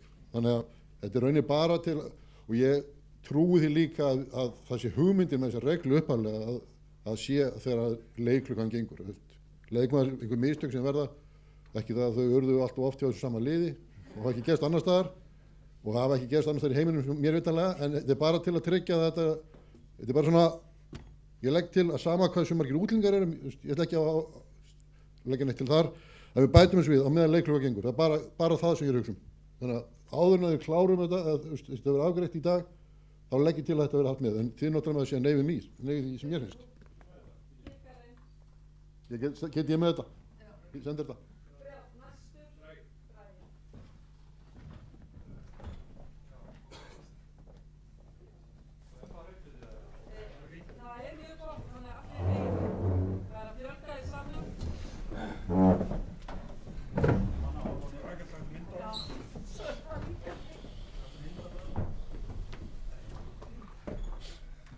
Jæja, ég heiti Bragi og er hjá Haukum. Nú, það er margt búið að fara hérna fram og það er margt búið að segja og mér finnst svona ákveðin hátt menn tala í dálítið stórirt og harkalega og öll eru við að reyna að gera þetta körfuboltanum til heilla væntanlega. En ég sammála því sem var sagt hérna áðan að menn fara dálítið mikið í skotgrafinar hvað er best fyrir minn klúbb akkurat núna sem að gæti svo verið öðruvísi eftir 2 ár. og ef við viljum fá eitthvað stability, eitthvað festu í þetta, þá getum við ekki hugsa svona vegna þess að þá náum við aldrei festu ef það fer eftir tækifærinu bara hér í dag. Er ég með marga íslenska leikmenn á skrá hjá mig núna, eftir 2 ár kannski ekki, þá hef ég aðra skoðun. Ég vil að við skoðum þetta sko ekki bara í 5 ár eins og hún sagði, ég vil að við séum að horfa 10-15 ár fram í tíma. Hvar sjáum við hreyfinguna okkar 10-15 ár hérðan í frá? Og það sem ég að hafa áhyggjur af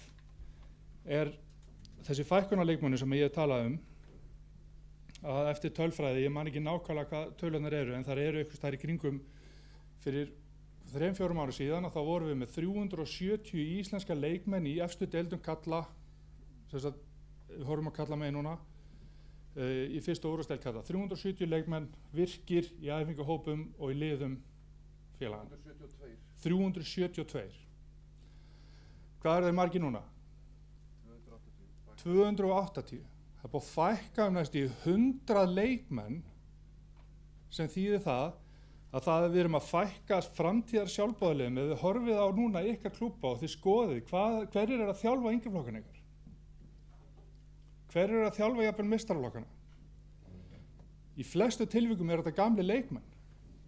Eldri leikmenn sem hættir að spila og þeir eru núna að þjálfa krakkana ykkar. Ef þessi leikmenn hefur nú búin að fækka púljuna næstu í 30%, ég ekki veit það, næstu í 30%, hvað verður þessa framtíðar eftir 10-15 ár? Hvað verður þessa framtíðar þjálfara? Hvað verður ekki þjálfarana bara stjórnarfólk, sjálfboðaliða, sem að flest allir eru annarkvort fyrirverandi þáttakendur eða að þeir eru foreldrar núverandi þáttakenda. En við erum búin að kötta það niður í 30% á 4 árum.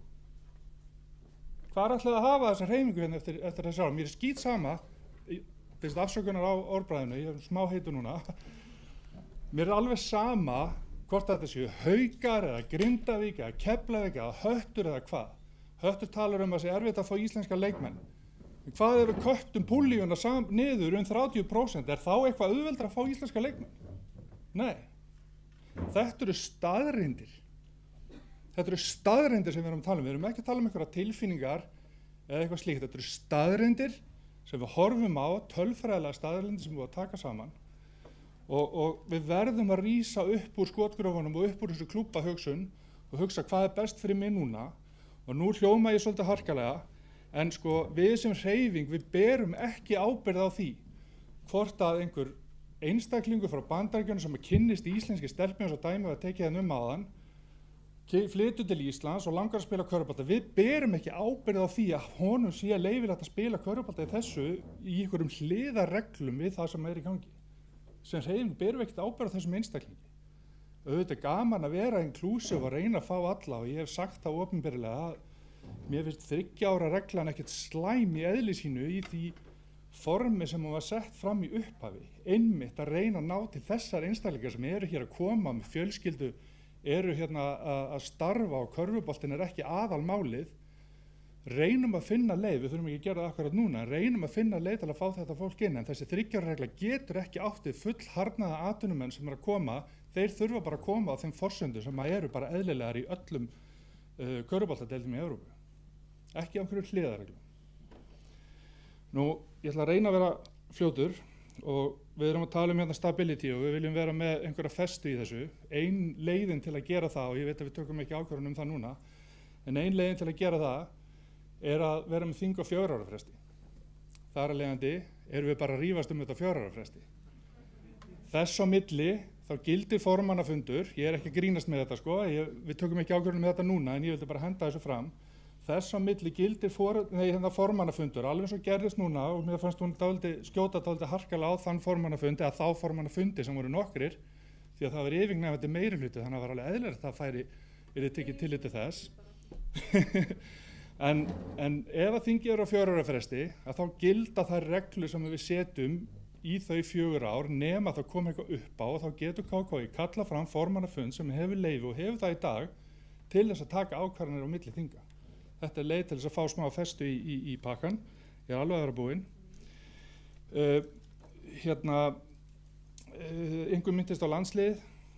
Núna kannski skýt ég sprengju inn í pakkan, en flesti þeir landsliðsmanna allavega í kallaliðinu að kvennalandslið er yngra, þeir eru aldrei upp og fengu sín tækifæri í 4+1. Þannig að við getum ekki heimfært það á núna undanfærin 3-4 ára, þeir leikmenn sem í landsliðinu núna séu þetta góðar að því að þeir ólust upp í því umhverfi, þeir ólust upp í 4+1, nota bene. Þannig að en þetta er allt svona einhverja tilfinningar og vangaveltur.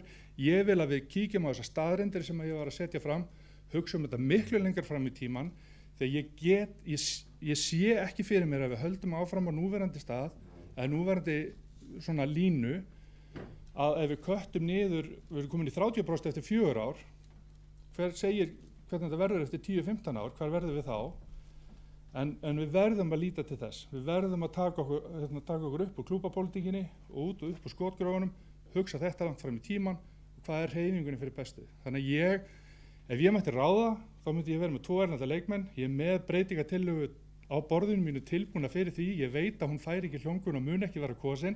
Þannig að ég er svona efins hvort að ég vilji stilla því fram. En ég hins vegar fylgi því að það séu bara 3 erlendi leikmenn og skýrt og búið og klárt. Endilega.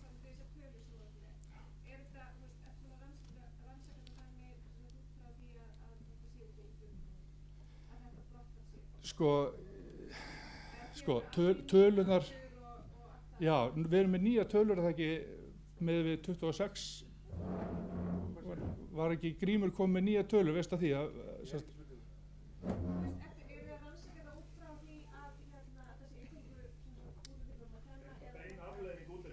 Þetta er bara talning á fjölda leikmanna sem eru skráðir til KKÍ. Við erum með þetta brotið alveg helvíti sko, þetta er nú ekki rannsóknir, þetta er bara... Nei, þetta er bara... Já, ég sé ekkert enga aðra breytu í hreyfingunni sem gæti orðið til þess að meðan að yngri flokkunum fjölgar að leikmönnum meistaraflokka fækkar svona drastíst. Ég sé enga aðra breytu sem hefur breyst að þessu tímabili heldur en það að í staðan fyrir að við séum með 1-2 erlenda leikmenn í 12 manna hópi, að þá séum við núna komum með 3, 4, 5, 6, 7 erlenda leikmenn í 12 manna hópi.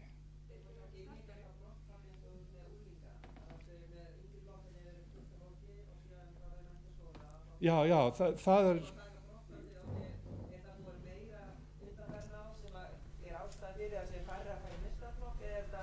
Já, sko ég skil spurninguna, en það brottfall er alltaf eins í gegnum árið. Þannig að það hefur ekki verið að rokka sko hvort að það fari 30% fleiri í háskóla eða í nám eða dett út.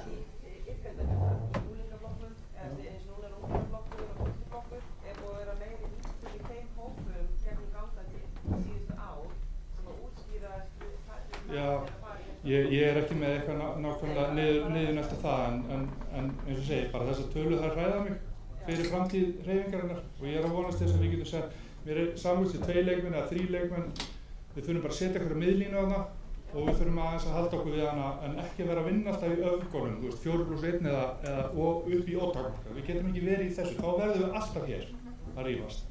Finnum eitthvað miðlínu, 2-3 leikmenn, höldum okkur þar og svo getum við þá fundum tvíka þetta til í rólegheitunum en ekki vera alltaf að stökka og rífast. Það er mitt tæk. Það er bara skemmtilega. Já, frábært, takk. Herðu, það var Tobbi í Herbert, gjörðu þið svo vel. Já, þú mátt koma smá. En við skulum reyna að vera mjög stutt orð, svo við verðum ekki hérna í allan á. Er klukka á mér? Já. Ok. Núna. Herru, bara til að byrja með, af hverju er tillagan sett fram að nefndinni? Það er bara vegna þess að stjórnin endurspeglar hreyfinguna ansi vel. Hún náði ekki saman tillöguna. Ég held að í svona flóknum málum, mér finnst eins og hnútunum sé bara að verða erfiðar og erfiðari sko, eftir þess að við ræðum þetta meira.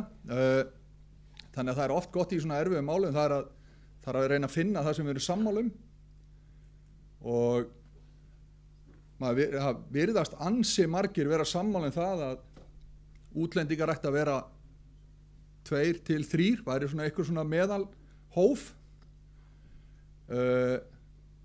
Mín reynsla af körfubolta í þessi 43 ár er að það kemur engin útlendingur hérna frjáls.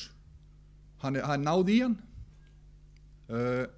Þannig ef að þið sem forsvarsmenn hreyfingarinnar eru á því að það eigi að vera 2 eða 3, þá það ansi gott bara. Gerum það þá. En mín skoðun að við þurfum ekki að hafa reglu það. Varðandi afreksmál og varðandi tölfræði, þá held ég að það sé alveg ljóst að það ekki búið að rannsaka það hvort að brottfalli sé 30% eða 40% eða 20%. Ég hef ekki rannsakað það, ég veit ekki að einhver hafi rannsakað það. Í mínum huga, svo ég seti það nú bara fram, að þá finnst mér það alveg augljóst að ef við setjum hömlur á fjölda útlendinga, að þá drögum við úr samkeppni á efsta leveli. Það alveg ljóst í mínum huga. Einnig tel ég að með hömlum á útlendinga að þá drögum við úr eða semst vinnum í raun og veru gegn afreksstefnu sambandsins sem við vorum að samþykkja hérna áðan, og eitt af því að fjölga atvinnumönnum. Þannig að við þurfum eiginlega að finna hvað við erum að rífast um. Ég hef engan áhyggjur af framtíð körfuboltans. Við búum við mismunandi stöðu. Ég held við getum öll verið sammála um það. Hvort sem að það fjárhagur eða staðsetning eða annað. Og ég trúi því að ykkur sé treystandi til þess að halda úti starfi sem að hentar hverjum og einum. Ég held að það sé frábært, vegna þess að annað sem og sá sem að verði kosin hér í stjórn KKÍ, honum ber að hugsa til þess að fjölga iðkendum, það hefur verið gert. Okkur ber einnig að dreifa íþróttinni, það hefur líka verið gert. Ég held að allar hömlur að þær dragi úr báðum þessum markmiðum. Við erum ósammála um þetta, en ég held til framtíðar litið, eins og Bragi nefnir, ég held að þetta sé bara frábær hugmynd, 2 ára fresti helvíti oft, en til framtíðar litið, til þess að allir geti sniðið sér stakk eftir vexti, geti allir ráðið sinni eigin framför í körfubolta, sé að hafa þetta frjálst. Ef að þú vilt byggja þitt lið og þú telur að það sé best að vera með 5 útlendinga, þá gerur það. En ef að þú ert með áhyggjur af framtíðar þjálfara, ef að þú ert með áhyggjur af framtíðar stjórnarmanni og sjálfboðaliða, þá gerir þú það ekki. Og ég held að þannig það eina leiðin í mínum huga að þessi hreyfing geti náð einhverju samkomulagi. Og bara til að enda þetta á jákvæðanótum, að því við ætlum nú að vera jákvæð, ég veit ekki betur en svo að körfubolt hefur aldrei verið eins vinsæll eins og núna. Landslið karla hefur bara basically aldrei verið eins gott eins og núna. Við eigum fullt af atvinnumönnum og landslið karla verður ekki gott með því að hafa alla leikmenn í söpudeild karla. Það alveg kýrskýrt. Við verðum að búa til atvinnumenn, við verðum að fá íþróttamenn til að keppa á því leveli sem að gera þá betri. Og einnig man ég bara ekki eftir að það hafi verið jafn oft uppselt á körfuboltaleiki eins og í úrslitakeppninni síðustu ár. Nýtum frelsið, þið ráðið og byggið ykkar félög upp eins og hentar ykkur best. Takk fyrir mig. Takk hérlega fyrir. Þá Salvör. Já, gjörð svo vel.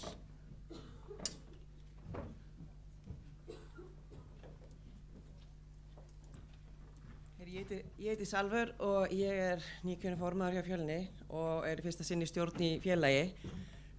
Ég bara ákvað að koma spontant, ekki svona vel undirbúin eins og þeir sem voru hérna áðan, en eins og margir vita að Fjölni verið mjög duglegur í að ala upp leikmenn sem að spila annar staðar, bæði á Íslandi og erlendis, og ef ekkert búin að án þess að taka einhverja afstöðu með hvað við sem erum að fara að kjósa með og á móti núna eftir, en þá þetta svolítið bara eins og hann var að segja hérna áðan, við tökum bara ákvarðanir sem stjórnir í félögum, hvað ætlum við að setja mikið pening í okkar félög, og þá erum við bara að ráða Íslendinga, erum við að fara að ráða útlendinga.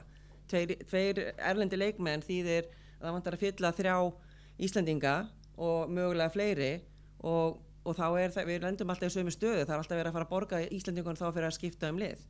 Það ekki ókeypis að hafa afreksfólk fremsta í röðum í sínu liði sem Íslendingar, frekar heldur en útlendingar, þannig að við erum alltaf að tala það sama, það er þá bara hverjir ætla að fara alla leiði að taka 5 útlendinga eða ekki og þá bara erum við að fókusa sem lið á hvað ætlum við að gera fyrir okkur og hvar stöndum við og hvað viljum við sem sjálfboðilegar í þessu starfi fara að elta mikla peninga til að koma inn í félagi til að borga útlendingum eða Íslendingum.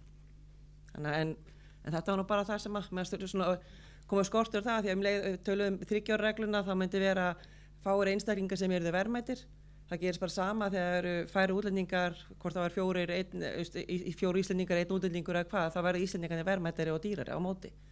Þannig að það kemur alltaf þessi balans, þú fær ekki einn útlending og 4 Íslendinga ókeypis, það bara ekki að fara að gerast. Þannig að takk fyrir mig. Takk kærlega fyrir, þá það Ólafur, gjörðu svo vel.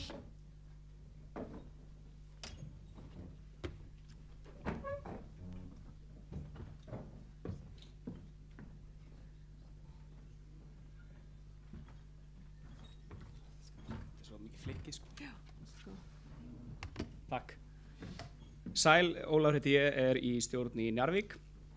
Við lögðum til breytingartillögu á 19. grein varðandi 3 ára regluna að fara þá leið sem að margir hafa nefnt að í rauninni láta hana bara núllast út og hún fari upp í 4 ár, svo 5 ár, svo 6 ár, svo 7 ár og endanum þetta ekki issue í staði fyrir að taka réttindi af leikmönnum.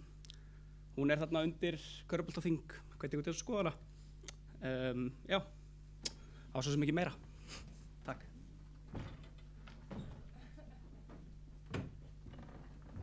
Takk fyrir þetta og Einar Karl.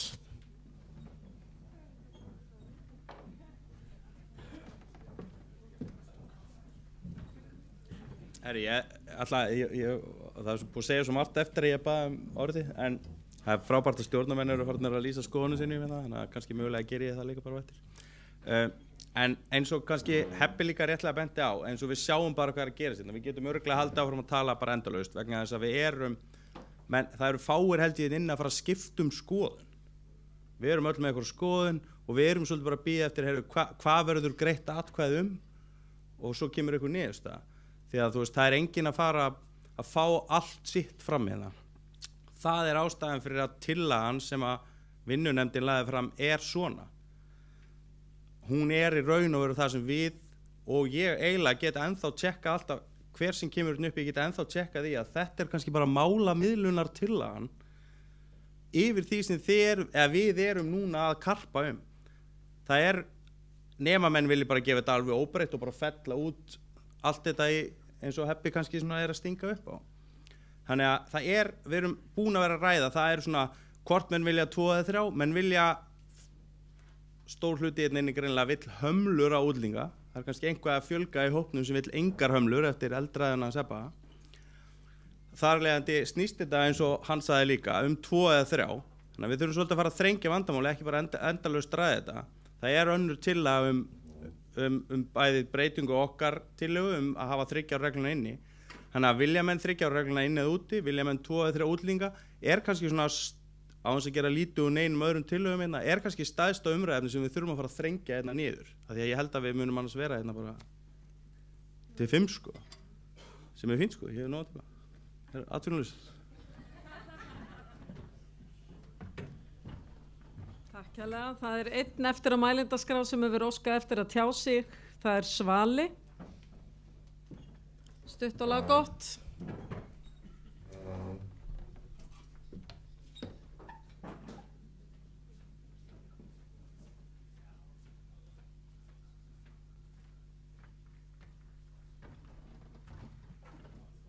Fyrir ekki ef ég labba hægt hérna var þessi tölfræði að við erum að taka þetta saman og það ekkert út af þessu þingi eða út af einhverju tilteknu, þetta bara árátta hjá okkur að það sem hefur gerst frá 2017 og þá hefur fækkað iðkendur sem skráði til leiks í kalla 92 og það sem hefur gerst í millitíðinni að erlendu leikmennu hefur fjölgað. Við erum ekkert í einhverjum, þetta engin háskólarannsókn eða neitt slíkt sko, þannig að við tökum þetta saman árlega. Hvernig hefur þetta fækkað minna, þetta í fyrst til kvenna þar hefur fækkað 28 að það færri sem það erlendi leikmenn.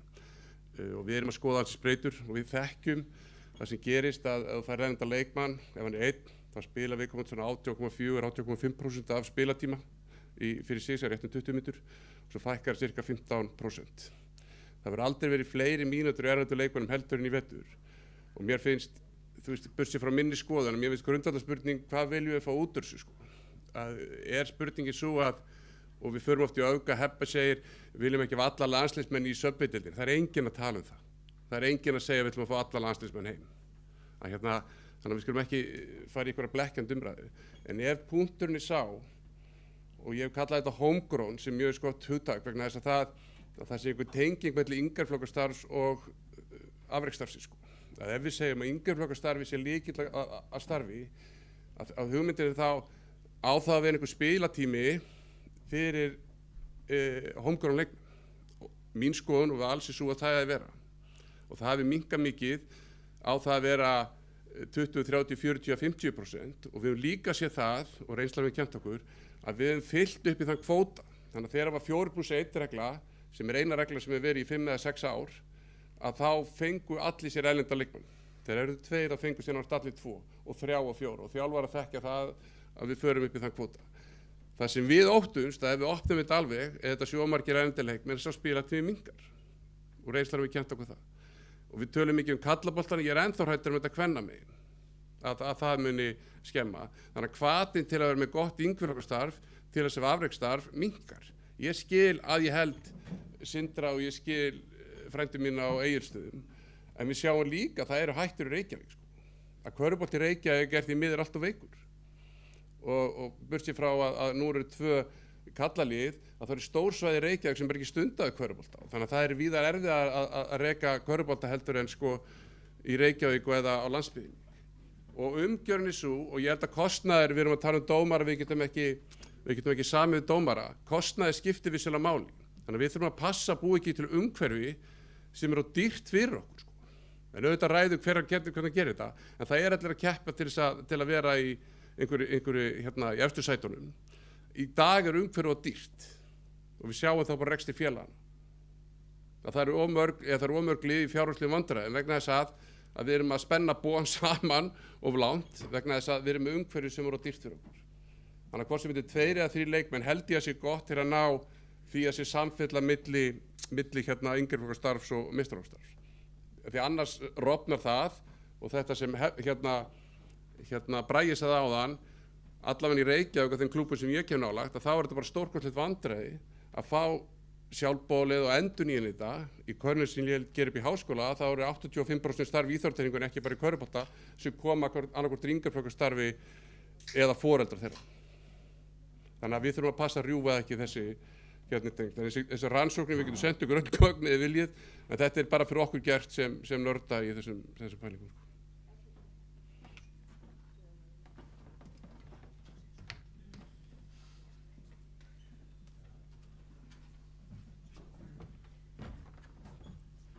Takk fyrir þetta, Svali. Það eru ekki fleiri á mælendaskrá núna, en skoðanirnar eru margar og það er alveg ljóst að það sem við erum að fara að skoða, það er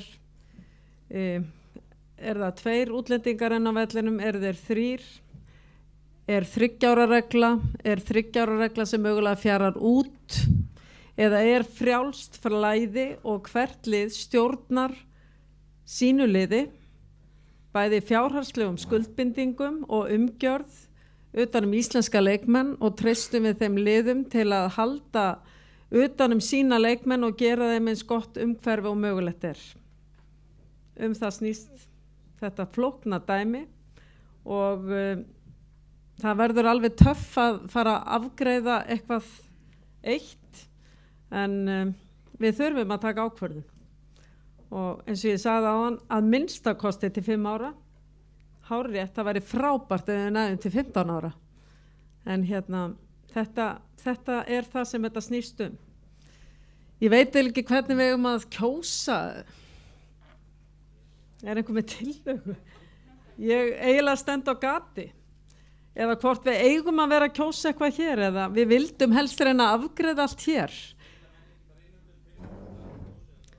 Já, ég held við verðum bara, ef að menn vilja, já, hnýta utanum þetta sem að liggur hérna fyrir. Það eru náttúrulega alls konar þingskjöl sem við erum með, hvort að þau standi óbreytt. Við getum líka kosið þessi þingskjöl bara svona aðeins að rétta upp hönd og sjá hvernig púlsin eða er það ekki bara málið? Já. Nei. Já, frá Hetti í raun og veru með samt. Já, ef við bara aðeins að rifja hann upp. Það er frjálst flæði EES. Byrju, við skulum aðeins rifja þetta upp. Hérna er þetta.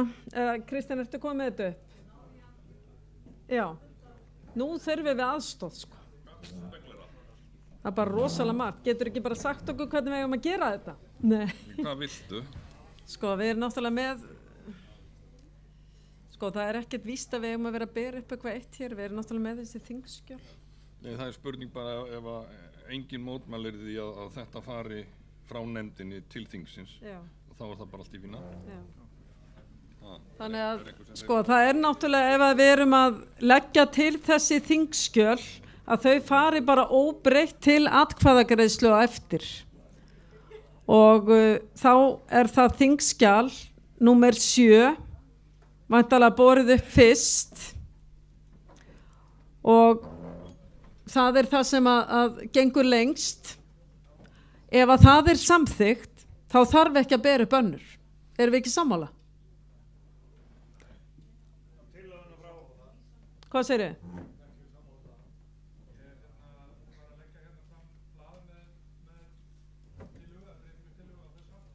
Breytingatillögu við 15. grein við þingskjal númer 7. Þingskjal númer 19.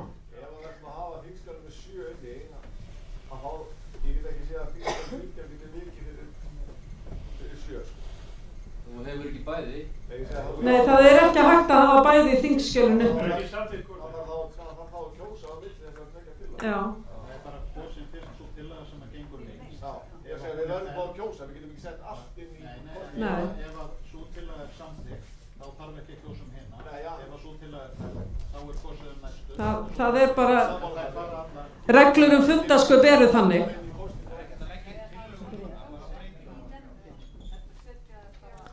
Þannig að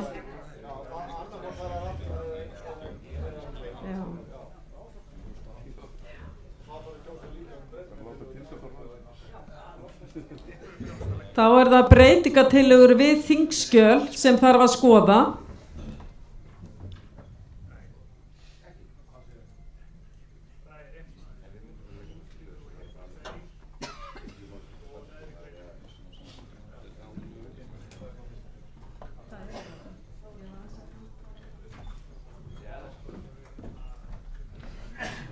Rosalega væri nú gott að fá hérna vísu núna aðeins til að brjóta þetta upp. Er engin hagyrðingur í? Ekkert svoleiðis? Svolítið misjafnt eftir íþróttagreinum. Það er mest hjá hestamönnum.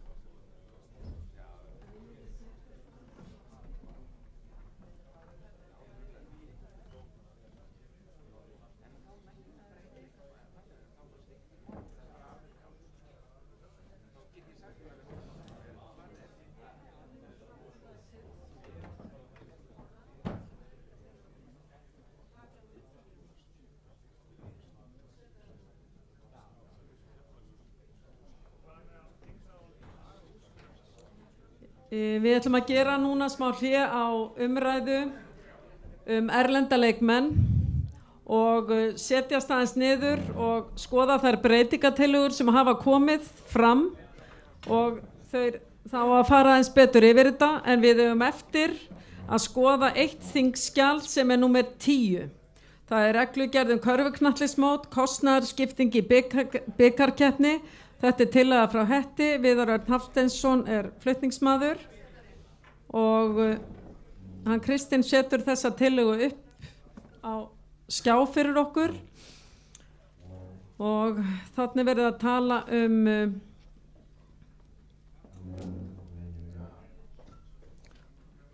ferðakostnað og kostnað við framkvæmd leiks að undanskildum ferðakostnaði. Heimalið fær allar tekjur og ber allan kostnað við framkvæmd leiks að undanskildum ferðakostnaði og þetta er ferðakostnaður skal greiðast að jöfnu að báðum liðum og skal mótanefnd ákvarða hámarks ferðakostnað á einstaka liðum. Miðað skal við fjölda þeirra leikmanna sem skráðir eru á leikskýrslu viðkomandi leiks auk allt að 4 starfsmanna. Þetta á þó ekki við undan- og úrslitaleiki, bikarkeppni, en framkvæmd þeirra leikir í höndum KKÍ og ferðakostnaði liða í þeim umferðum skal greiðast að jöfnu af þátttökuliðum í viðkomandi umferð. Ef ágreiningur kemur upp kostnaðarskiptingu og aðilar komast ekki að samkomulagi, er hægt að vísa ágreiningnum til mótanefndar KKÍ sem úrskurðar í málinu. Niðurstaða mótanefndar er endanleg og er ekki hægt að skjóta þeirri niðurstöðu til dómstóla. Ferðakostnaður skal greiðast að jöfnu og svo framvegis, þið kynnið ykkur þetta betur. Og greinargerðin sem fylgir hér horfið við til þess að jafna kostnað, lið geta í dag verið heppin eða óheppin með bikardrátt varðandi kostnað. Umsókn mótanefndar KKÍ, það kemur athugasemd að mótanefnd er ekki úrskurðaraðili í málum sem tengjast svona málefnum vegna þess að það er ekki hlutverk nefndarinnar. Verkefni mótanefndar eru skilgreind í annarri reglugerðar mótanefnd. Og sömuleiðis er eðlilegt að framkvæmdastjóri KKÍ eða sambandi sem slíkt ákveða að gefa upp hvað getur talist eðlilegur ferðakostnaður. Þannig að þetta er það sem að tillagan gengur út á í stórum dráttum. Er einhver sem vilja tjá sig? Gjörðu svo vel, Þorsteinn. Já? Ég vil bara ekki breyta neinu. Nei?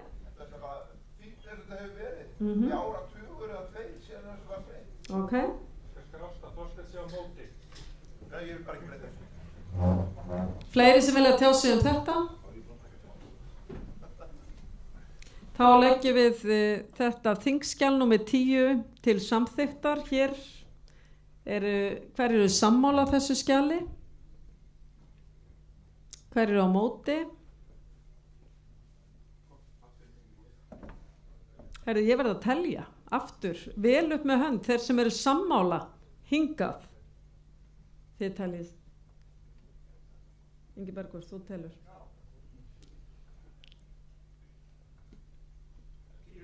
Tíu. Hver eru á móti? 6.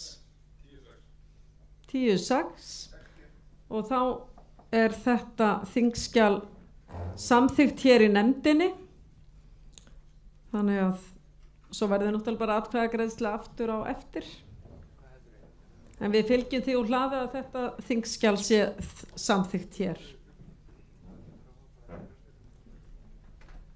Þá erum við búin að fara yfir öll þingskjöl sem voru fyrir allsherjarnefnd og vinnuhópur var að skoða breytingatillögurnar og við gefum okkur núna 5 mínútur í smá hlé.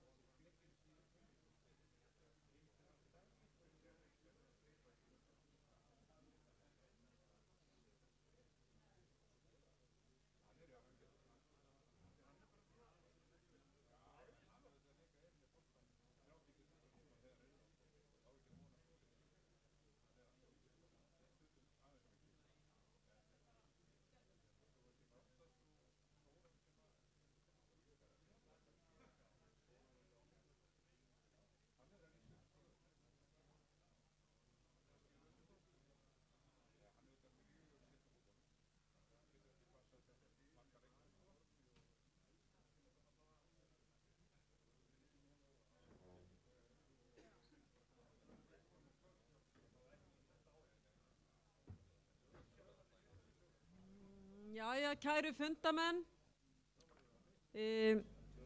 Þið mig gjarnan kalla í þá sem vilja vera með okkur hér í salnum. En það sem að við horfum til þess að gera núna, það er að kynna mögulegar tillögur, bæði breytingatillögur og tillögur hér inn í nefndinni sem að fara svo fyrir þingið á eftir í atkvæðagreiðslu. Við vorum að reyna að raða breytingatillögunum niður að sú sem gengur lengst verður borin fyrst upp og svo koll á kolli, en ef að sú sem er borin upp og gengur lengst er samþykkt, þá falla hinar dauðar niður. Og við tókum hérna fund nokkur og erum á því að svo tillaga sem gengur lengst er tillaga í þingskjali númer 7 frá Hetti. Og þetta er allt varðandi körfuknattleiksmót, reglugerð körfuknattleiksmót, 15. grein. Í næsta breytingatillaga, ef að reglugerðin frá Hetti er felld, þá er borin upp tillaga sem snýra því að það séu einungis 2 erlendir leikmenn inn á leikvelli og það köllum við þingskjal 19a. Ef að sú tillaga er felld, þá berum við næst upp þingskjal númer 19b og það var, nú erum við búin að gleyma hvað það var. Já, það var með leikklukkuna. Það var viðbót við að leikklukkan gengur, er það gengur þegar svoleiðis?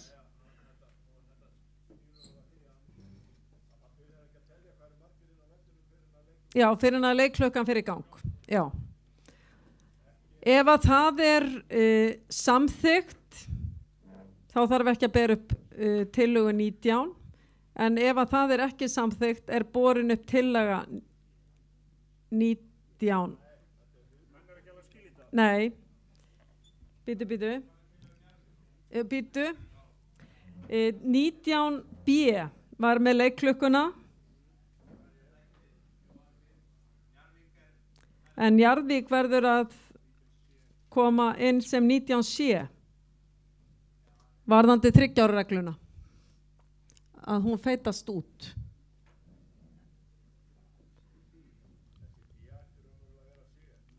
Í raun ætti B eiginlega að vera C, er það ekki? Já. Já, þetta er rétt. Þetta er eiginlega, já.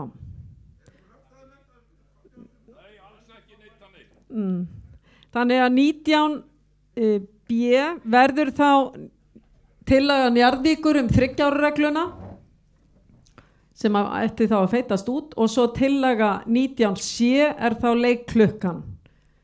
Upprunalega tillaga 19 sem er þá þingskjal 19 eins og það var hér í upphafi er þið þá í restina borin upp.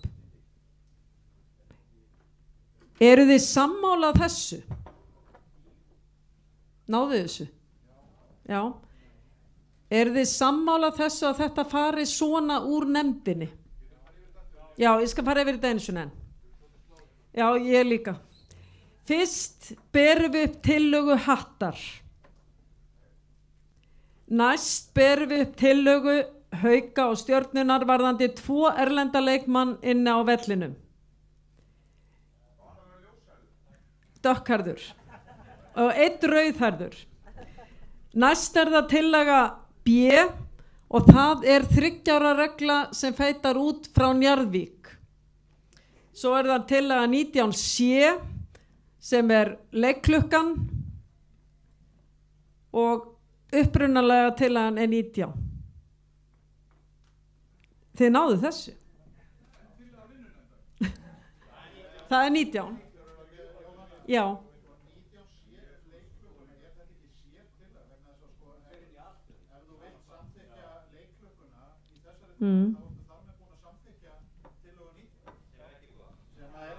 Nei, sem ekki gott.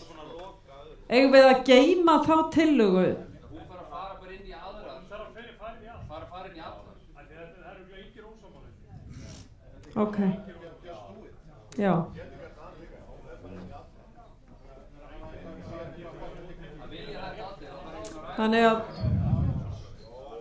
Þannig að við setjum þessa leikklukku þá bara inn í allar, þá fer hún bara út.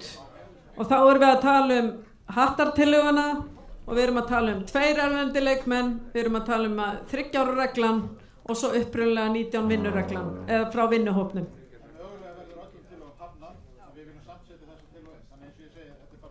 Já. Já, já.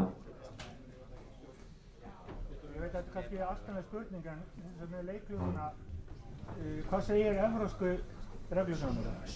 Hvað segja FIBA-reglur þetta? Er þetta eitthvað að stangast á við þær? Hvar er? Svarið við því er nei. Nei, segir Kristinn. Nei. En þarf þetta að fara inn? Þarf þetta að fara inn, Kristinn, eða þið? Svar mitt er þetta, sko, ég ber ekki ábyrgð á reglugerðum. Nei. En þetta myndi að mínum að þið skýra og taka af mjög mikinn vafa. Ég tel að núverandi reglugerð sé opinn til túlkunar, en þetta lokar þessu og túlkunin verður bara ein. Berum þetta aðeins bara upp til atkvæðagreiðslu. Hverjir vilja setja klukkuna inn í allar breytinga og reglugerðir? Allir. Það er samþykkt, einhver á móti. Þetta var einfalt. Það var, já, þetta er flott. Þá erum við búin að einfalda þetta aðeins. Það verður ekki kosið neitt sem snýr að breytingatillögum eða tillögum hér. Við tökum þetta allt fyrir þegar allir þingmenn verða komnir inn á eftir. Jóhanna, má ég spyrja einu? Já. Finnst engum þetta allt of ströng viðurlög við það að setja leikmann óvart inn á og það líða 4 sekúndur? Eða engin. En það var búið að afgreiða. En snýr það ekki að refsingunni? Það er að breyta þeirri reglum. Já, vinnureglur refsingu. Það er vitnað í að þú brýtur og þá vitnaði einhverja reglu númer 8. Það er þá að breyta henni þar sem refsingin áfyrst. Ekki brotið. Ef við ekki bara ræða einmitt það, hvernig við leysum úr því. Það er bara annað mál. Herðu, ég held að störfum allsherjarnefndar sé það bil að loka hér og ljúka. Þetta er magnað. Ha?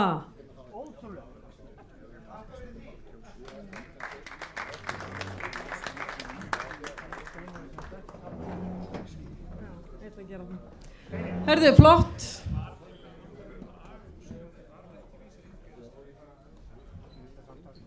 Nú með hvað það er skemmt. Augnablik, það er mögulega eitt þingskjal eftir. Kristinn er að benda á eitthvað hér.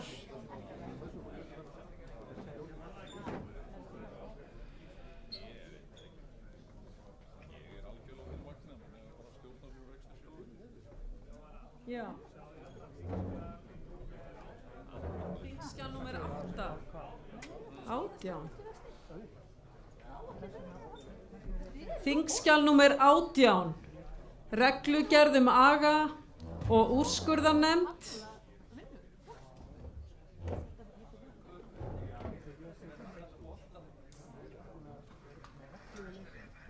Við höfum eftir að taka þessa tillögu fyrir.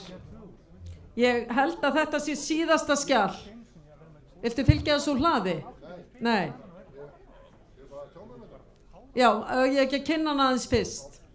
Við ætlum að fara yfir, það er síðasta þingskjal, númer 18, þingsályktun reglugerð aga og úrskurðarnefnd og það verið að beina því til stjórnar að breyta viðurlögum í úrvals- og fyrstu deildum karl og kvenna sem birtast í reglugerð aga og úrskurðarnefndar. Þannig að væri sektarákvæði almennt í stað áminninga og leikbanna. Þannig að það er greiðsla á sektum ef þú brýtur af þér og að nóga peningum í deildinni, en þetta er þá mögulega ekki að setja inn í samninga, það er bara ábending. Það þekkist víða í erlendis og við erum alltaf að bera okkur saman við hvernig þetta er erlendis, að leikmenn og þjálfarar eru sektar fyrir vægari agaviðurlög í efstu deildum og þá færu leikmenn ekki bann fyrir 2 tæknivillur eða óíþróttamannslegar villur eða 1 tæknivillu og 1 brottrekstrarvillu eins og þekkist í dag. Í staðinn yrðu leikmenn sektaðir. Gjörðu svo vel, þú ætlar að fylgja þessu eftir. Nei, hann ætlar ekki að gera það. Rúnar. Nei, og berði enga ábyrgð, en þú ætlar að tjá þig. Ég ætla að tjá mig. Ég bara, sem sérlegur áhagamaður þessi mál, aftur, ég er Rúnar, frá MSC. Já, ég það er sérlegur áhagamaður, áhugaverð, þetta er náttúrulega bara tillaga sem er stjórnin á þess að vinna þetta fram. Þannig að ég er meira svona aðtöga hvernig þingheimur hefur áhuga á fleiri að gera þess meira eða öðruvísi, allavega koma fleiri hugmyndir af því að það er verið að bera sig saman við útlönd annað, með 2 tæknivillur og 2 óðurdamannslega villur eða það sem við kallum 1 og 1 að það hefur verið þá það sem við kallast á körfubolta dómaramáli GD að þá bara sekta fyrir það sýnist mér í þessu bara svo þið vitið að þetta er ekki vandamál í íslenskum körfubolta, það er einu sinni gert ég veitur þetta gerir að einhver fái leikbann út á GD sem er þetta annað skiptið en það sem ég er að hugsa líka er raunin annað, það er eins og í fótbolta á Íslandi, þar eru menn fá 4 gulu spjöld, þá fáðu leikbann ef að ákveð mörg refsistig fara á 1 lið í einu leik, þá fáðu sektir, þannig að það er þekkt, það hefur gerst hér á Íslandi að þjálfaði 21 leik og fekk 12 tæknivillur, þannig að hann fekk aldrei neina refsingu, það var bara 1 tæknivillu, það voru 12 víti sem mannstækjandi fengu, þannig að ég er svona, mér finnst það sem farkanta reglukalli, það væri ekkit vitlaust að skoða það reglur að ef menn er að fá margar tæknivillur yfir tímabilið að þá fáið þeir sekt eða leikbann, mér skiptir mikið máli hvort það er. Ég hugsa reyndar að sekt væri skynsamlegra og eins ef að við finnum eitthvað kerfi fyrir refsistig fyrir hvert brot, tæknivillu eða óðurdamannslega villu eða brottrekstrarvillu og þá séu það að rekna út hversu mörg refsistig liðið fær í hverjum leik og ef það fyrir, við þurfum að hægt að skoða hvernig það er í fótboltanum að þá fái liðin sektir, svona að leikir fara ekki böndunum. Ekki getur alveg sagt ykkur að miða við það sem ég hef skoðað þetta svolítið mikið síðastliðin 5 ár. Þetta myndi ekki gerast oft og það verði ekki margir það væri reyndar í dag margir leikmenn og þjálfara sem myndu fá bann eða sekt við 4 tæknivillur yfir veturinn. Ég vona að þetta skiljið, þetta er bara svona til stjórnarinnar og til ykkar til að ræða og velta fyrir sér. Já, þetta er ekkert endilega breytinga, þetta er bara svona verið að kasta þessu inn í, þú mátt það, Þorsi. Hann var undan þessi Þú mátt líka bara vera þarna. Hann var undan þessi Fyrirgefðu, gjörðu svo vel. Við ræddum þetta í Keflavík, það er út að segja, þetta er bara mjög sniðugt. Ég er ekki sammála þessu fésektum, það er nóg af þeim fyrir allstaðar, út af öllu, en hins vegar, þetta er bara þetta refsi kerfi. Þjálfarinn 4 tæknivillur, það var að banna 1 leik. Þannig áður þú svipnið að það var 11 villur yfir á tímum. Það er þetta refsi kerfi sem það kannski að koma á það er ekki að ræða. Engar sektir. Steini? Já, ég er úr býrum skelkari við að heyri Rúnari að þetta hafi gerst einu sinni í vetur. Þetta er þetta bara gali að leggja staði að setja reglur eitthvað sem er afbrigðilegt eða einstakt. Ég legg til að þessu verður bara að vísa frá, við verðum bara hægt við þetta. Þá að halda reglur með þessu einföldum og hægt og ef þetta er ekki stór vandamál þá ekki að gera þessu. Lofum allar að fara inn á völlin 30 sinnum yfir sísona og tækna við til hvers skiptið allt í kvöldi með það. Og annað, verð okkur að góðarinn að rukka þjálfarana krónur og aura eða leikmennina. Þú veist, Jóhanna, þú veitum hvernig það er, eftir þú getur gengið. Ég bara dreif þetta frá lögmánu, þetta er ekki mál. Já, alveg svaka það. Vitið það, hér er verið að gera eitthvað sem bara er ekki praktískt. Ég legg til að þessu verður bara vísað frá. Kristinn, gjörðu svo vel.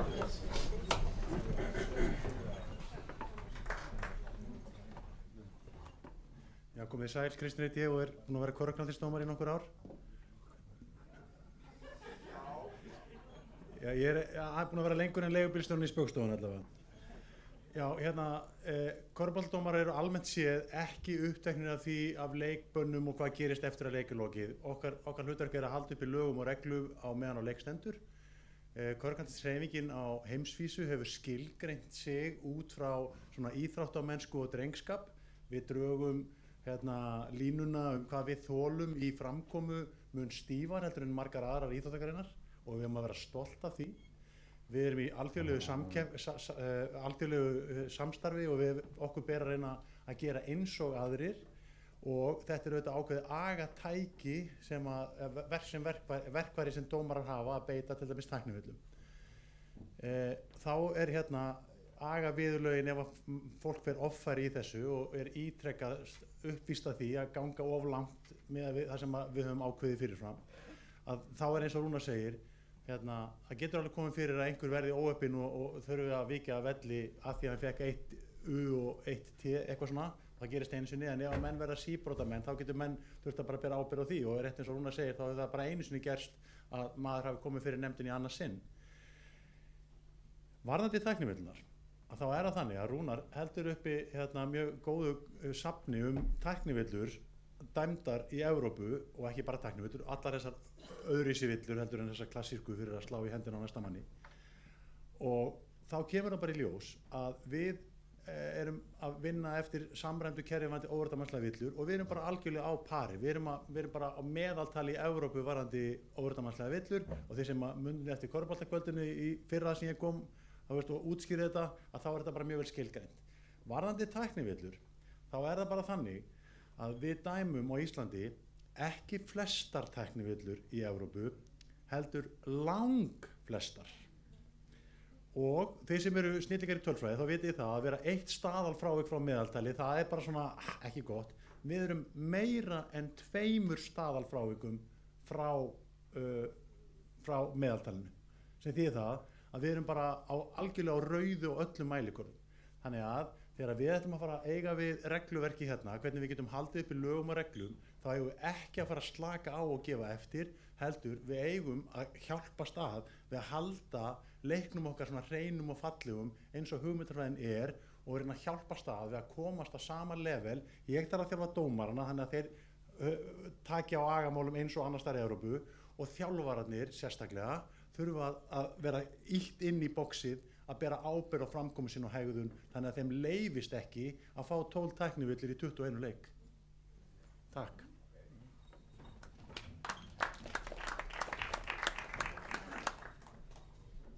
Takk kærlega fyrir Kristinn.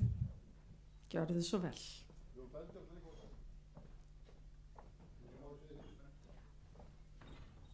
Það er að því að Kitty gleymdi að þið hugsa örugglega, við erum í einhverjum 2 staðalfrávikum á Íslandi frá meðaltalinn í Evrópu. Þetta er allt saman dómurum að kenna. Bara ég, eins og Kitty sagði, þá ég alls konar tölfræði.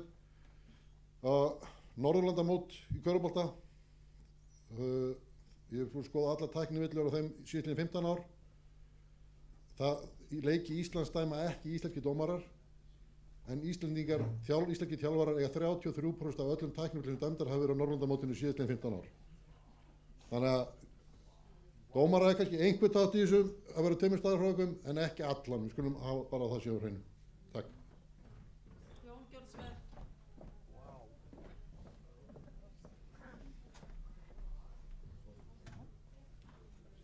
Já, Jón Bender heiti ég. Ég ætla nú að fá að taka undir hérna með Kristni og Rúnari og benda líka á að því að það áttu að jafnvel að fá að vísa bara þessari álættum frá í heild sinni. Þá er ég alveg á móti því vegna þess að líka tilgangurinn í þessu er að leikmennin okkar, við viljum öll, við erum að reyna að selja leikinn okkar fagra og við viljum öll að leikmennin okkar séu að spila leikinn.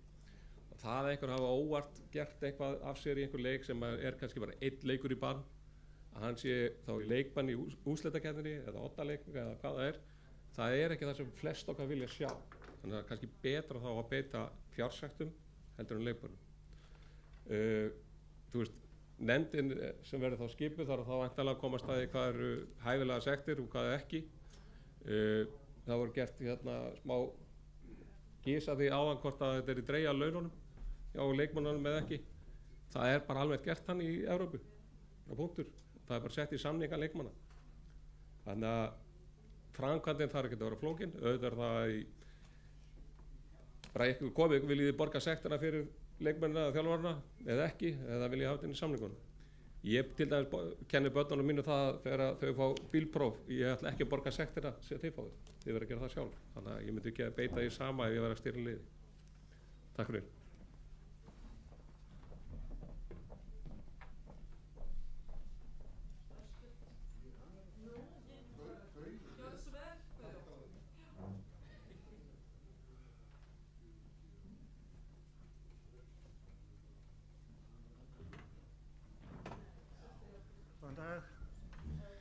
Kæru meðlimir á þinginu. Það er ekki oft sem ég sammála Kitta. Nei, en þetta er alveg hárrétt og segja það, sko, fyrir okkar íþrótt, hvort sem eru þjálfarar eða leikmenn, þá verðum við að vera ábyrgir fyrir því sem við gerum. Og að koma með einhverja fjársekt og þú verður að góða að innheimta, það er volið einfalt. Ef hann borgar ekki þá keppar hann ekki næsta leik. Það verður að vera viðurlög. Við verðum, eins og hann segir, að halda svona inn í boxi. Þetta er svona alla Evrópu og ég vil bara að Íslendingarnir gera nákvæmlega sama. Takk. Takk hérlega fyrir. Þá eru fleiri sem vilja tjá sig þetta þingskjal. Gjörðu svo vel. Hvað eru að tala þessi eðlileg sekting? Er það umbúðskatt, er það útláðskatt, er það skatt, skilur við? Það er náttúrulega eftir að útfæra það ef þetta verður samþykkt. Þegar við stighækka það? Já, stighækka. Það gerist ef ég hefur ekki borgað einstaklingur launir af sem á einhverja sektina. Þá, nei. Þá er bara félagi, þú veist bara, so sorry. Nei, einstaklingur má borga sektina. Herðu, við skulum hafa svona stjórn á umræðinni hérna. Þetta er rosa gaman að, já, við þurfum náttúrulega öll félög að bera ábyrgð á sínum gjörðum og standa við okkar skuldbindingar eins og við erum búin að tala hér í allan dag, Steini. Er það ekki? Já, en hérna, ég held að sé óþarf að kanna hér hvort að við séum sammála eða ósammála þessu. Þetta verður bara borið upp á eftir. Þetta er síðasta þingskjalið sem við fjöllum Mér langar núna aðeins að rifja upp varðandi 15. Var það ekki 15. greinin? Ég er með þetta hérna. Það er 15. grein erlenda leikmenn og körfuknattleiksmót og ég vil bara bera hér upp til samþykktar þá leið sem við ætlum að bera þetta upp fyrir þingheim á eftir. Það er þá í fyrsta lagi berum við upp tillögu hattar sem er þingskjal númer 7. Í öðru lagi, ef að hún verður felld, þá berum við upp þingskjal sem er 19a sem er varðar 2 erlenda leikmenn. Ef að því er hafnað, þá er þingskjal C sem er 3 ára regluna að hún fjari út eftir árafjölda sem er tillaga frá Njarðvík. Ef að henn er hafnað, þá er farið í þingskjal númer 19 sem var frá vinnunefnd KKÍ. En nefndarstörfin hér áðan samþyktu að það væri inni þessi klukkusetning varðandi að klukkan færi í gang, þá væri við að telja hvað var inn á leikvelli. Ekki með að vera hitt upp, rétt skilið. Eru nefndarmenn sammála þessari röðun á þingskjölum sem verða þá borin upp til atkvæðagreiðslu fyrir þingheim á eftir? Þeir sem eru sammála því, rétt upp hönd. Einhverjir á móti. Þetta var ánægilega niðurstaða. Þá er nefndarstörfum okkar lokið.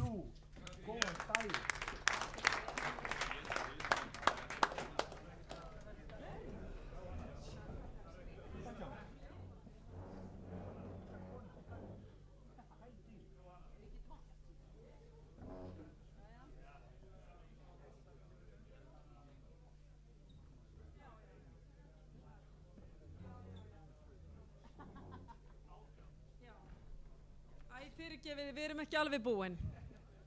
Það kom breytingatillaga frá honum Rúnari varðandi þingskjal númer 18 og það þarna gulmerkt. Það veist, ég sé þetta ekki.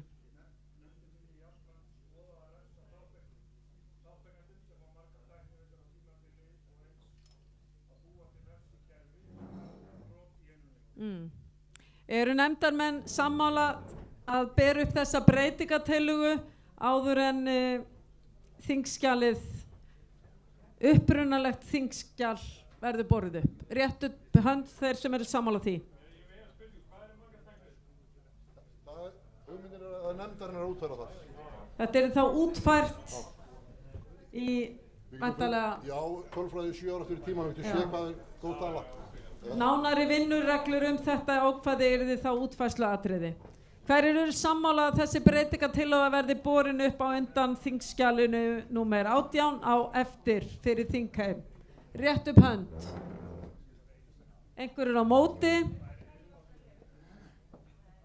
Einn á móti. Þá samþykki nefndi þetta og núna höfum við lokið störfum í allsherjar. Nei. Já.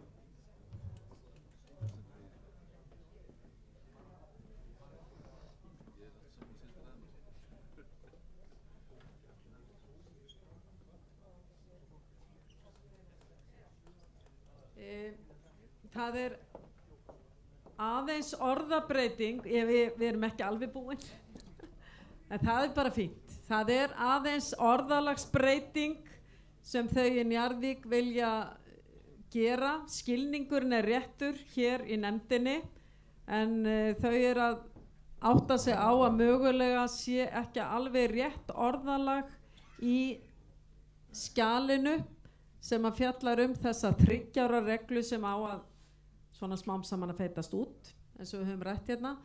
Þannig að það verður örlítil orðalagsbreyting sem við ætlum að lesa upp þegar þau hafa lokið henni. Þannig að ég ekki alveg hætt. Það komið. Og hljóðar þannig.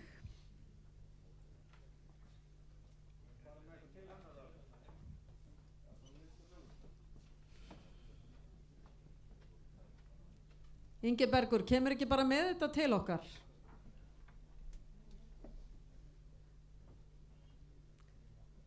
Þannig að þetta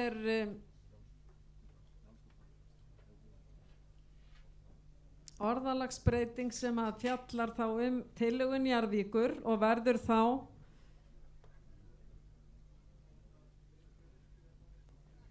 þetta var 19. grein B.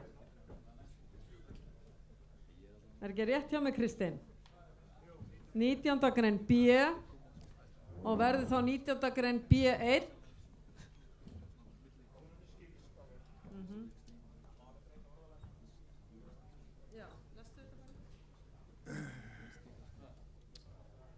Erlendum ríkisborgara heimilt að sækja undanþágu varðandi 4 ára búfestu til stjórnar KKÍ telji hann sig hafa fyrir því haldbar rök að hann sé búinn að skapa sér heimili til framtíðar á landinu. Á hverju tímabili bætist við 1 ár og verður því eftir tímabili 2023 til 2024 5 ár og svo framvegis. Klart? Skiljið þetta?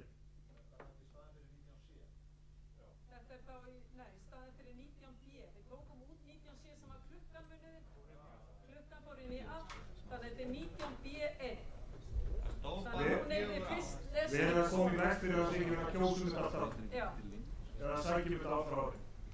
Það er ekki rétt. Heldur þetta bara áfram að telja? 5 ár, 6 ár, 7 ár, 8 ár?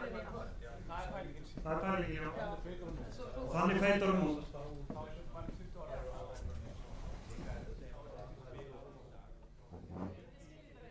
Getum við einfaldað þetta eitthvað? Strákar, eru það að skilja þetta? Ebbi? Þau meina, þú veist, þeir sem eru á reglunni í dag haldi á henni áfram. Það bætist ekki við. Á deginum í dag. Það væri að umorða þetta simpúl og þeir sem eru bara á þessari reglu í dag haldinni og það er enginn stíguður inn í hana. Já, og þannig útrýmum við 3 ára reglunni. Já. Ég held að við séum þetta. Heyrir undir hann í dag. Það var, já, bara svo að þetta verði ekki einhvern veginn túlkað öðruvísi eftir 1 ár.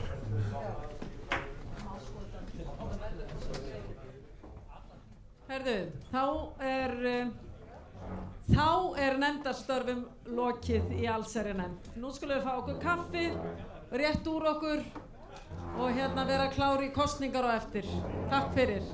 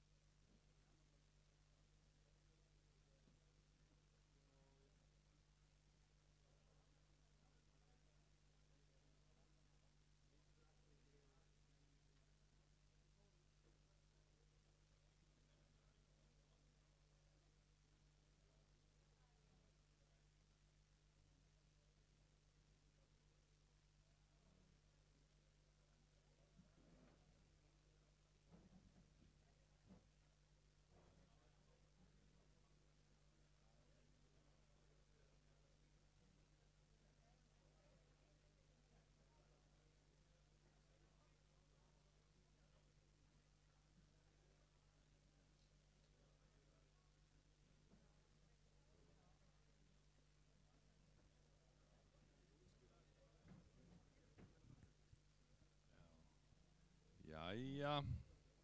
Er kveikt á þessu? Jæja.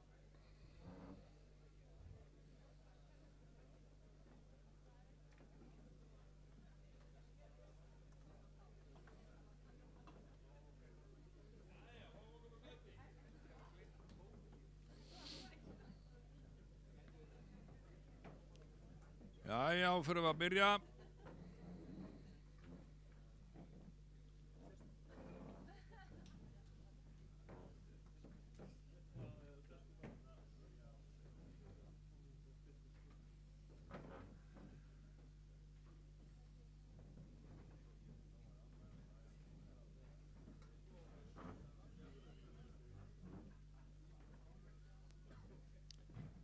Við ætlum að gera fyrst pröfukostningu og hann hérna Sigurður Másson, starfsmaður Advanja, hann ætlar að kynna fyrir ykkur hvernig þetta virkar, gjörðu svo vel. Er það ekki hækkið í þessu, færði ekki stuð ef þú ítir kýrt vitlaust, er það ekki þannig? Nei, við erum bara í stuði. Hérna, það er búið að dreifa á borður, tengillinn á kostninguna er á síðu þingsins, en það er búið að dreifa þarna QR-kóða eða skannið hann, þá hoppar símir eitthvað beint inn á síðu þingsins. Þið getið líka farið bara kki.is og á þingsíðuna þar er tengill sem heitir atkvæðagreiðslur og þið hérna skráið ykkur inn inn á atkvæðagreiðsluna og sem sagt þegar þið eru búin að skrá okkur inn að þá bara býðið þið á þeirri síðu og þegar kosningar eru í gangi að þá birtist sem sagt atkvæðaseðillinn á þessari síðu, þannig að þið hafið það bara opið allar kosningarnar sem eru að fara í gang og fyrirgeðu efri tengillinn og það er kosning í gangi núna sem er sumarið gott og þannig þið bara prófið að greiða atkvæði þar sem sagt. Það er svona aðalega bara til að fá okkur til að lokka okkur inn og svo látið síðuna vera opna hjá okkur og leið og við kjósum í fyrstu kosningunni að þá birtist nýr seðill. Frá því að kosning er ræst þar til að seðillinn birtist þegar okkur geta liðið svona 20 sekúndur í mesta lagi. Getur komið strax, getur liðið 20. Það er svona bara sem að tjekka á 20 sekúndum fresti í símanum ykkar. Ef einhver er með eitthvað vandamál þá bið ykkur að hnippa í mig núna og ég labba á milli og skoða hvað er málið. Ok. Fyrirgeðu. Já, ef þið eru með umboð þá það er búið að setja umboð inn á þá sem eru með umboð. Þannig að þeir kjósa með 2 atkvæðum. Þannig að þið þurfa ekki að pæli því, þið bara kjósið og það fer það atkvæðamagn inn sem þið eigið.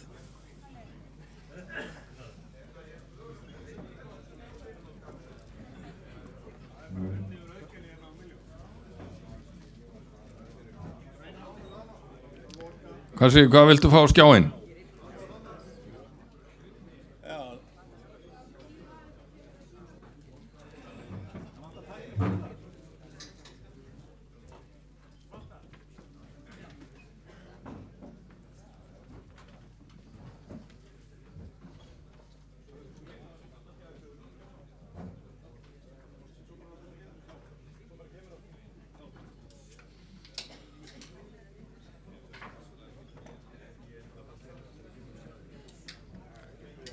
Hvernig gengur að kjósa?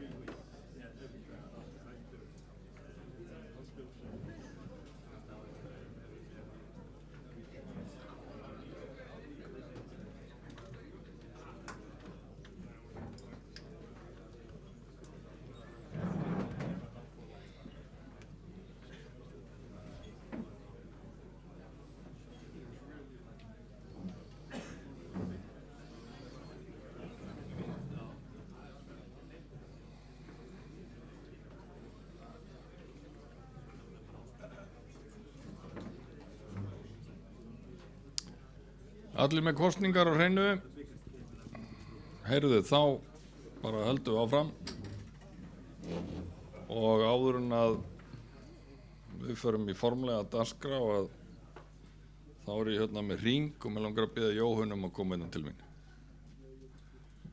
Hlærðu það því? Veistu ekki hvað þetta er erfitt? Nei, ég er að fíblast. Það fannst hérna hringur frammi, einhver sem hefur tapað. Hann er nú í minnalagi, væntanlega kvenmaður, giftingarhringur, enginn hér. Ha? Nei, það stendur ekki inn í honum. Ha? Heyrðu, Jóhanna vill hann ekki, en hérna, ég kyngi því. En bíða formann hérna allsherjarnefndar að gjöra að koma hér upp.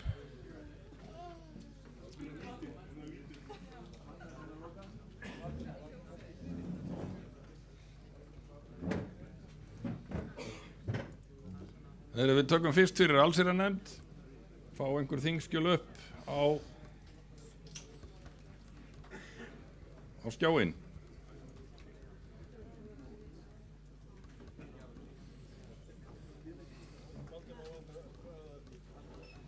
Allsherjarnefnd, halló, hvað heitir hann þarna? Setjum á skjáinn. Kristinn.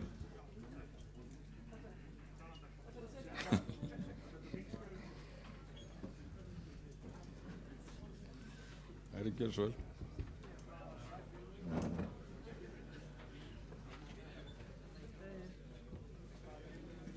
Er þetta uppið báðum megin? Já. Ég er sem að ná í tölunum mín. Já.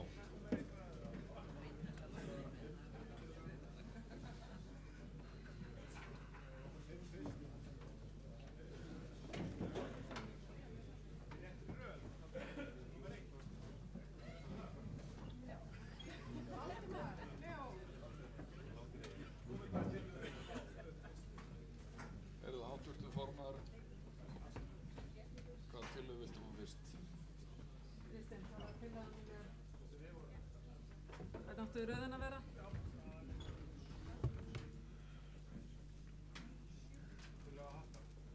Þú vilt ekki samt máta hringinn? Þú veist alveg að hann passar, svona.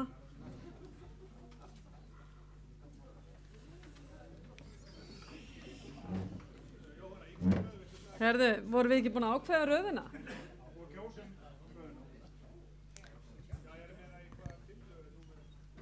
Við ætlum að taka fyrstu tillögu sem að enda á erlendu leikmennunum.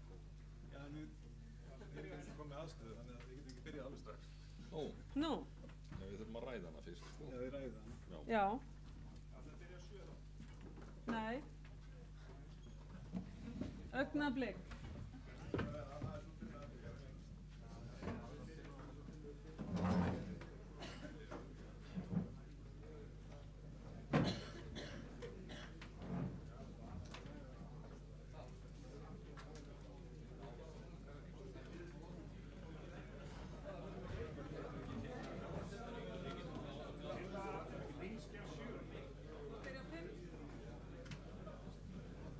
Taka mannstu allt fyrst áður en það kemur á...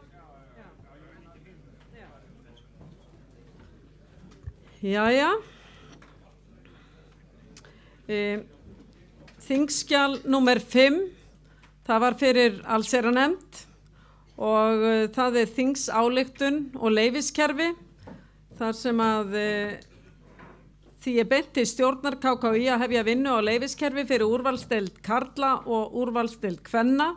Drög að leyfiskerfi skal kynna á formannafundi í janúar 24 með það fyrir augum að leyfiskerfi taki gildi keppnistímabili 24 til 25 og greinagerðin fylgdi með og því var fylgt eftir með útskýringum.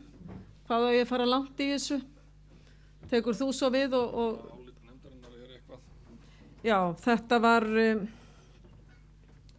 var samþykkt í nefndinni. Þá tekur þú við. Já. Þetta alveg svo viljir ekki hringinn, ég er bara... Heyrðu, einhver sem vill tjá sig þessa tillögu, ekki þessa tilraun sem ég var að gera heldur, þessa tillögu. Svo er ekki. Háttvirtur tæknimaður Sigurður Másson, ert þú tilbúin í kosningar? Heyrðu, enginn vill tjá sig þessa tillögu, þá greiðum við atkvæði og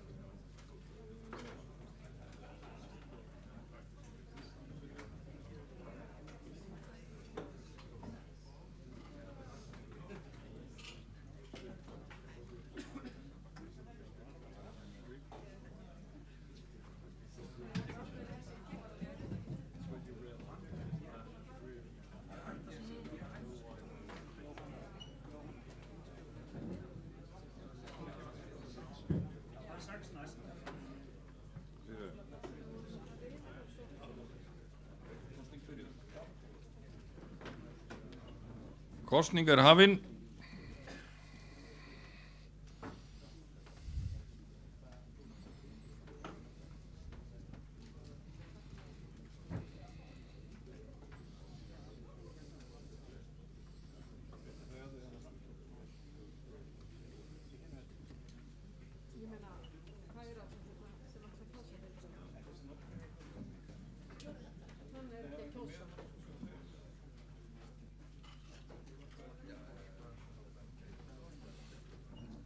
Komin 83 atkvæði, allir búin að kjósa.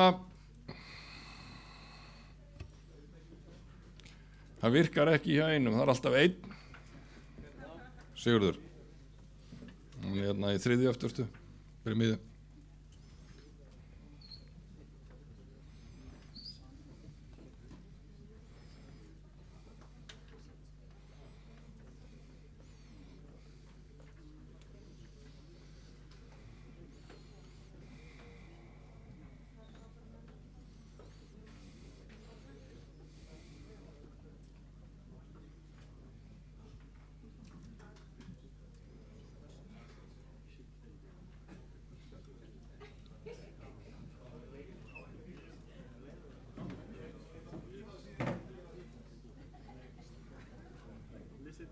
Allir búin að kjósa.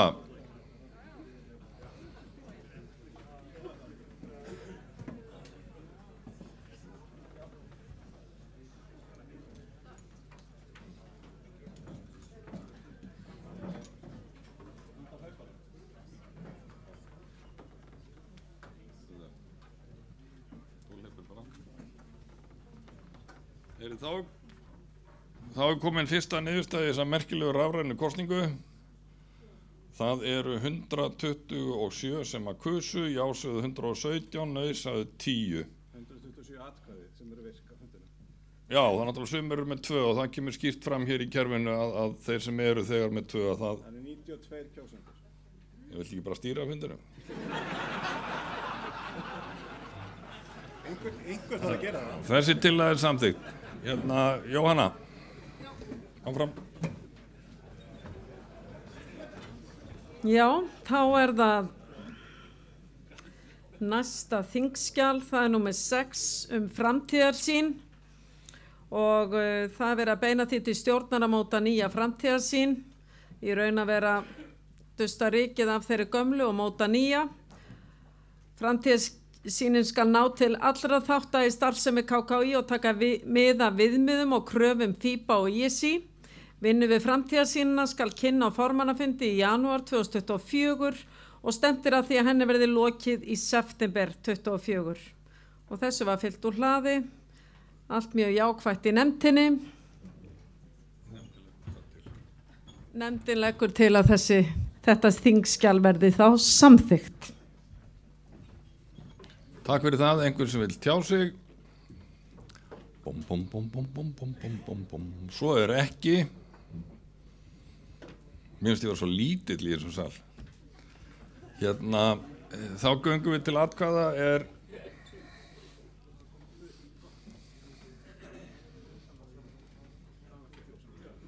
Sigurður, tæknimaður. Þá opnum við fyrir atkvæðagreiðslu þetta þingskjal 90 manns búin að kjósa.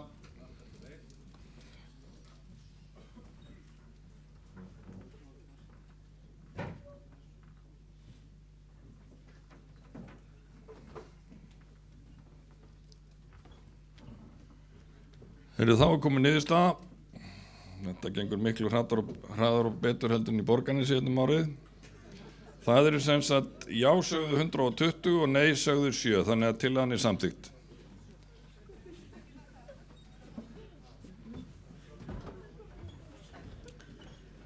Þá er það þingskjal, við ætlum að hlaupa yfir þingskjal númer 7, varðar reglugerð körfuknattleiksmót erlenda leikmenn og taka það allt saman í einu pakka. Þannig að við förum næst í þingskjal númer 10 og það er kostnaðarskipting í bikarkeppni og þetta þingskjal þar sem er verið að horfa til að heimaliðið fái tekjur og ber allan kostnað við framkvæmdleiks að undanskildum ferðakostnaði. Ferðakostnað skal greiðast á jöfnu að báðum liðum og skal mótanefnd ákvarða hámarks ferðakostnað á einstakum leiðum. Á ég að lesa þetta allt upp? Nei. Mjög gott. Svo er fjallað hérna aðeins bikarkeppni yngri flokka og greinagerðin. Það verður að horfa í að jafna kostnað. Talað lið getur verið heppin eða óheppin varðandi kostnað og að þessi jöfnun geti minnkað högg fyrir alla. Það er svipureglu knattspyrnu, handknattleik og blaki hér á landi. Umsögn mótanefndar þar sem er verið að gera athugasemd að hún sé ekki úrskurðar aðili í málum sem tengjast ekki skilgreindu hlutverki nefndarinnar.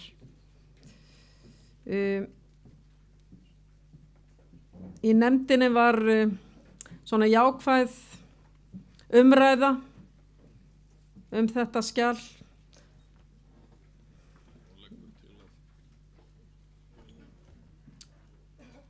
Var þetta borið upp til atkvæðagreiðslu? Já, og það var, við leggjum til að þetta verði samþykkt. Takk fyrir það þeir sem vilja tjá sig þetta þingskjal.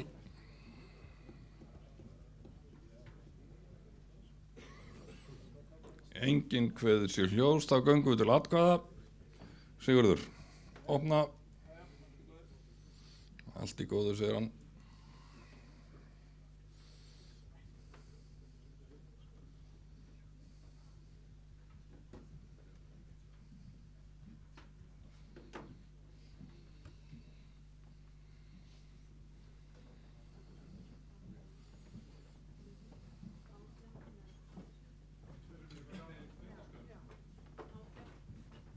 Það er hrópað hér hástöfum fundarsköp.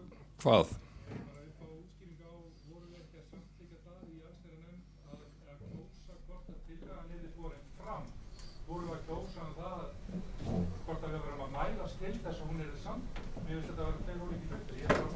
Við vorum að kjósa það að þingheimur tæki afstöðu til tillögunnar. Já, þannig að við vorum ekki að kjósa það ef við vorum ekki að mælast með tillögunum eins og þú ert að reyna að segja. Það er mjög smelli. Já. Nei, það er tekin ákvörðun að leggja það fyrir þingheim. Viltu gera kannski líka athugasemd við fundarstjórn forseta eða taka þetta alla leið?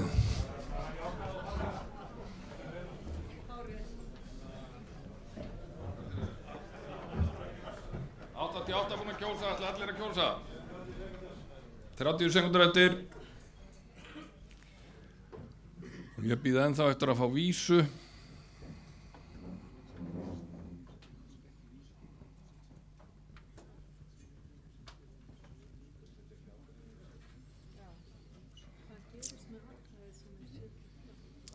Á síðasta landsþingi hestamannafélagar sem ég var að stýra, það var mjög mikið talað ákveðið fyrirbrigði sem parakeppni. Ég hef ekki ennþá mikið skilning á því. Það er parakeppni. Vill einhver reyna að útskýra það fyrir mér? Hér eru nýjustu úrslit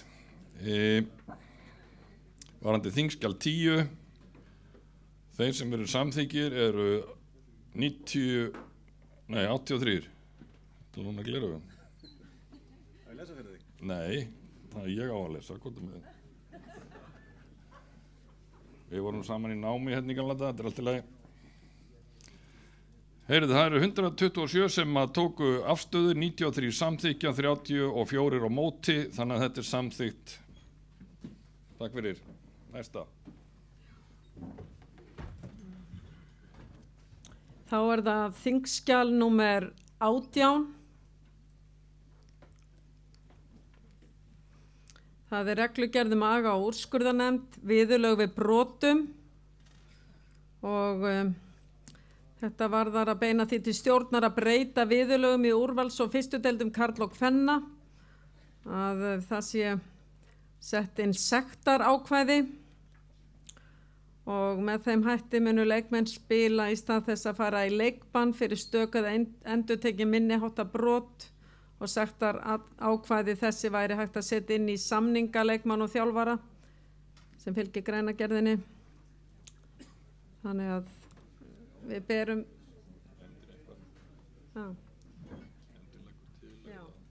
nefndin leggur til að þetta verði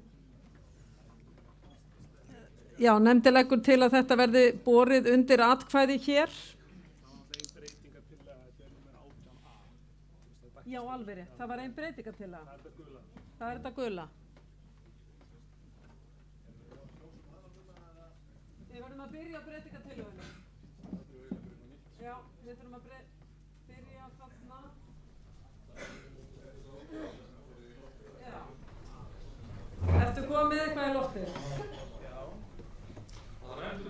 Við þurfum að endurtaka kosningu. Við þurfum að taka fyrst breytingartillögu sem nær lengra en þingskjal 18, þannig að breytingartillagan er þingskjal 18a og það er þetta gulmerta þarna sem ég sé ekki. Sér þú það?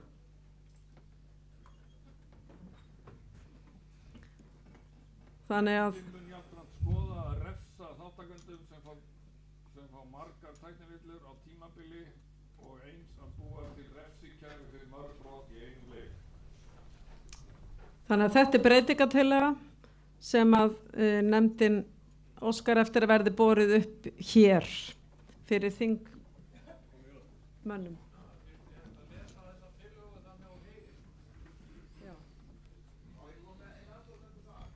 Helst ekki, en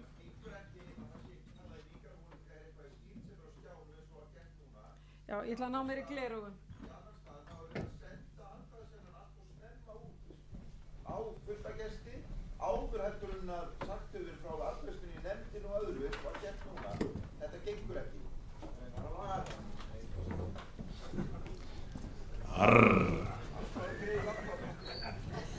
Heyrðu, þetta er tekið. Það er þá breytingartillagan. Herðu, þá berum við upp breytingartillögu 18a og það er breytingin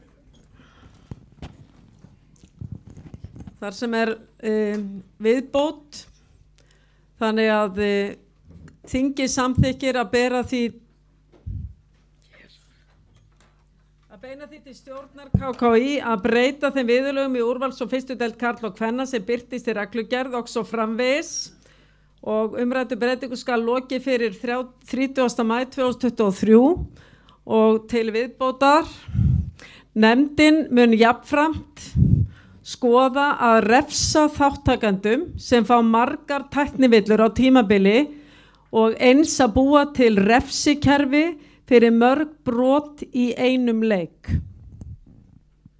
Þannig að það var tekið jákvætt í þetta að bera þetta upp fyrir þingi til atkvæðagreiðslu. Þá greiðum við fyrst atkvæði breytingartillöguna. Sigurður, ertu klár?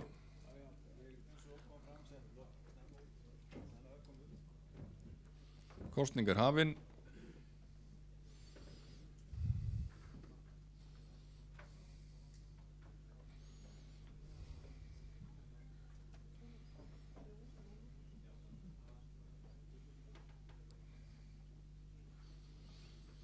Kosning er í gangi breytingatillöguna.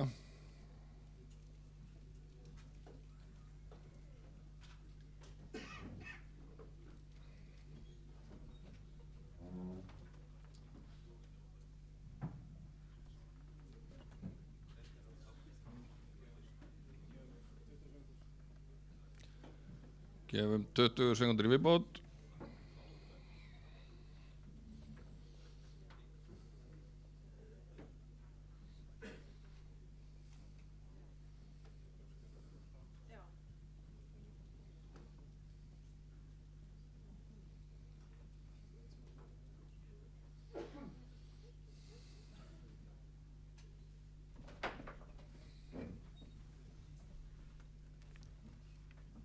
Þá er komin niðurstaða atkvæðagreiðslu á breytingatillögunni. Já segja 77 og nei segja 49. Þannig að tillagan er samþykkt. Þá leggjum við fram þingskjalið með þessum breytingum. Hversu snöggur ert að því, Sigurður?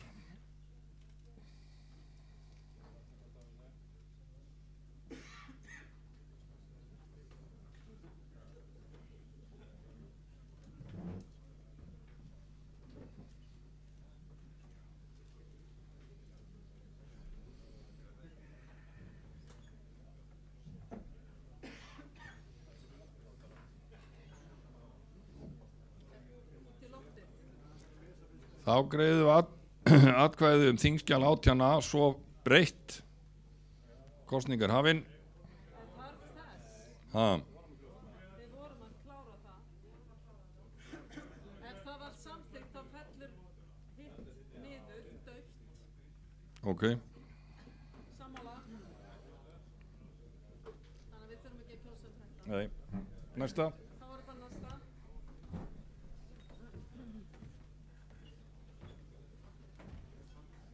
Þá er það næsta. Þá er það þingskjal númer 20. Það varðar afreksstefnu KKÍ. Við vorum að greiða atkvæði breytingatillögu 18a.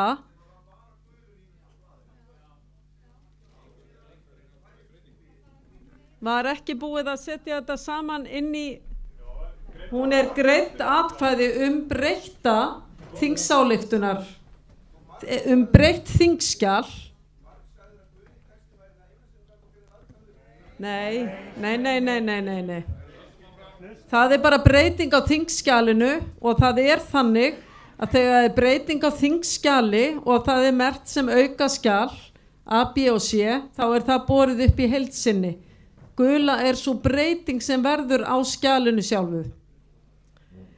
Nú er þingskjal númer 20 og það er nærri því óbreytt, en við skulum samt kalla þetta 20a vegna þess að það er örlítil orðalagsbreyting sem á sér stað í þjálfaramál.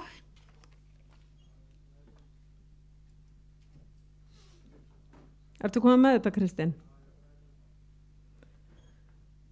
Þannig að það var, ég ætla að lesa þann kafla í skjalinu þar sem örlítil breyting verður. Það er þjálfarar á vegum landslega KKÍ þurfa að búi við menntun frá menntakerfi KKÍ eða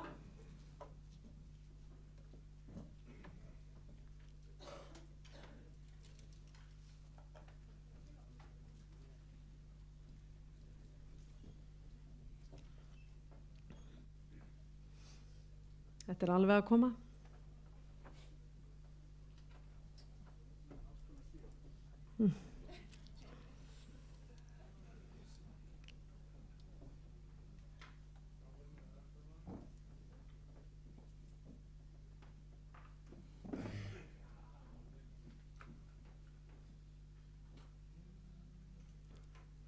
Þjálfarar á vegum landsliða KKÍ þurfa að búa yfir menntun frá menntakerfi KKÍ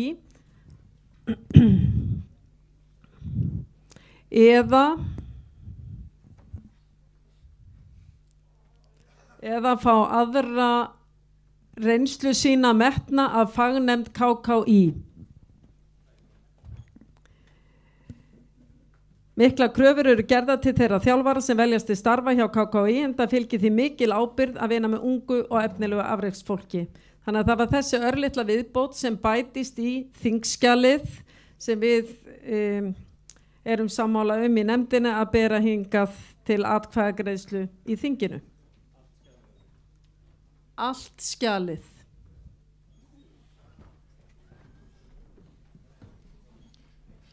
Þá göngum við til atkvæða þingskjalið í heild sinni.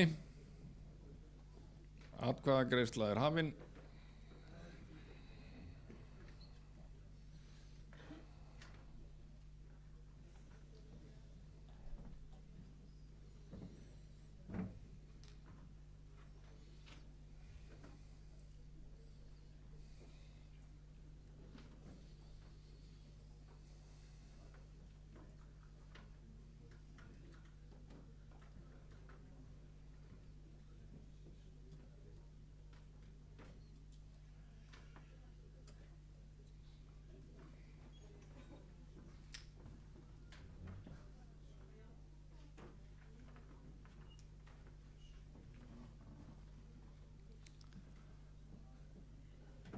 Allir búin að kjósa? 20 sekúndur.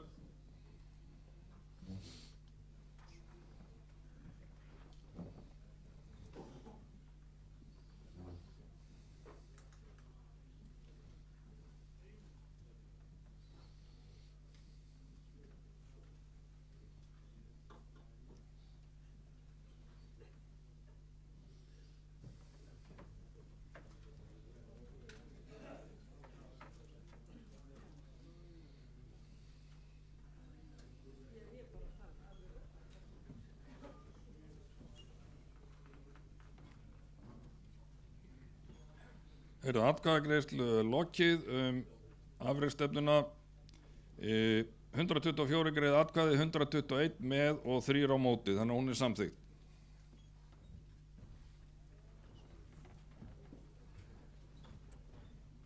Jæja, þá er það mál málana og heitasta mál allsherjar nefndar í dag. Það var samt mjög góð umræða, málefnaleg, margir komi í pontu eða úr sætum og skoðanir viðraðar og skoðanir voru fjölmargar, allar mjög góðar, en við enduðum á að samþykkja í nefndinni hvernig við myndum bera upp tillögur sem snúað reglugerð körfuknattleiksmót og það eru erlendir leikmenn. Og þingskjal númer 7 og þingskjal númer 19 eru bæði undir þessum lið. Það var líka samþykkt í nefndinni í hvaða röð við myndum bera upp þessi þingskjöl og við byrjum á þingskjali sem víkur lengst frá þeim reglum sem eru í dag og nefndin var sammála að það væri þingskjal númer 7 sem verður varpað hér upp og það er frá Hetti og við förum í þetta, já, ég ætla að kynna þetta vel. Þannig að ef að þetta þingskjal er samþykkt þá þarf ekki að bera upp þingskjal númer 19 en í því eru 2 breytingatillögur A og B.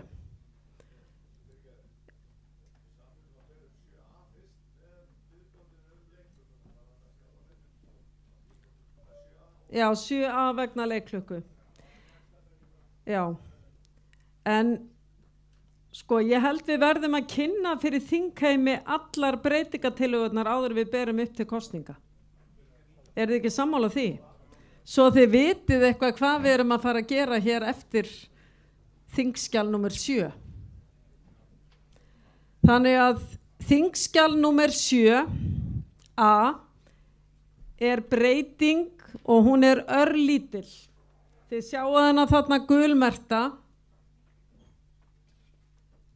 Þessi breyting sem er í reglugerð 7A fór inn í allar hinar breytingatillögurnar líka. og það varðar að það er leikmaður sem er ekki EES sem er inn á velli á meðan leikklukkan gengur. Vegna þess að leikurinn er eiginlega byrjaður, þannig var skýringin í nefndinni að þegar að erlendir leikmenn sem eiga í dag vera fleiri en 3 inn á velli þegar að leikurinn er ekki í gangi. Þannig að þetta kom frá dómurum varðandi að skilgreina það þegar leikurinn er byrjaður þá mega ekki vera fleiri en 3 erlendir leikmenn inn á vellinum. Skiljiði hvað ég er að fara? Réttu upp hönd ef þið skiljiði ekki. Já. Var ekki það ákveð að setja meðan leikurinn gengur inn í öll skjölin? Jú, ég var myndi að kynna það á það. Þess ég var ákveð að taka Þetta er 7 núna. Já, en við verðum að kynna fyrst hvað er inn í öllum skjölunum. Já, við verðum að kjósa þetta. Nei, ég er bara að kynna. Já, ég er bara að kynna þessa breytingu sem fer inn í öll skjöl, það er varðandi þessa leikklukku. Nú ætla ég að kynna skjölin sem eru breytingatillögur. Og þetta verður sem sagt borið upp fyrst, þetta sem er frá Hetti, sem er þingskjal númer 7. Nú ætla ég að kynna þingskjal númer 19a. Kristinn smellir því upp. Það er breyting við 15. grein sem fjallar erlenda leikmenn og þar er verið að tala á leikvelli hverju sinni má mest vera 2 erlendir leikmenn í hvoru liði.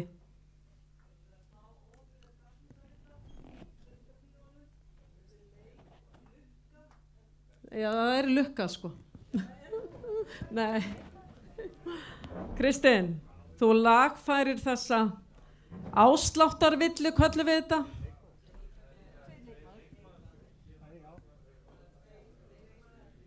Já. 2 leikmenn líka. Þetta eru eintómar ásláttarvillur, saklausar ásláttarvillur. Þannig að þetta er sem sagt þingskjal 19a, þá kynnum við næstilegs þingskjal 19b.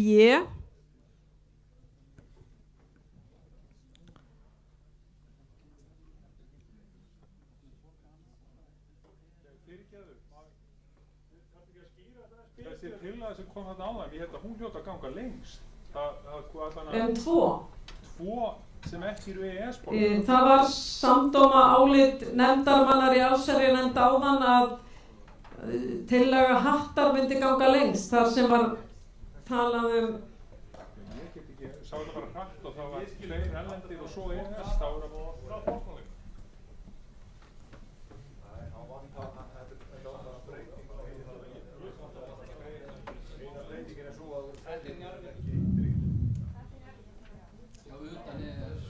Á undan þessari var þingskjal númer 7 frá Hetti.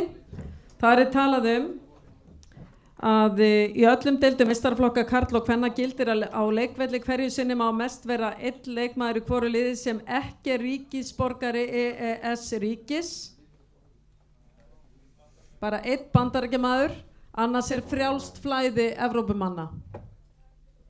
Og metið var í allsherjarnefnd að þessi tillaga myndi ganga lengst út frá þeirri reglu sem er í dag.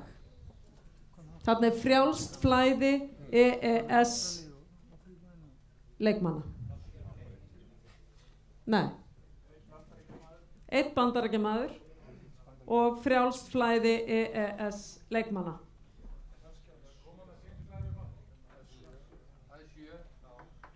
Þetta er 7 og við teljum í nefndinni að þessi tillaga gangi lengst. Næsta er tillaga frá Haukum og Stjörnunni varðandi 2 erlenda leikmenn inn á leikvelli. og það er skjal 19a. Allir með? 19a, Kristinn.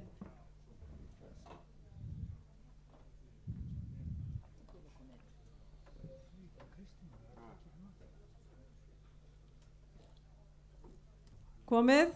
Þá er það 19b. Ég er 61 ára. Þú varst með okkur í nefndina og þú ert alveg með þetta. Ég var í hinni nefndinu. Nú varst í hinni, fyrirgeðu. Mér fannst þú vera hérna hjá okkur. Ég er allstað. Já. Þannig að sú breyting sem er í þingskjali 19a fjallar 2 erlenda leikmenn og þetta er svona út frá þingskjali 19 sem fjallar erlenda leikmenn. Þá er það þingskjal 19b og það er breyting við þingskjal 19 líka er varðar 3 ára regluna. Þetta er tillaga frá Njarðvík.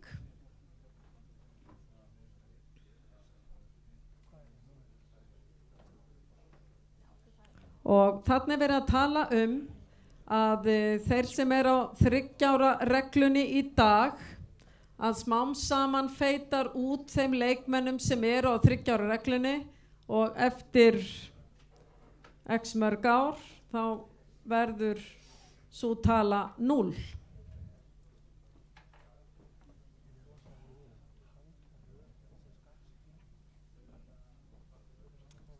Allt á hreinu?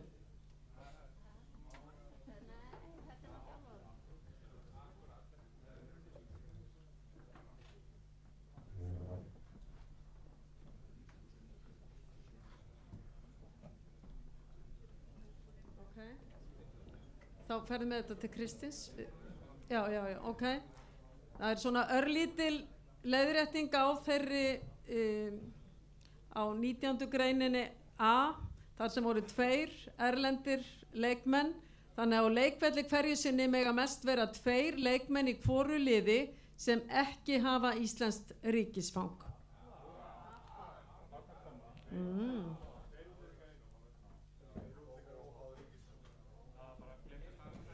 Það var aðeins bara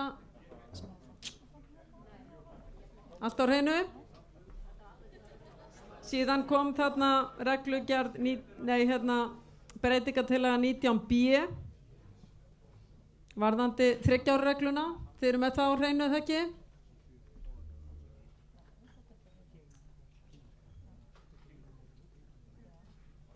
Og síðan er það upprunalega skjalið númer 19 sem að yrði þá síðasta skjalið sem væri borin upp ef öll hinn verða felld. Er þetta allt á hreinu? Rétt upp hönd, er þetta alveg á hreinu?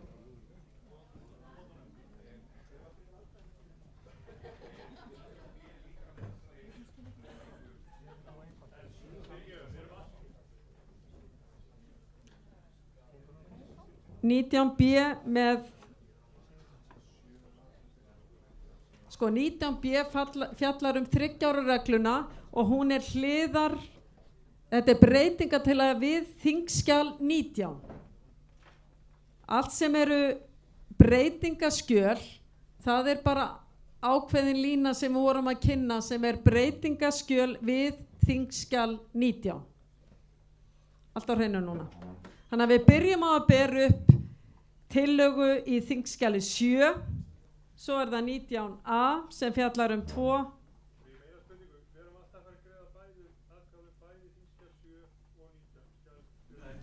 Nei, það er það sem ég er að fara yfir núna.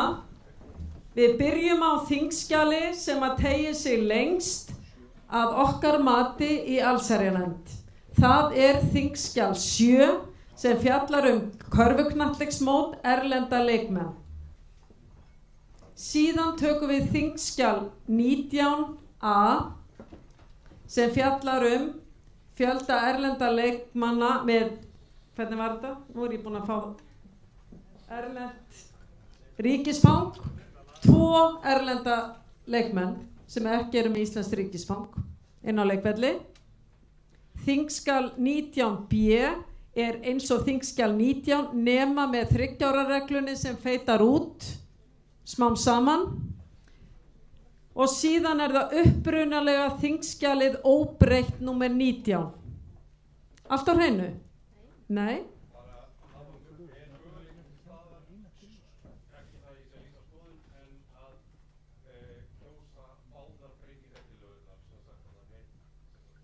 Nei, ég var einmitt að segja á þann. Nei. Það er, ef við byrjum á fyrstu, já það er yfirleitt í svona þingsköpum, þá er byrjað á þeirri tillögu sem gengur lengst og síðan koll á kolli. Ef að sú tillaga sem gengur lengst er samþykkt, þá eru hinnar bara dauðar. Er ekki allir með sama skilning á þessu? Yes.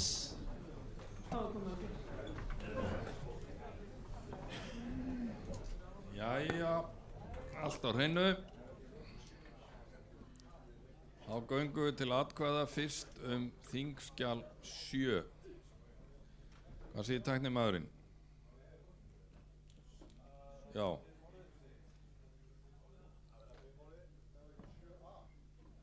Sjö A. Jó. Fyrst forláts frendi. Heyrið, atkvæðagreiðsla þingskjal 7A er hafin. Breytingatillaga fyrir gjöðu. Nei, þingskjal, sorry.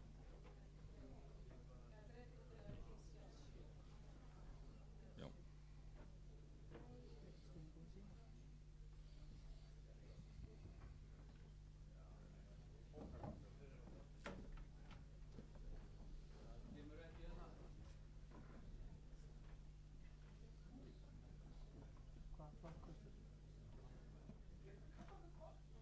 Er einhver tæknivandamál?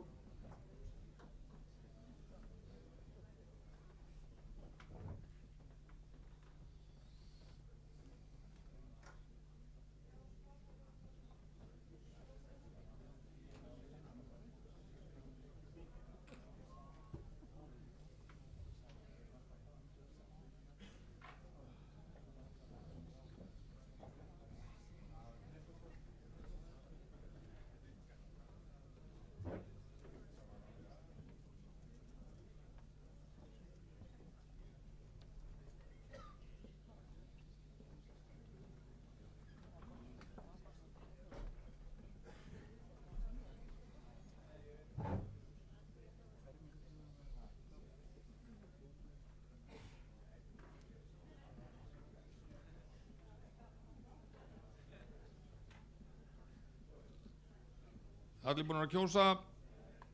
Nei.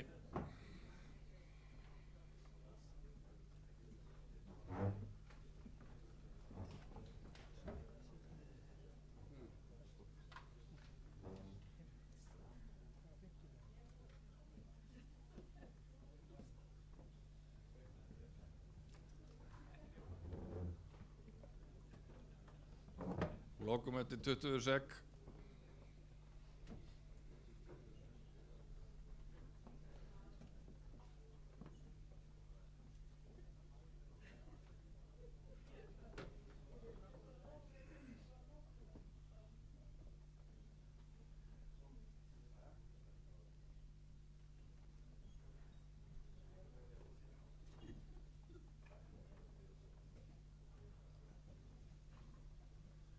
Kosningu er lokið þingskjal, hvað var þetta, 7A.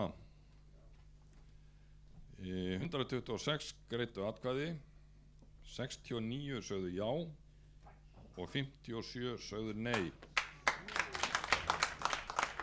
Þannig að tillagan er samþykkt, það þarf einfaldan meirihluta og hún er samþykkt.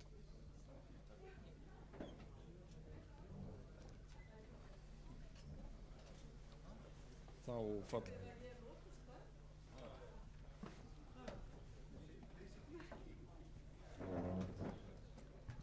Allsherjar nefnd og við sem að vorum í forsvari fyrir nefndina bara þökkum fyrir okkur. Þannig að önnur þingskjöl verða ekki borin upp til atkvæða og bara farnist okkur sem allra best í hreyfingunni að vinna eftir þessu bara lengi.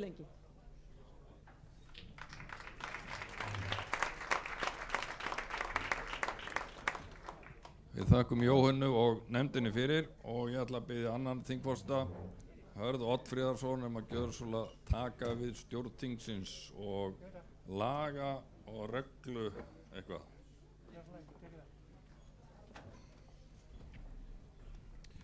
Ágæti þingheimur, byrja því að þakka ykkur það traust að velja mig hér sem annan þingforseta og ég ætla líka að óska heiðursmerkja höfum frá því morgun til hamingju með þann árangur. Ég satt og hlustaði á laga- og leikreglunefnd fjalla 13 þingskjöl. Þar stýrði málum Sigríður Bjarnadóttir og hún kemur nú upp og gerir grein fyrir niðurstöðum nefndarinnar, þingskjal fyrir þingskjal. Gjörðu svo vel, Sigríður.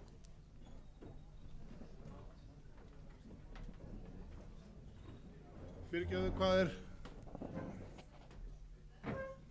Já, það þarf að refressa, segja þeir hérna.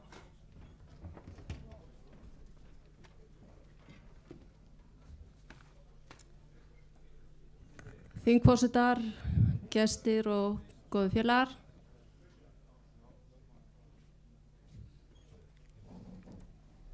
Við höfðum þó nokkuð mál til afgreiðslu og við myndum vilja breyta aðeins uppröðinni og byrja á endanum.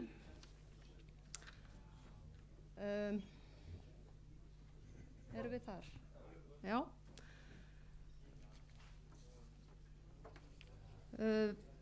ISÍ kom með breytingar eða tillögur að breytingum á greinum 8, 17, 25 og 28 og þær voru einfaldlega lagðar fyrir þingið og í rauninni ekkert það að segja. Við leggjum það bara til atkvæðagreiðslu. Já, þetta eru breytingar sem eru fyrst og fremst orðalagsbreytingar, ekki efnisbreytingar, nema að það er ein ábending það að lög sérsambands geta ekki rýrt rétt fólks til að sækja rétt sinn hjá almennum dómstólum. Það er nú kannski stóra breytingin í þessu, en að öðru leyti eru þetta fyrst og fremst orðalagsbreytingar og árétting á því sem er viðtekið og þetta er svona eins og litla Ísland að fá eitthvað frá EES, þá er þetta KKÍ að fá eitthvað frá ISÍ. Erum við tilbúin, félagi tæknimaður? Getum við greitt atkvæði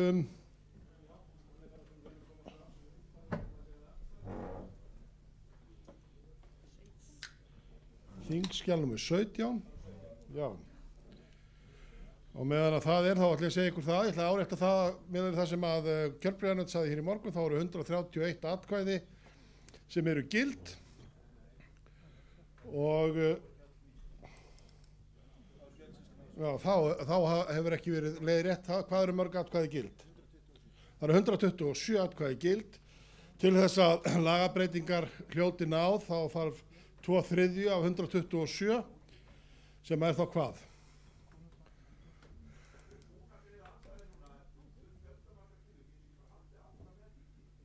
Jú, við erum að því.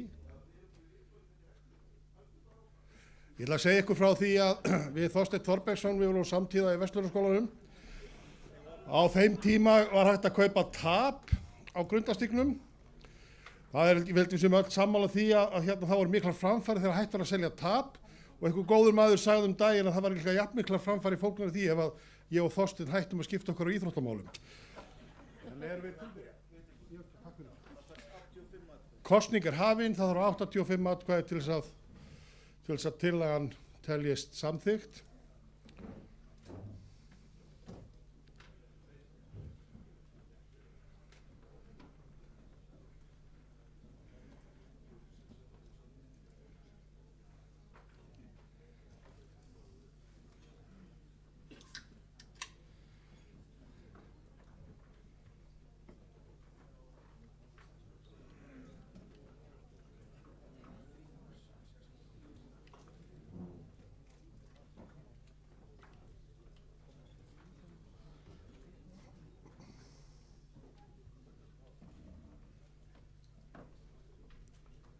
Hvað er mikið eftir á kosningu?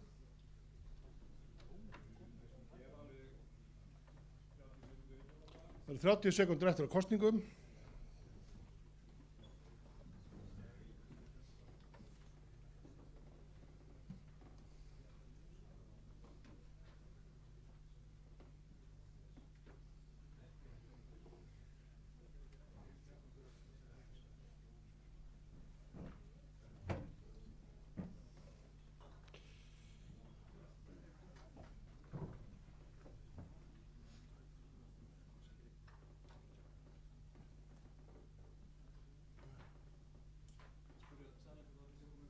Eru allir búin að greiða atkvæði? Það er enginn sem er á eftir að greiða atkvæði, þannig að kosningu er lokið.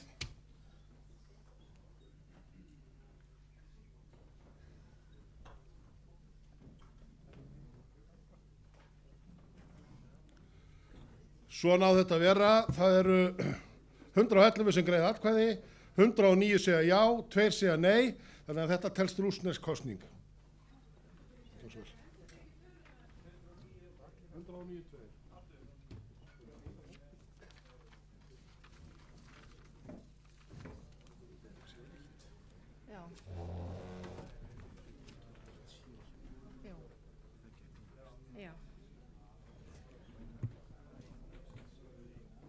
Þá er það þingskjal númer 1. Það voru sköpuðust miklar umræður skipulagsstjórnar KKÍ, tóku ekki nema svona cirka 45 mínútur að krafla sig í gegnum fyrsta liðin. Það komu breytingatillögur við þingskjalið. Það er svona það er í upprunnan eins og það lítur út, nema með áörnum 2 breytingum. Takk.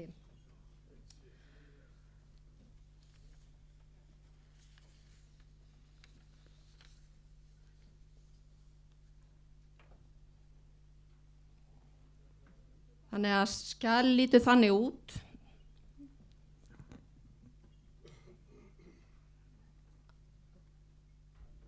Á ég að lesa þetta upp eða? Vil ég að ég lesi upp?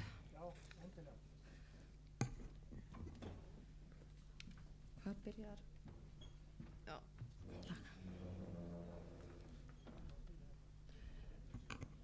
Það sem bætist við undir reikningsár KKÍ skal vera almanaksárið. Það er 20. grein, formaður KKÍ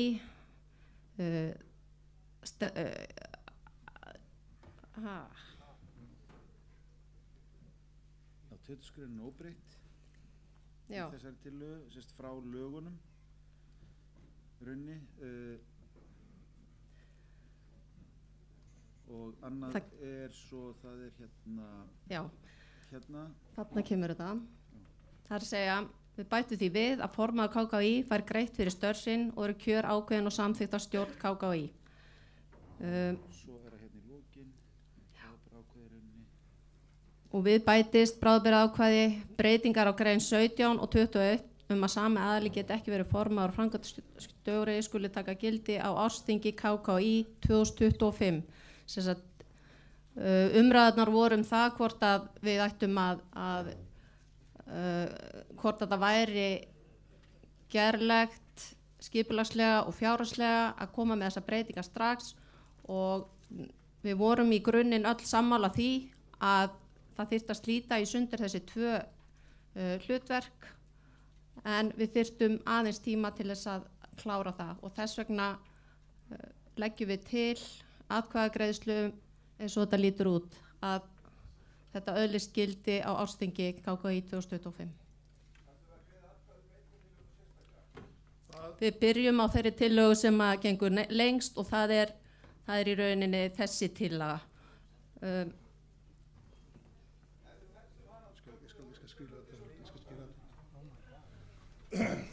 Svo það sé skýrt fyrir þingfulltrúum, þá er það þannig að það í grunninn liggur fyrir tillaga stjórnunar og það liggur fyrir, það hefur komið breytingartillaga við hana þar sem að tekin eða semst gert tillaga það að verið tekin tilbaka ákveðin breyting sem að tillaga stjórnunar gerði ráð fyrir, og svo hitt að þessar breytingar taki ekki gildi fyrir að loknu þingi 2025. Er þetta nógu skýrt?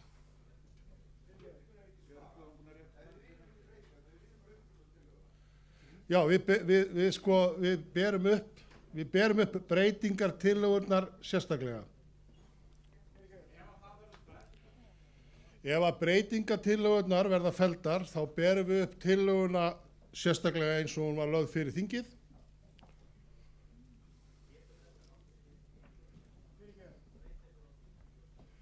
Það er ekki verið að breyta neinu á árinu, á þingi 2025. Þingið er raunverulega að taka ákvörðun það að þessar breytingar eigi ekki að taka gildi fyrir að loknu því þingi. Það er bara verið að fresta áhrifunum af þessu fram yfir næsta þingi. Já, það fyrir eftir hvort að einhver kemur með tillögu það. En tillagan sem að liggur fyrir, það er komið breytingartillaga á hana, já. Já, gjör svo vel.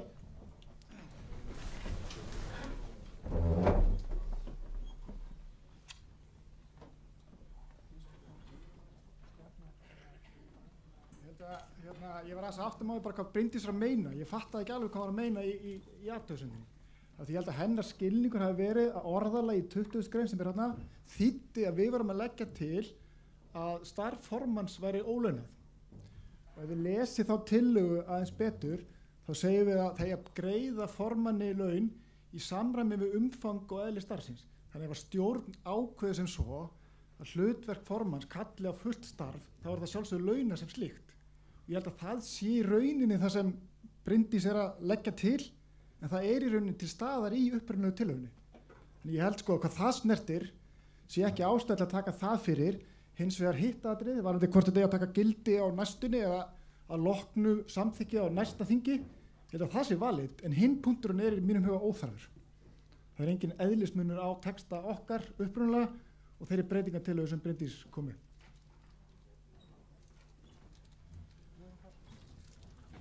Já,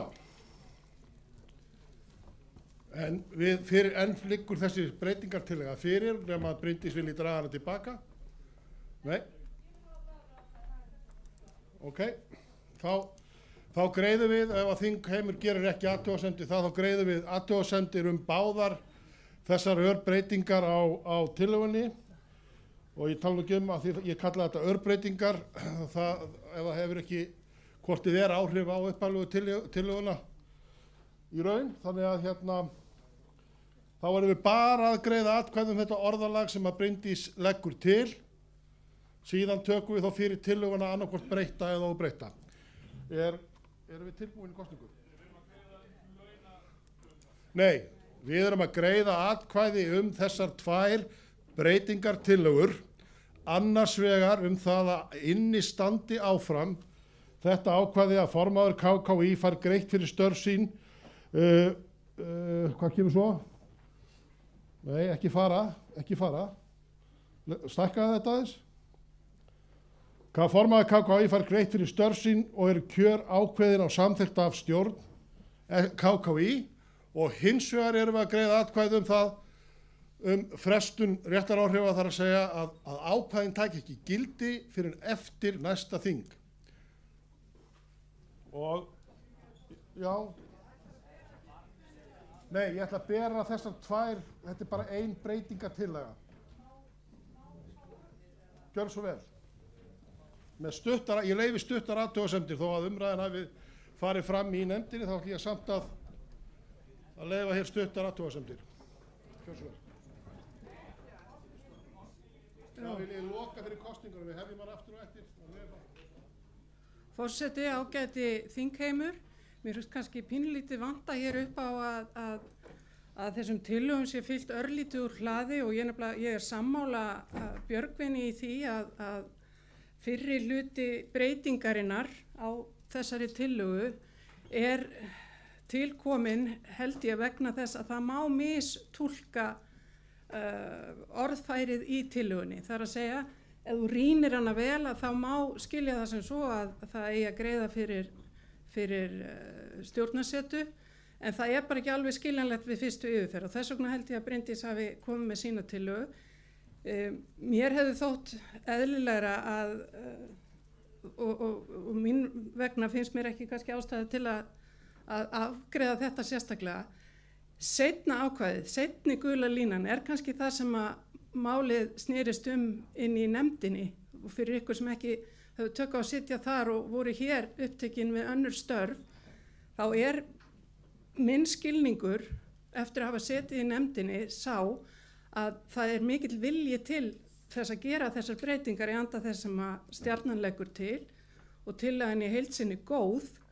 Það er hins vegar, ég vil bara það koma hérna fram, við erum á mjög krítiskum tíma í starfsemi sambandsins og þess vegna held ég að það væri hreyfingunni til góðs ef við frestuðum gildistöku þessara tillögu 2 ár, hún tæki gildi að 2 árum loknum og í millitíðinni næðu við að svona kannski sníða þá agnúa af starfseminni og þá hugsanlega tillögunni sem að þörf er á. Ég held bara að við værum að skiptum klári miðri á ef við samþykjum sem sagt ekki þá breytingatillögu sem er neðst í skjalinu og ég hefði talið eðlilegt að bera tillöguna upp með áorðnum breytingum en það er bara svona mín skoðun sem gamall fundarstjóri. Takk. Þingforseti tekur þessum ábendingum og þá skal ég árétta það kosning hefst ekki fyrir en að þingforseti segir að kosning sé hafin og eins og ég sagði áðan, ég leyfi stuttar athugasemdir en ég fer ekki ofan að því að við greiðum atkvæði breytingartillögur, það var það sem var talað inn í nefndinni og svo greiðum við þá atkvæði tillöguna breytta eða óbreytta. Hitt er annað, að ég spyr þingheim, viljið þið greiða atkvæði sitt hvort atriðið, eða viljið þið greiða atkvæði þetta saman? Saman, takk fyrir. Ef enginn hreyfir mótbárum, þá hefjum við kosningu núna á ný.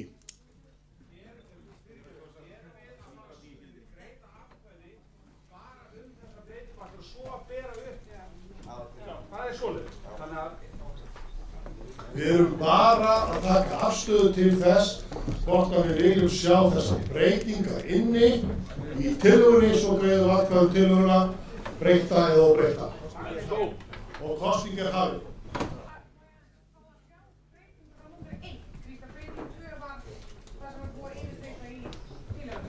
Breyting 1 er fyrst og fremst það er bara sett inn aftur orðalag sem voru þegar í lögunum það að formaður hvað séum við? Það er það sama. Breyting 2 er bráðabirgða, þetta sé bráðabirgða ákvæði. Sem er neðst, má skróla neðst. Þarna, já.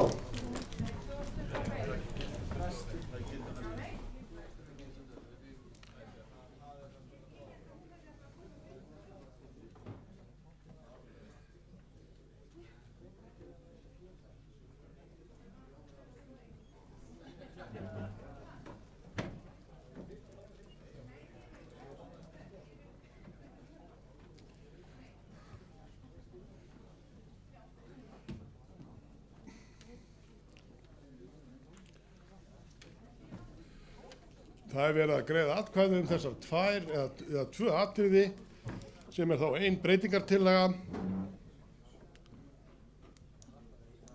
Hvað eigum við mikið eftir á kosningu? Það eru 30 sekúndur eftir á kosningu.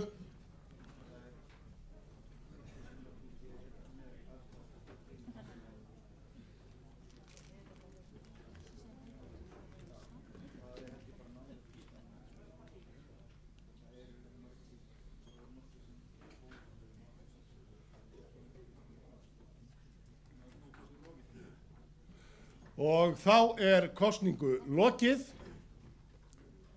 og niðurstöðunar er að vænta. Og það er eins með breytingartillögur við lagabreytingar, það þurfa 2/3 að greiða atkvæði með til þess að það taki gildi. En já, sögðu 49, 40,83%, nei sögðu 71, 59,17%. Þá og þar með er breytingatillagan felld og þar með tökum við til við tillögu á þingskjali 1 atkvæðagreiðslu. Býtu, hvað er? Já, við tókum ekki kynna það.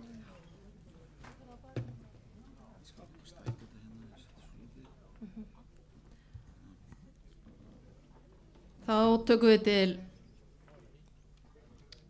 við þingskjal 1b. Þar var einungis örlítið orðalagsbreyting í stað stjórn félags. Þar kemur stjórn sambandsins og aftur endurgjald fyrir störf hjá félaginu verður endurgjald fyrir störf hjá sambandinu.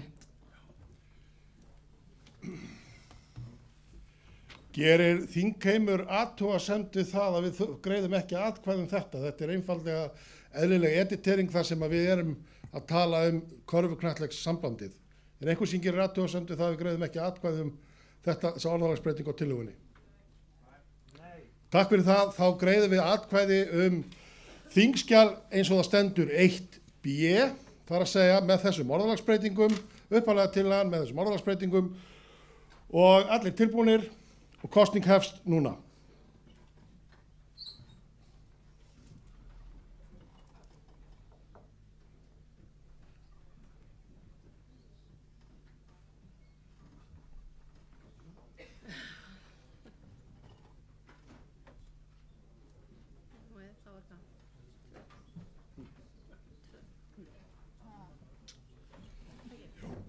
Það eru 30 sekúndur eftir af kosningu.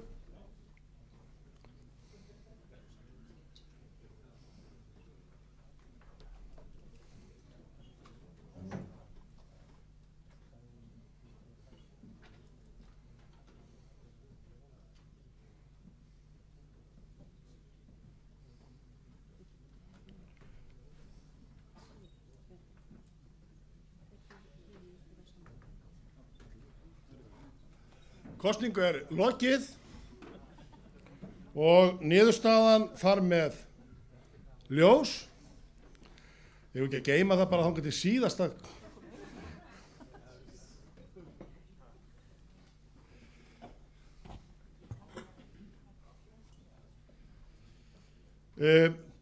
Niðurstöðunar eru að já segja 97, 80,83%, nei segja 23, 19,17%, tillagan er samþykkt. Og af því að þetta voru lagabreytingar, þetta tvennt sem við erum búin með, þá ætla ég bara, og það bara með einfaldri handauppbreytingu, við þurfum ekki rafræna kosningu í það, þeir sem að samþykkja lög KKÍ í heild sinni með áorðnum breytingum gefi merki. Einhverjir sem að samþykja ekki, þau eru staðfest með öllum greiddum atkvæðum. Gjörðu svo vel.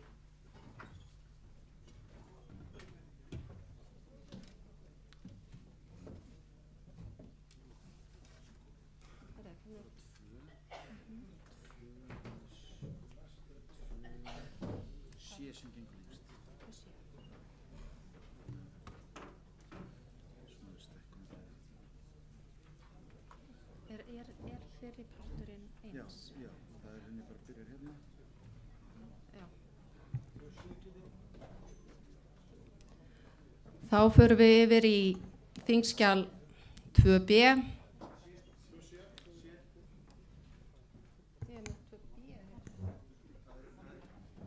Þetta er villa, þetta er breytingi til á þingskjali 2b, þannig að þetta er breytingatillaga 2c.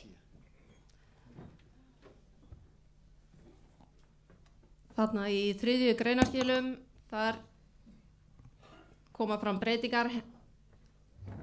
Heimilt er að keppa með lið sem er kynjablandað eða skipa leikmönnum að gagnstæðu kyni. Leikmenn þessi geta ekki keppt bæði í sama aldursflokki, drengja og stúlkna, en þó það mögulegt að ræða tilfærslu á einstökum leikmönnum á milli liða.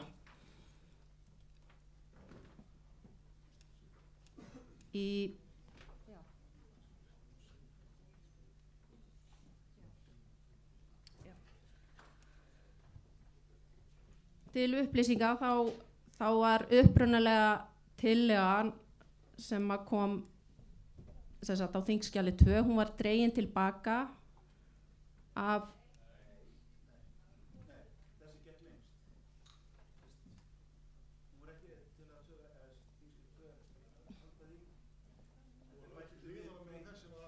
Já, ok.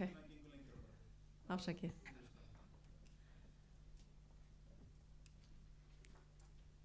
Ok, þá þetta sem sagt breytingin.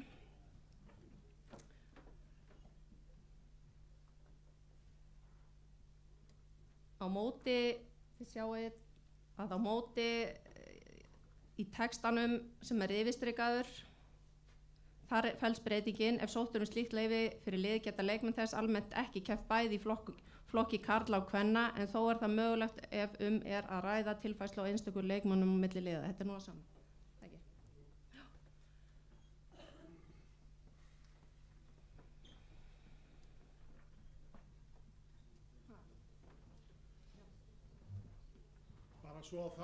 Bara svo það sé skýrt, þá það þannig að það kom tillaga sem var þingskjal nr. 2, hún var lögð til hliðar og þessi tillaga sem er samhljóða tillögu frá 2021 eða hvað?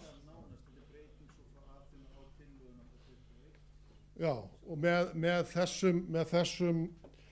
þessum breytingum sem eru gulmerktar, það ekki rétt hjá mér? Og þar sem þessi tillaga gengur lengst með þessum breytingum þá myndum við leggja tillöguna með þessari breytingu fyrir ef hún er ekki samþykkt þá drögum við fram 2b sem þá tillagan ekki með breytingu og ef hún er ekki samþykkt þá drögum við fram upphaflegu. Já, ok, ég líklega hætti að fylgjast með þetta einhvers staðar. Við erum með þetta er nokkuð á hreinu, við vorum búin að lesa þetta í gegn. Þessi tillaga gengur lengst, tillaga 2b er næst lengst, tillaga 2d þriðja lengst og svo kom bara upphaflega tillagan. Þannig að eru einhverjar athugasemdir, svo ekki, já, fyrirgefðu, já.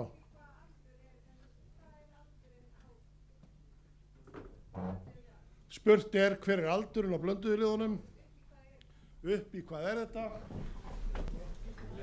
Brynjar, Östur. Já, svo ég reyni að útskýra þetta í stuttumáli, þá er þetta einfallega þannig að þessi tillaga sem var dustað af, gengur eiginlega út á það sem er gert í dag sé leyft. Því í dag það þannig að lið eru blönduð og það ekkert gert í því, en þú gætir aftur á móti lent í því eins og liðið sem ég þjálfaði fyrir einhver síðan að það þurfti að senda inn kennitölur og þá voru þetta geðþótta ákvörðun í raun og veru.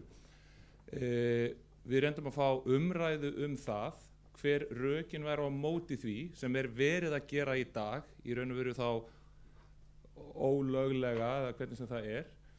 Og fyrsta tillagan í raun og veru gekk út á það að fara með þetta þannig að þetta gæti ekki trublað þau svona helstu rök sem í raun og veru liggja fyrir, sem gerir það verkum að ef þú sendir inn lið þá þarf það að rökstyðja það með ákveðnum hlutum.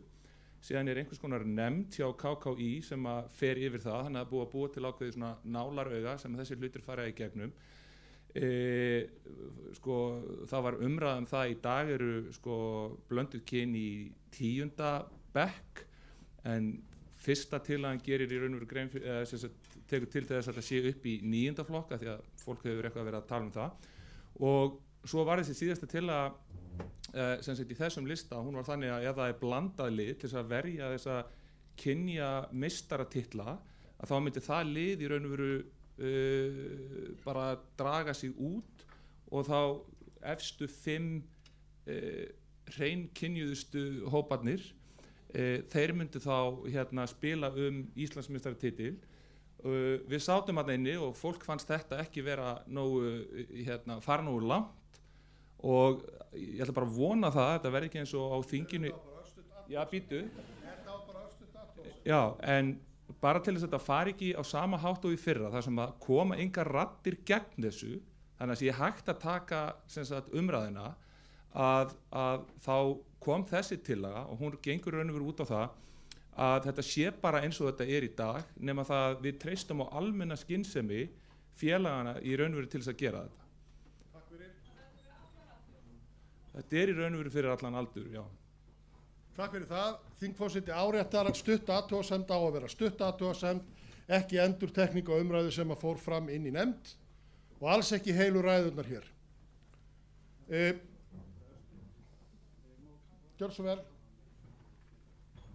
Kannski bara aðeins varandi þessa umræðu sem var í nefndinni þá líka, að upprunalega til hann hún gerir ráð fyrir því að móta nefnd þá, eða þá ef maður vildu einhverja önnu nefnd væri að meta það hvort einhver leikmaður mætti spila með einhver lið innan félags. Og það bara eðlilegast að hlutgengi leikmanna sé bara einfalt og skýrt fyrir öllum og félög beri sjálf ábyrgð á því hvernig manni sín lið innan þeirra reglna sem settar eru, en ekki að það þurfa að sækja einhverja undanþágur eða eitthvað svoleiðis. Þannig að niðurstaðan svo að þeir eru lögð fram breytingartillaga og að þeirna kom svo með viðbót við breytingartillaguna sem þá guli hlutin þarna sem sagt svona fyrir miðumskjá. Þannig að það rauninni það sem í gangi að upprunatillagan frá þeim hún gengur ekki praktíst upp ef að sambandi á að vera að taka við fullt undanþágum og eigi einhvern veginn að fara að afgreiða það. Þannig að almennar einfaldar reglur eru alltaf bestar hvað þetta varðar. Takk fyrir það. Getum við svaraði þetta spurningunum þinni? Já.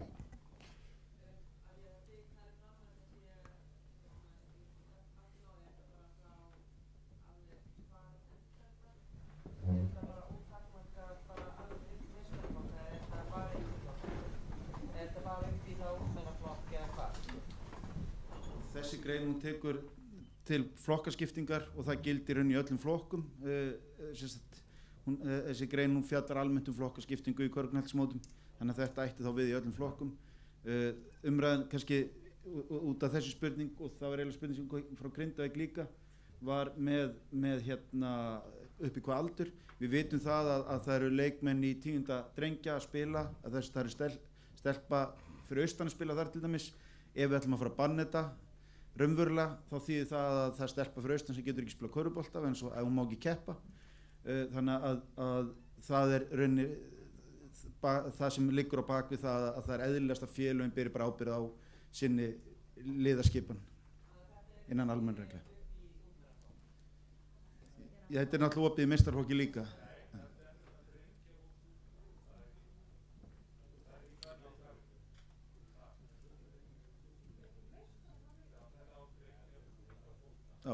Hugmyndin þá, ef ég skilbyrni rétt, að þær flokkar sem enda á drengjum og stúlkum, sem þá 11, 12 eru í kvenn og kalla, að það myndi ganga upp í það. Ég að skilja rétt? Ég geri þá líka ráð fyrir að það séu sérstakar reglur sem gilda meistaraflokk, það ekki? Og keppni? Nei. Viðar? Það ekki ráð að skýra þetta bara aðeins betur, þannig að það verði ekki eitthvað til þess að gera leikast með. Þetta fari bara upp í að flokkarnir heiti eitthvað viss mikið eða þetta var einhver viss aldur. Það ekki við meistaraflokka en það er að leika sér lagalega einhverjum texta að það verði ráðlagt að skýra þetta bara betur og kjósa það.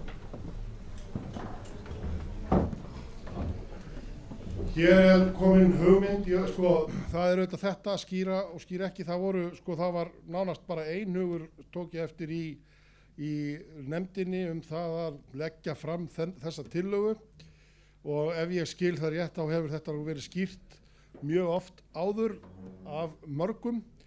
Hitt svo annað að bara til þess að það sé á hreinu líka að þá held ég að það sé rétt að sko, það er þá stjórn og í samvinnu við mótanemnd eða í samvinnu við mótanemnd sem að myndi þá skilgreina endanlega útfærslu á því hvernig þetta er því útfært.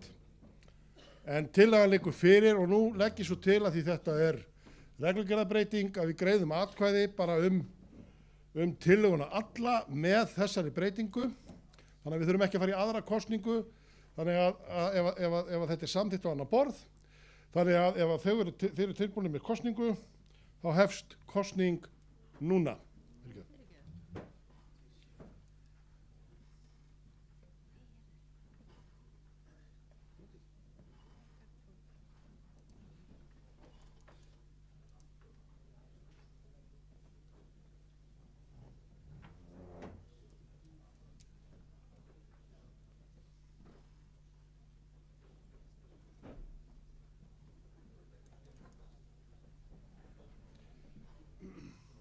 Það eru 30 sekúndur eftir á kosningu.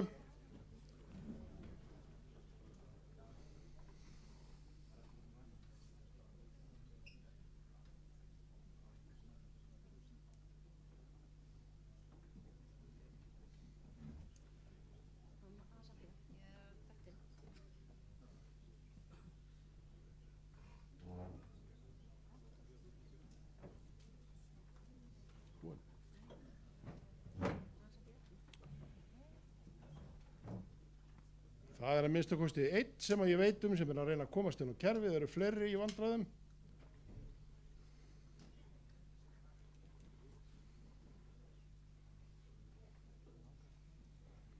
Við bíðum eftir því að fólk komist inn í kosningakerfið.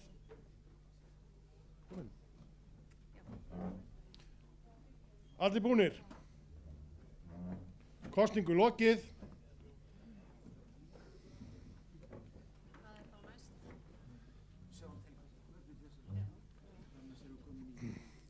Niðurstaðan er svo að tillagan er samþykkt með 84 atkvæðum á móti 26. Gjörðu svo vel.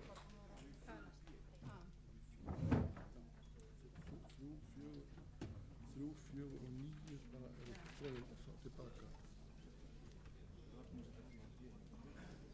Já, þetta er með hana.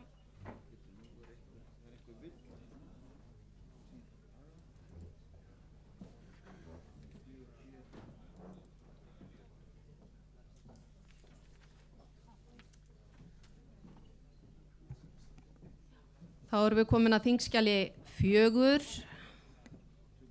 Við tökum sem sagt saman þingskjal 4 og 3 og 9 og í rauninni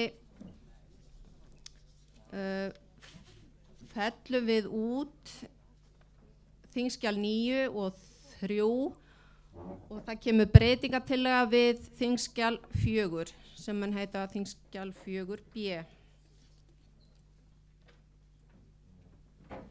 Erum við komin með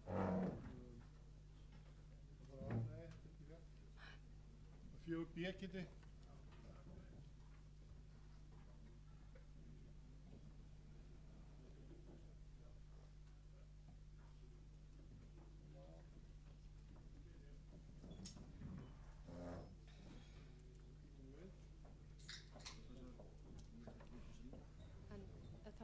Viðar var með, hann er ekki með neina. Breytingin er bara Nei, þetta er fyrsta deild. Já, já. Æ, þetta er rangskjal. Ég veit ekki hvað það ring til hérna.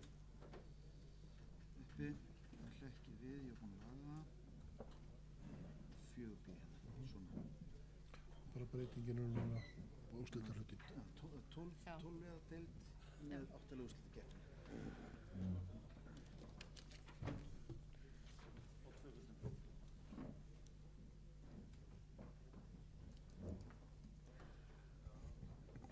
Það er tillaga að fyrsta deild karla skuli skipa 12 liðum þar sem leikin er tvöföld umferð. Hvert lið leikur innbyrðis heima og að heiman gegn hverju hinna. Breytingin einnig að það komi inn úrslitakeppni og þá skiptast aðstæðingar í hverju viðureign á að leika á heimavelli og ávallt að byrja á heimavelli þess lið sem varð í deildakeppninni. Þannig að úrslitakeppnin stækkuð. Þannig að það verður í stað, það verði sem sagt 8 liða úrslitakeppni. Þannig að það sé á þurru líka hér á þingheimi, þá það að þingskjal 3 og þingskjal 4 og þingskjal 9 eru lögð til hliðar og í staðin fyrir þessi 3 kemur þingskjal 4b sem að fyrirhluta til samhljóða þingskjali 4 um 12 liða keppni en við bætist 8 liða úrslitakeppni. Það í grunninn það sem við erum að kjósa og ef að þingheimur gerir ekki athugasemd þá munum við hefja kosningu skjalið eins og það lítur út og þá höfum við þar með afgreitt þessi 3 skjöl í einu lagi. Þetta var það sem að nefndin leggur til að sé lagt hér fyrir þingið. Já, gjörðu svo vel.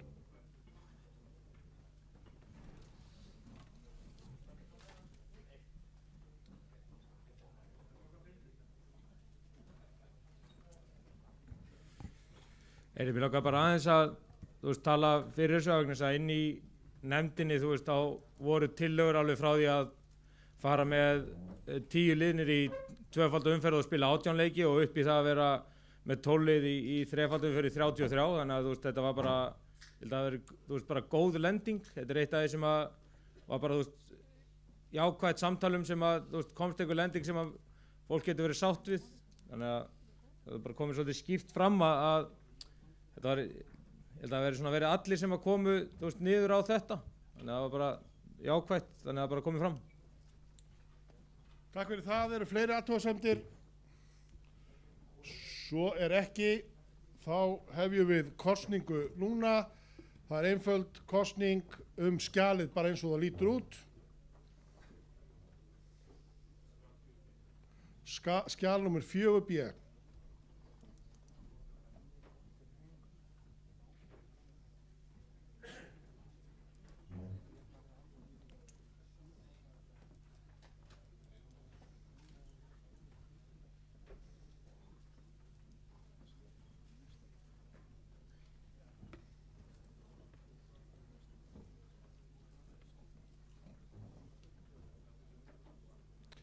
Þrjátíu sekúndur eftir.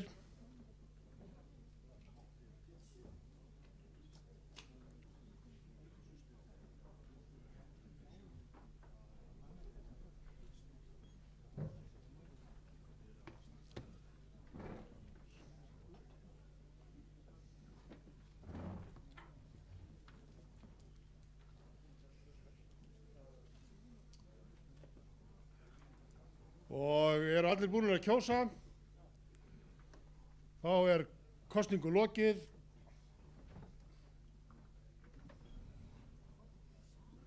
Og niðurstaðan afgerandi. Já segja 103, nei segja 12 til að hann samþykkt. Gjörðu svo vel, Siggi.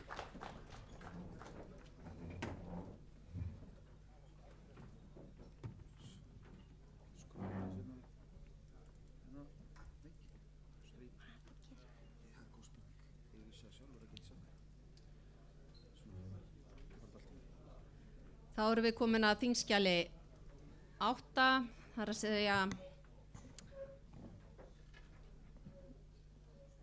við vorum með tillögu frá honum Viðari og hann ákvað að koma með breytingatillögu við upphaflegu tillöguna, sem sagt að þá þetta þingskjal 8b. Deildin skal skipuð 12 liðum, leikinn skal tvöföld umferð þar sem allir mæta öllum. Þegar leikinn hefur verið tvöföld umferð skal skipta deildinu upp í 2 hluta. A-deild með liðum í 1. til 7. sæti og B-deild með liðum í 7. til 12. sæti. Og leikinn 1 umferð í hvorri deild. Alls eru þá leikir 27 í heildina. Liðið í efsta sæti A-deild að lokinni keppni hlýtur samdarheiti deildameistari og skal fá afhendara eignabikar. Efsta lið A-deildar telst vera fyrsta sæti úrvalsdeildar og svo framvegis. Efsta sæti B-deildar telst vera 7. sæti úrvalsdeildar og svo framvegis.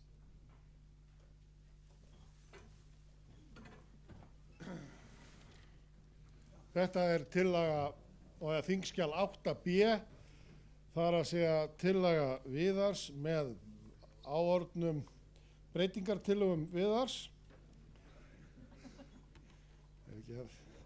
Eru einhverjar athugasemdir, fyrirspurnir? Svo er ekki, og þá ef að enginn hreyfir mótmælum þá greiðum við atkvæði þetta skjal í heild sinni og kosning hefst núna.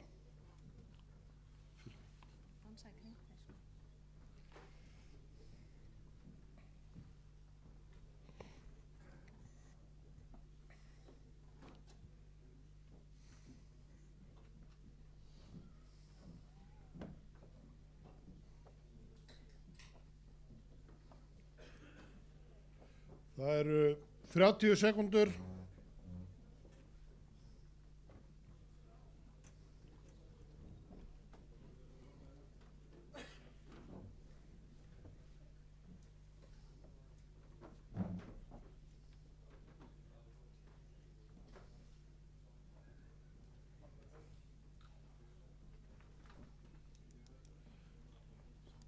Eru allir búnir að kjósa? Einhver í vanda?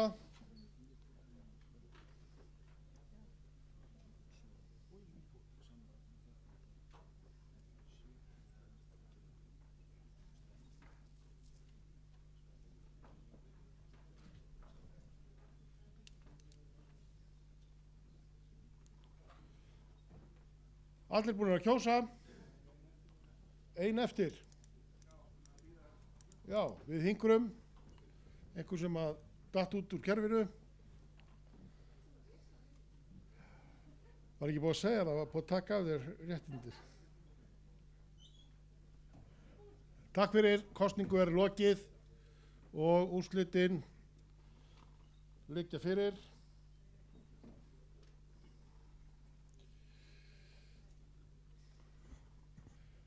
Tillagan er felld, já sögðu 42, nei segja 74. Þá, Snorri, er það ekki þá bara 8 tillagan sem lág fyrir upphafi? Já. Gjörðu svo vel.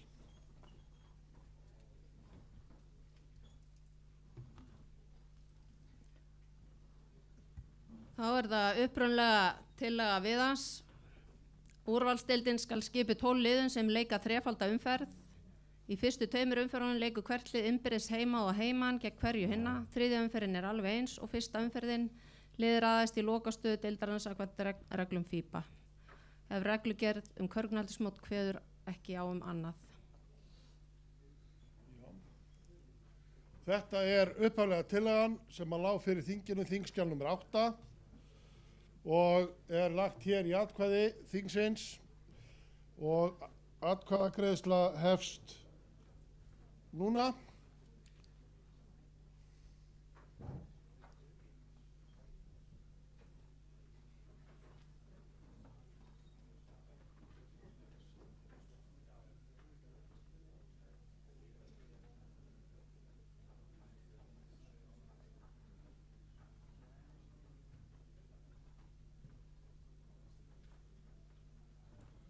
Það eru 30 sekúndur eftir.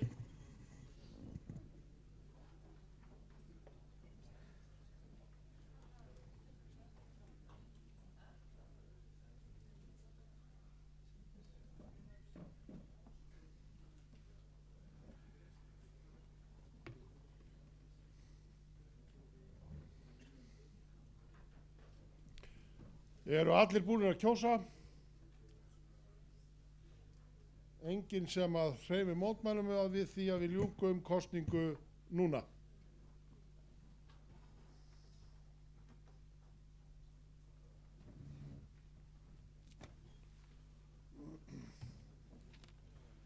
Niðurstaðan liggur fyrir. Tillagan er felld. Já sögðu 40, nei sögðu 75. Gjörðu svo vel.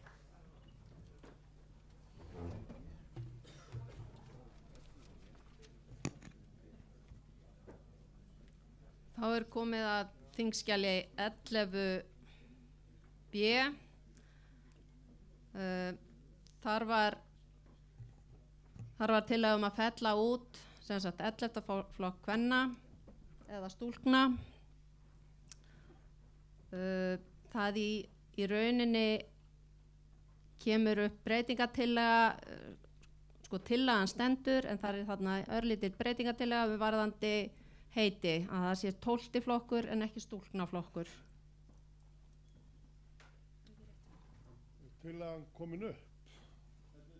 11b.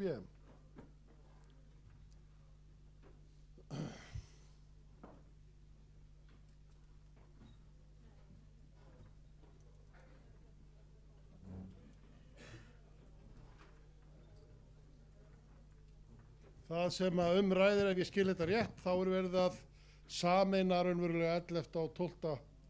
flokk. Það snýst tillagan, einhverjar fyrirgefðu. Tillaga nefndarinnar er það að við leggjum þetta í hendur þingsins að ákveða. Hvað segirðu? Nei, eftir því sem mér sýndist, það var ekki greitt atkvæðum, það heldur var nefndin á því að þetta ætti að leggjast fyrir þingið. Með jákvæðum máta. Athugasemd. Gjörðu svo vel.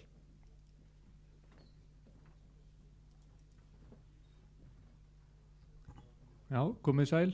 Kannski aðeins bara rétt að fá að útskýra þessa tillögu fyrir þau sem voru ekki í þessari nefnd. Þá gengur þetta út á það að við sem vorum allavega svo blastu okkur í að vorum að þjálfa þennan aldurshóp, bæði fyrra og núna aftur.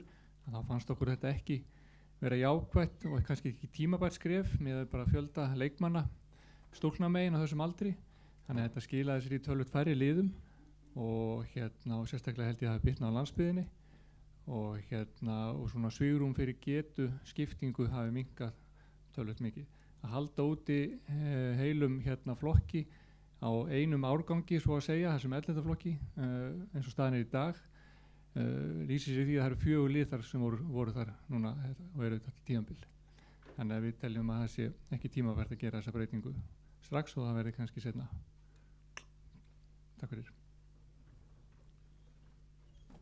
Fleiri athugasemdir?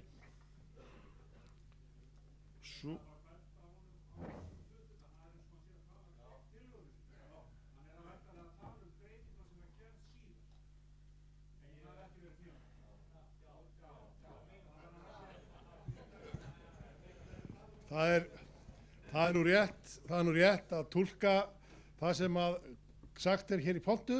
Síðasti ræðum að var þetta að tala með þessari tillögu ef ég skildi þetta rétt. Ég vona að enginn hafi skilið það öðruvísi. Eru fleiri athugasemdir? Þá förum við í atkvæðagreiðslu. Atkvæðagreiðslan hefst núna.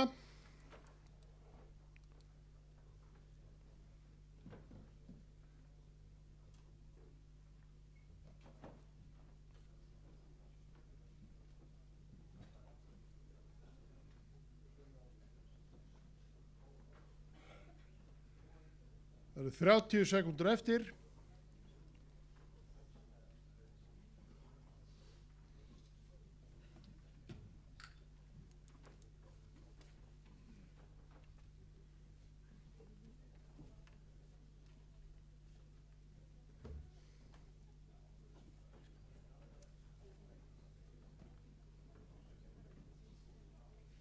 Eru allir búnir að kjósa? Þá er atkvæðagreiðslu lokið.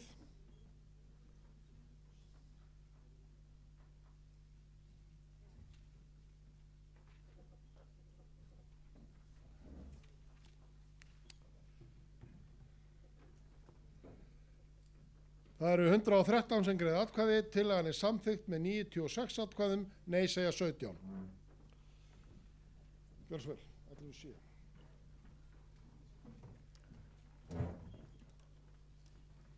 Bættist við viðbótar tillaga við 11.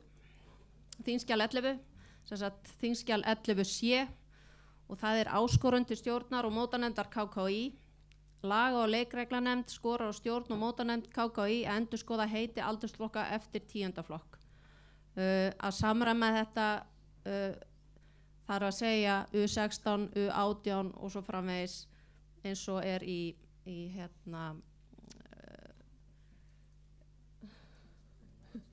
með landsliðin. Já, þetta er einföld áskorunartillaga, ég veit ekki hvort við eigum að fara í rafræna kosningu, er ekki ágætt að taka bara handaupprétting á þetta, aðeins líka bara til að fá hreyfingu, þeir sem samþykkja þessa tillögu gefi merki og móti, samþykkt með megin þorra atkvæða og þá hefur hreyfingunni í dag lokið og við höldum áfram. Gjörðu svo vel.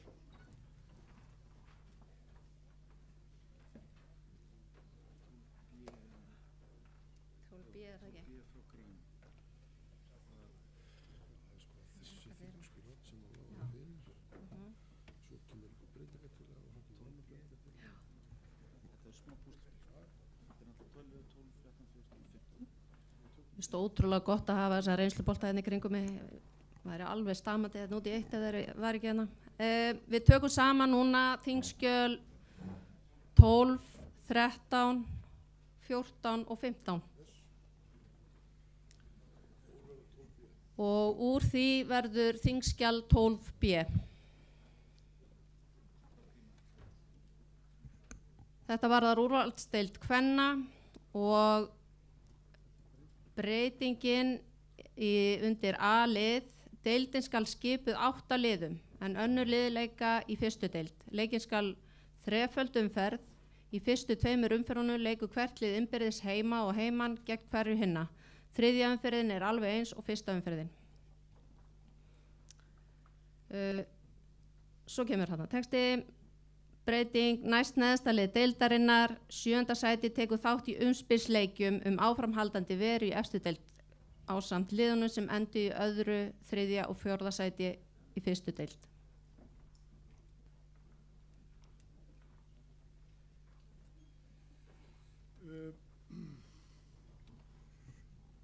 Þetta er eins og Sigríður sagði, þetta eru hérna þingskjöl 12, 13 og 14 og 15 öll í einum pakka með breytingartillögu sem að Grímur Atlason leggur fram. Það er þetta gulmerta og nú ætla ég að gera eins og var gert hér með allsherjarnefndina. Við leggjum skjalið fyrir. Ef það er samþykkt svona, þá er það samþykkt svona. Ef það er ekki samþykkt svona, þá förum við og tökum tillöguna með án breytingartillögu, en þú ert með athugasemd.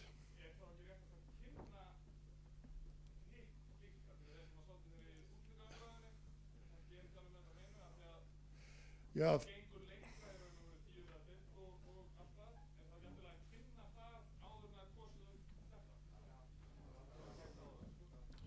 Það er rétt, fyrirgefðu, gjör svo vel. Já, þetta er ekki bara þetta.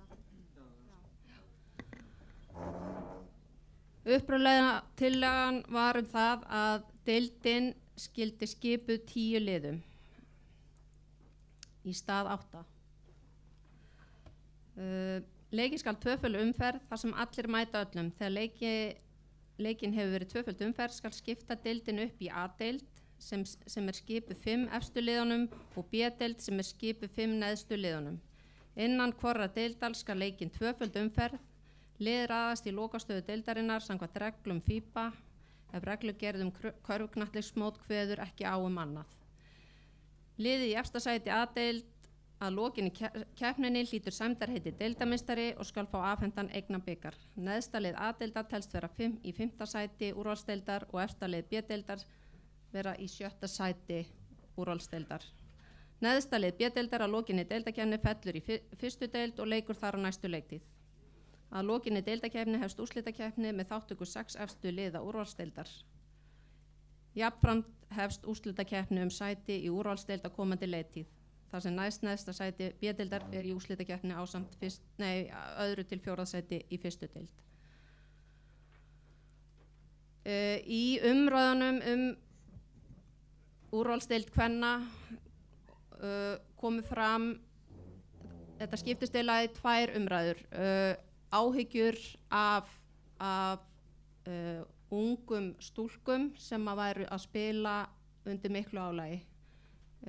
Kvennadeildin skipuð, það eru 44, það kom fram að 44% stúlkna sem að spila í úrvalsdeild eru 19 ára og yngri. Það var rætt það að það væru áhyggjur það að þær væru undir of miklu álagi. Og svo á móti var verið að tala að það þyrfti að gera deildina áhugaverðari, sýnilegri og gera þetta áhugaverðara fyrir þær sem eru að spila í efstu deild og eru sem bestar. Ég held að Halldór vilji, ef að ég, já.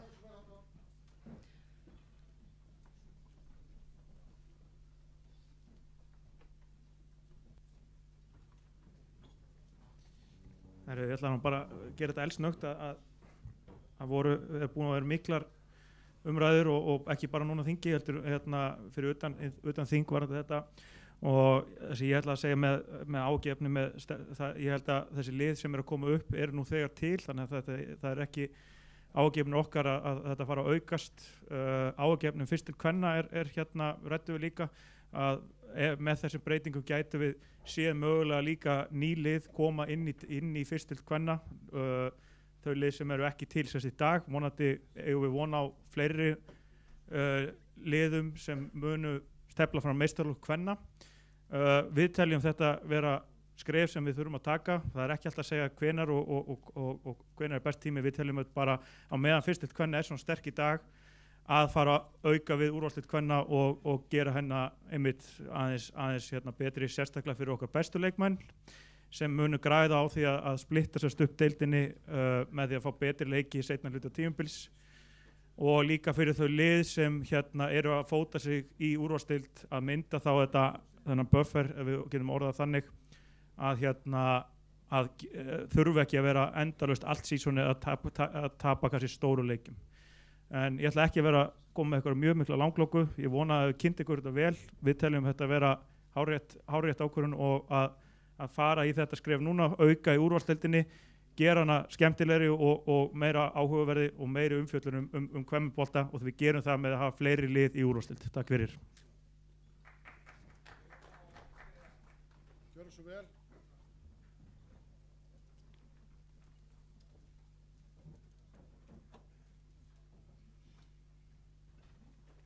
Ég heiti Jón Halldór og kemur frá Keflavík.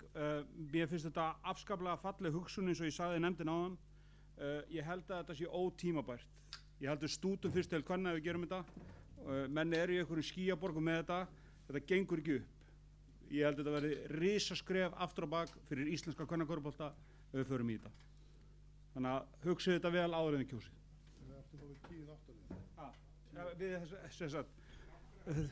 Ég ætla ekki að ræða það hér, ég útskýrði þetta áðan, en ég er að tala að fjölga í 10 lið. Við ráðum ekki við það sem kvennakörfubolta á Íslandi. Ekki svo staðan núna, kannski eftir 2 ár, kannski eftir 4 ár, ekki í dag. Þannig að það eru mín 2%. Og mér finnst þetta góð tillaga sem góð með að vera með 8 lið, 3-falda umferð og svo úrslitakeppni. Eru fleiri athugasemdir, spurningar, yfirlýsingar? Þá raunverulega þetta þannig að við greiðum atkvæði fyrst tillögu 12b. Ef að hún er ekki fram að ganga þá greiðum við atkvæði er það ekki tillögu 12, Snorri, er það ekki rétt hjá mér? Við förum í 12 og 12b fellur og ef að 12b fellur þá ef að 12 fellur þá förum við heim eða hvað, sagður það? Nei, við sem sagt förum í 12 ef að 12b fellur en síðan þurfum við hvort sem er að greiða atkvæði tillögur eða þingskjöl 13 og 14. Þarna erum við fyrst og næst núna erum við að greiða atkvæði 12b sem að tekur þá yfir bæði þingskjal 12 og 13. Og atkvæðagreiðsla hefst þá núna.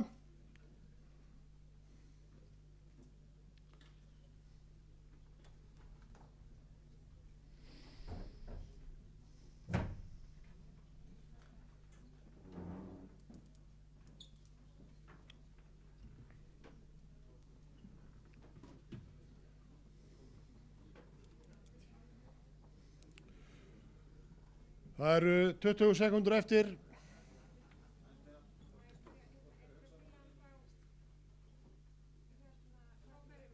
Þetta er tillaga frá Grími. Já.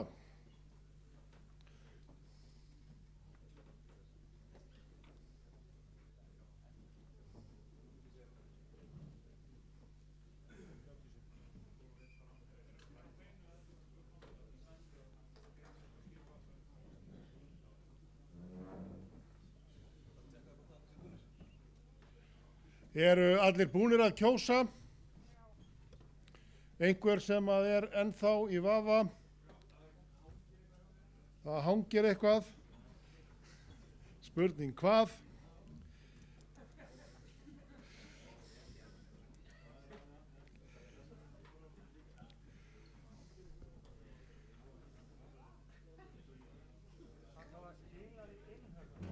Hvað segirðu?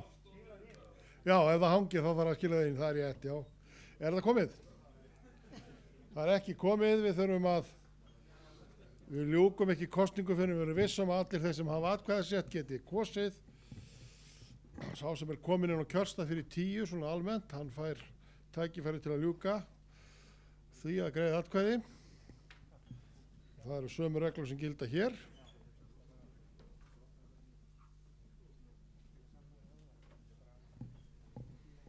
Einhverjir aðrir í vandræðum?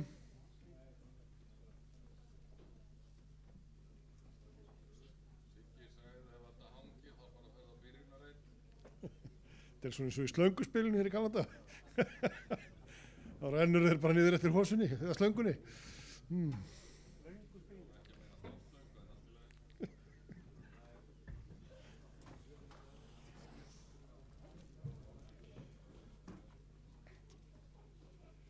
Hvað segir þú félagi tæknimaður? Hann stýrir. Ber mikla ábyrgð hér.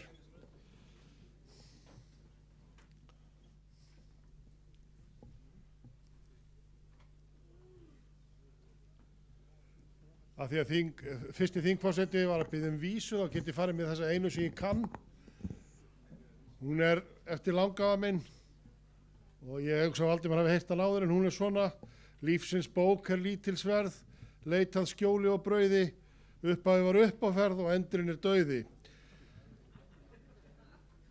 En spurningin er hvort að þetta hangi allt saman ennþá á horri minni.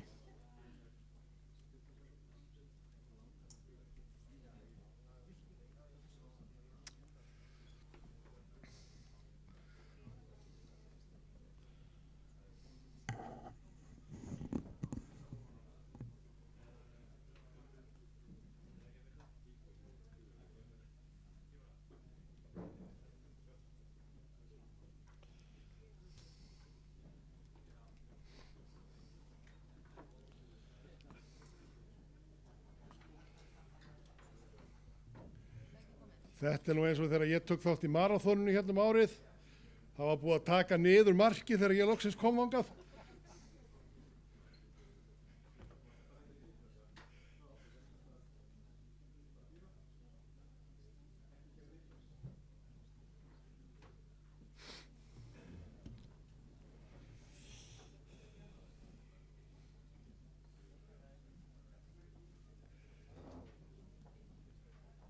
Við erum að bíða eftir því að við getum lokið hér kosningu. Það er eitt tæki sem að hérna er ekki í takti við öll hin.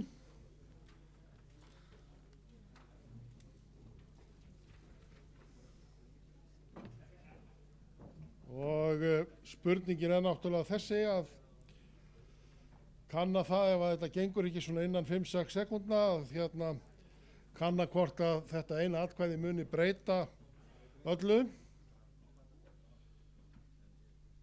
Skulum bara þá ljúka kosningu núna. og svo framalega þess að muni ekki bara einu atkvæði þá látum við þessa kosningu gilda.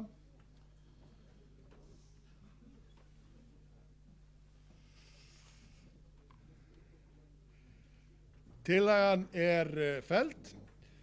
Já segja 51 en nei segja 69, 120 sem að greiða atkvæði.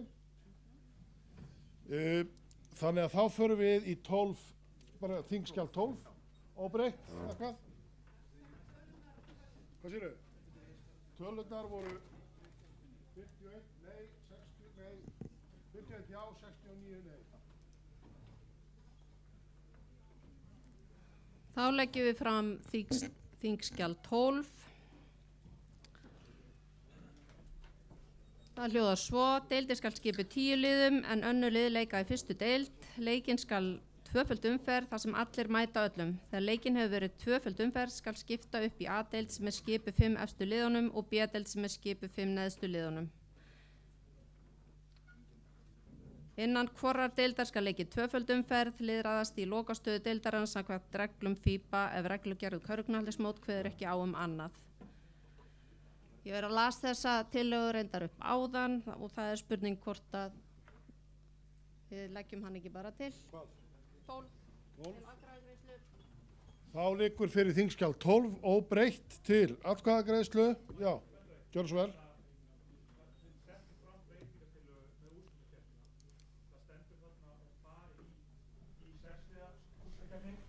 Við settum fram breytingartillögu með 8 lögum. Það er ekki skilað sér í 13 skjal. Já, það er 13 D. Þessi tillaga er meira bara 10 liða og stífningu. Það er svo það sem á hreinu þá er það að við förum þá og það er greitt atkvæði þetta. Ef að þessi tillaga stendur, þá greiðum við atkvæði tillögu 13B sem er þá næsta og svo í framhaldi 14 og 15 því þá hangir það saman. Ertu sáttu við það, Halldór? Gott og vel, við byrjum á því að greiða atkvæði þingskjal 12. Svo hljóðandi og atkvæðagreiðslan hefst núna.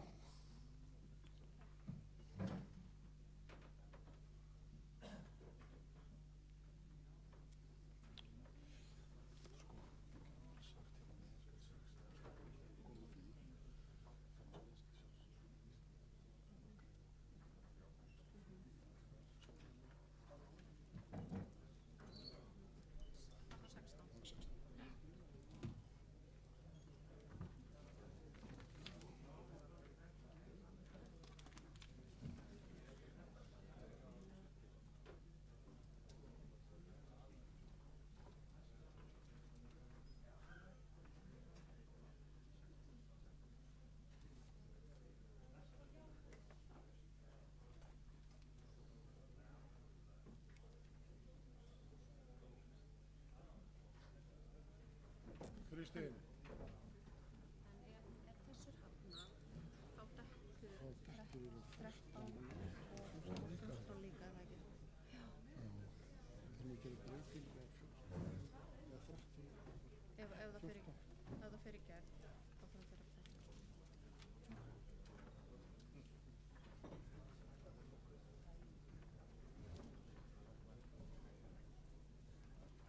Það eru 30 sekúndur.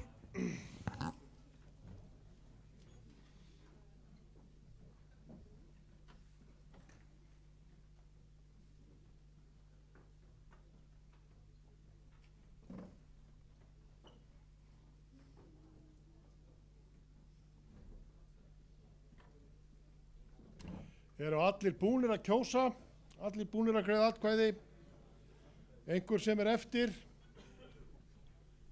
ekkert sem að hangir og þá lýkur kosningu núna.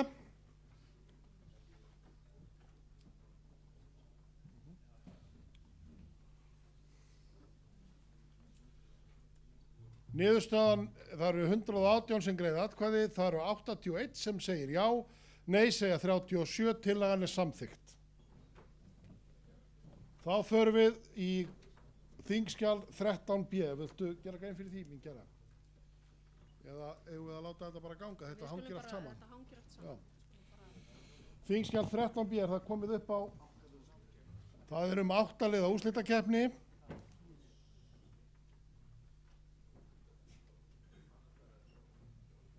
Upphaflega var þetta þingskjal 13 með 6 liða úrslitakeppni en það komið breytingartillaga frá tillögu flytjendum 8 liða. Þetta er svolítið skemmtilegt, bara óvenjulegt að koma tillögur og svo þegar það komnar í nefnd þá koma tillögu flytjendur og gera breytingartillögur við eigin tillögur.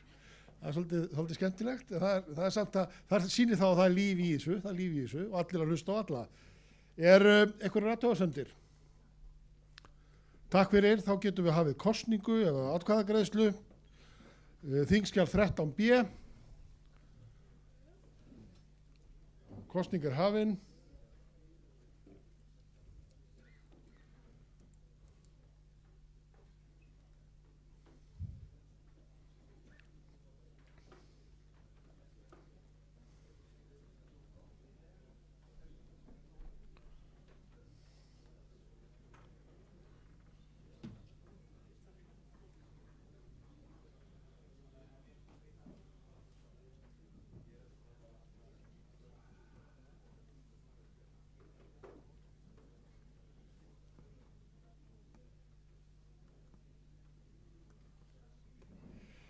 Það eru 30 sekúndur eftir.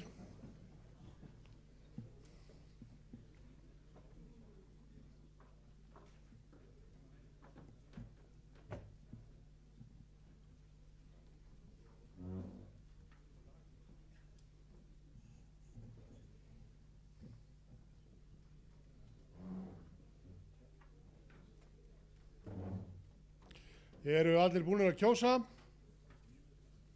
Engin eftir, þá er kosningu lokið og niðurstöðu að vænta.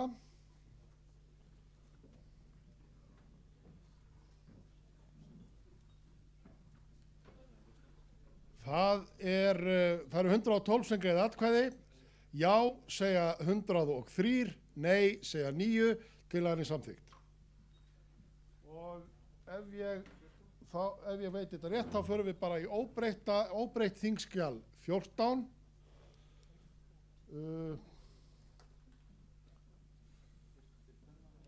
Sem er fyrstu deild kvenna.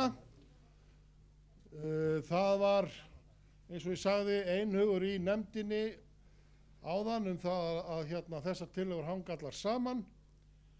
En við ætluðum að greiða atkvæðum þar í einum pakka en út af breytingartillögum þá gerum við það ekki.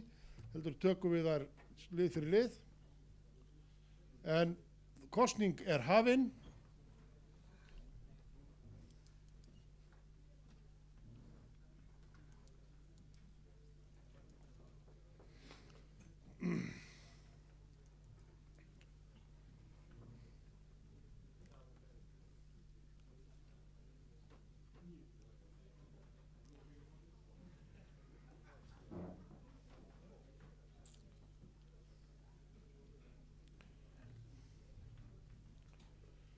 Það eru 30 sekúndur eftir.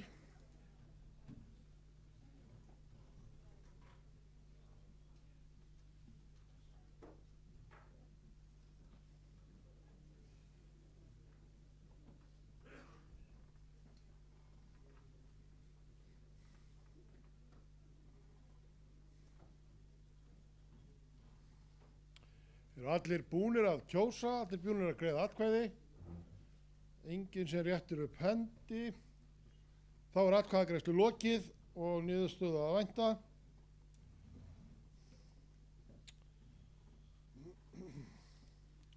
Alveg spurning hvernig við erum að setja þetta í kosningu. Það eru 110 sem að greiða atkvæði. Já segja 105, nei segja 5. Tillagan er samþykkt. Og þá er það þingskjal númer 15. Var það ekki? Það var hluti á þessu. Það er í sama flokki. Var eitthvað þar sem að breyttist með öllu hinnu? Nei. Þannig að við greiðum atkvæðum þingskjal númer 15. Næst er einhverjar athugasemdir. Svo er ekki, fyrirgefðu já.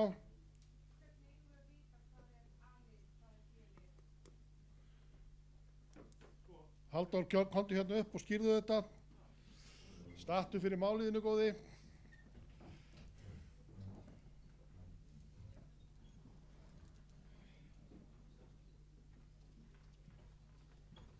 Já, þessi tillaga kannski aðeins öðru sér heldur en hinnar. Þetta er sérst hérna með ungmennaflokk kvenna sem er þá yngri flokkur að það lið taki þátt í hérna í fyrstild kvenna og það eru reglur með ungmennaflokk í dag sem segja að leikmenn undir 23 ára 3 sem er ekki 7 mínútu hæsti leikmenn í úrvalstild eða í meistaraflokki mega taka þátt í ungmennaflokki. Og við semst viljum að þau geti skráð semst U-lið, ungmennaflokklið í fyrstild kvenna, það verði þar og til þess að það séu fleiri lið einmitt í fyrstild kvenna. Og en ég ætla líka að taka samt fram að við viljum hvetja til stjórn og mótanefnd KKÍ að auðvelda liðum að vera með þessi lið, þetta kemur í stað í B-liða, U-lið og það er ekki hægt að reka 2 meistaraflokka eins og það hefur verið áður, að finna lausnir á að geta verið með ef þú ert með yngri leikmenn sem lið verða vonandi með, að geta skráð þar í fyrstu til kvenna og það getur fengið samkeppnishæfi leiki þar og mynda þá auðveldari grunn fyrir lið að skrá liði þar. Er eitthvað spurningar þá þetta?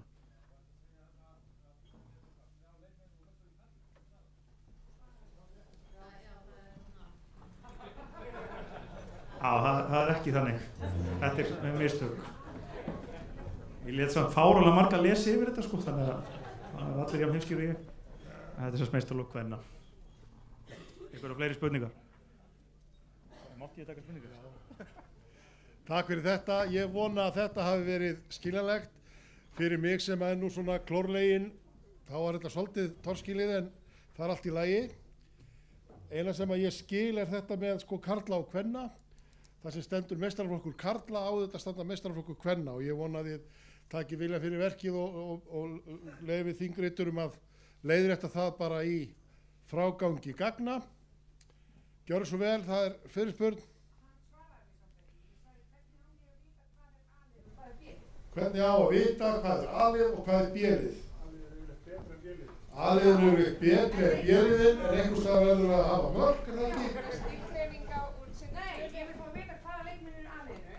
Svo kemur þú til mín með 3 A-leikmenn og 5 B-leikmenn. Hvernig veit ég hvort þú ert að koma A-leikmenn eða ekki? Það er 7 mínútur. Og ég að fara að kalla í hvernig eins og leikum. Þetta er þekkt fyrirkomulag með venslasamlinga sem hefur verið tíðkast í mörg ár og þú sér það bara mjög auðveldlega á KKÍ. Þá er ég að fara að KKÍ þetta er eins og leik. Þetta bara með ábyrð, þetta er í nánast öllum reglum þar sem að tengist við meistaraflokk eða eitthvað svoleiðis, þetta er svona með B-liðakeppnir, þannig að þetta er alls staðar svona og ef eitthvað félag svindlar og notar ólöglegan leikmann þá getur KKÍ tekið á því innan tímabilsins og það er nefnilega alveg þannig að flestir vita hvort þetta er ólöglegur leikmann eða ekki og bæði leikmenn og þjálfar að fylgjast vel með því þannig að það hefur ekki, ég veit ekki til þess að það hefur verið vandamál, það hefur verið tekið á því þegar þetta hefur komið. Þetta snýst sem sagt að heiðarleika og traust fyrst og fremst. Ef að lið notar ólöglegan leikmann þá tapaði leikmann. Þannig að þegar leikmann er búinn, tilkynning kemur til KKÍ þá tekið á því, liðið sem notar ólöglegan leikmann tapaði leikmann. Og þá vinnur þitt lið leikinn ef einhver notar ólöglegan leikmann á móti.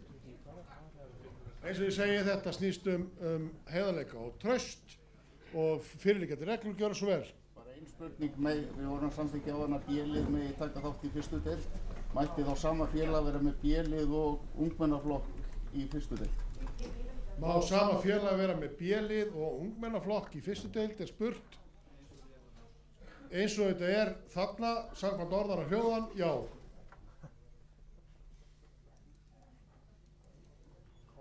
Fleiri.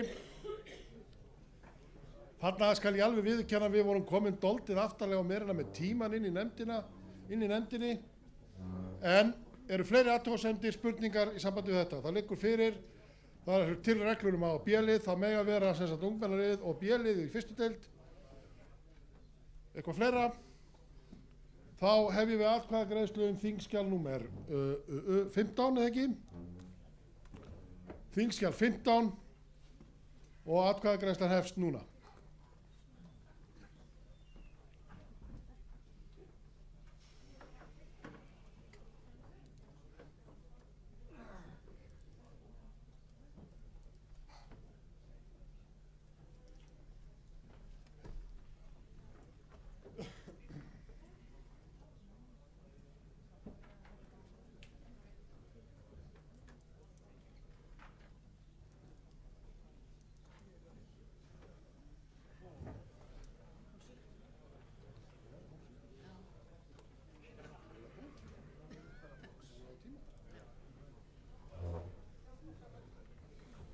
Það eru 30 sekúndur eftir.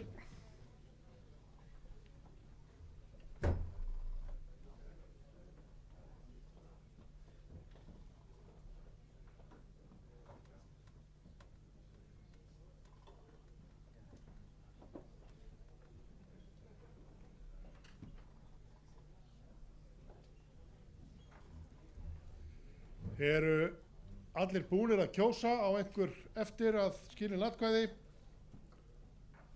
Enginn gefur merki, þá er kosningu lokið og atkvæðagreiðslan og úrslitin að verða ljós.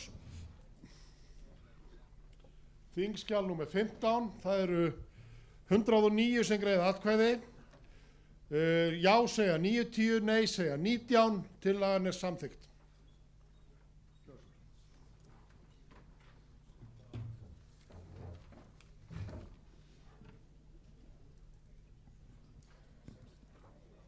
Þá erum við komin að þingskjali 16. Þarna voru aðeins skiptar skoðanir og við vorum orðin í ákveðni tíma þröng. Það var samt ákvörðun okkar að leggja þetta bara óbreytt fyrir þingið. Til atkvæðagreiðslu, já. Og ég lofaði því að hér væru leyfðar athugasemdir, sérstaklega með þessu þingskjali þar sem að það náðist lítil umræða um það. Er einhver sem að vil taka til máls? Þingskjal nummer 16. Gjörðsvölgauðurinn. Það er bara aðalega hugsað til þess að þetta er viðkomur aldur hjá stelpunum.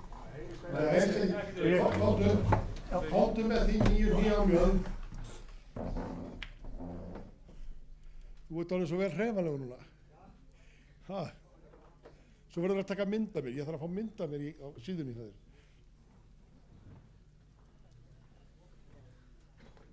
Kæru þingfulltrúar.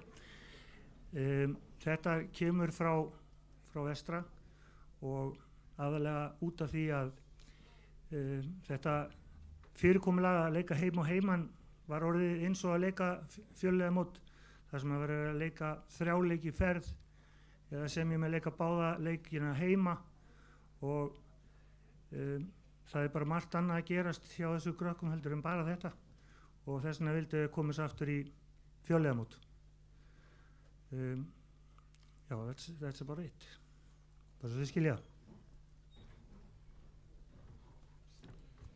Takk fyrir það. Eru fleiri? Snorri? Kannski aðeins varandi praktísku atriði með þessa tillögu. Sólveig sér að raða niður fjölliðamótum og það fyrir mikill tími í það og fjölliðamót 7. og 8. flokks sem að taka 5 tíma í húsi hvern dag, 10 tíma yfir helgi. Það er erfitt að koma inn fyrir nú þegar. Ef við fjölgum fjölliðamótum, þessi fjölliðamót taka 8 tíma í húsi hvern dag, 16 tíma yfir helgi og miða við við sjáum náttúrulega dagskrá í mjög mörgum húsum þá sé ég ekki hvernig það á að vera framkvæmanlegt. Sem íþróttahús er ekki eins og opin 8 tíma á laugardegi eða sunnudegi þannig að á endanum myndi það mögulega leiða til þess að við spilum fjölliðamót en það verður samt leikið heim og heiman sem þýðir að við þurfum að skipuleggja alltaf 4 leiki í hverju umferð í hver skipti og í það fer alveg gífurleg vinna ekki bara hjá Sólveigu heldur líka hjá þeim tengiliðum sem eru þá að vinna við þetta hjá félögunum. Þannig að já, það er ekki hægt að spila öll félögamót, það eru 15 félögamót það væru 15 félögamót í 9. flokki og þau kæmist ekki öll fyrir á Ísafirði sem helgina. Gjörðu svo vel.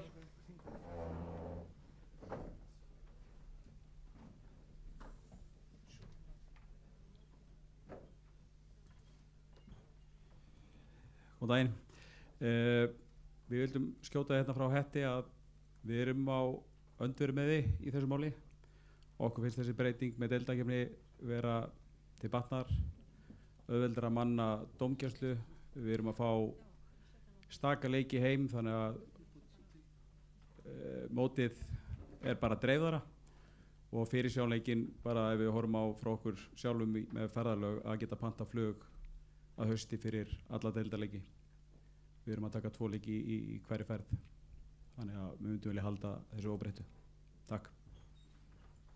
Skoður þú oft með eitthvað? Einn punktur í viðbót sem ég gleymdi að nefna, þetta myndi þýða að við þyrftum að fækka deildarleikjum 10. flokks 4, þar sem það fækkar mögulegum leikdögum í 10. flokki, þar sem við getum ekki spila 10. flokk sem helgur 9. flokkur á fjölliðamóti.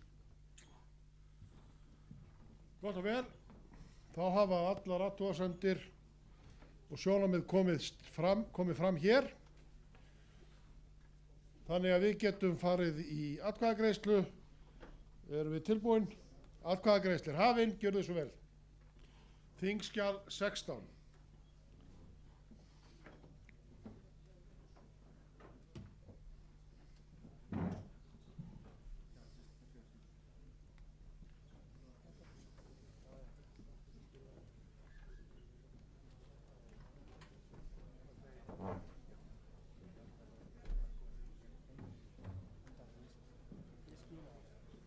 Það eru 30 sekúndur eftir.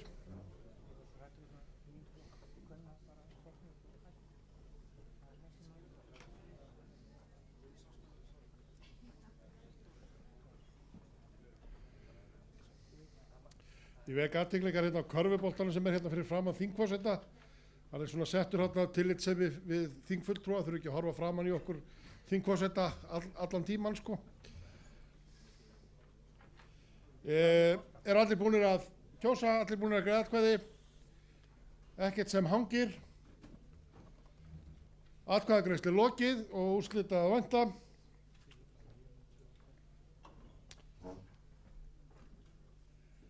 Það er ekki hægt að segja hana að það sé afgerandi niðurstaða hér í þessum sal. Það eru 113 sem greiða atkvæði, já segja 24, nei 89, tillagan er felld.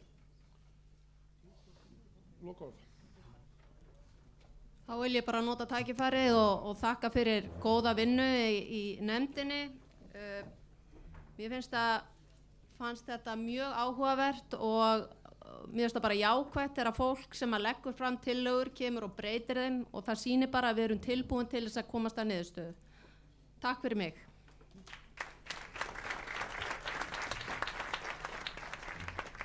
Og eitt formlegt að lokum. Þeir sem við skulum staðfesta reglur KKÍ hér, bara allar reglur eins og að leggja sig með áorðnum breytingum, þeir sem að samþykja rétt upp hönd. Móti, takk fyrir, samþykkt, samhljóða, einróma, með öllum greiddum atkvæðum. Það er gott að komast í gegnum svona laga og leikreglna umræðu sem þingforseti án þess að vera tekin af lífi. Ég þakka ykkur sérstaklega fyrir það að halda mér hér á lífi rétt á meðan, en fyrsti þingforseti gjör svo vel.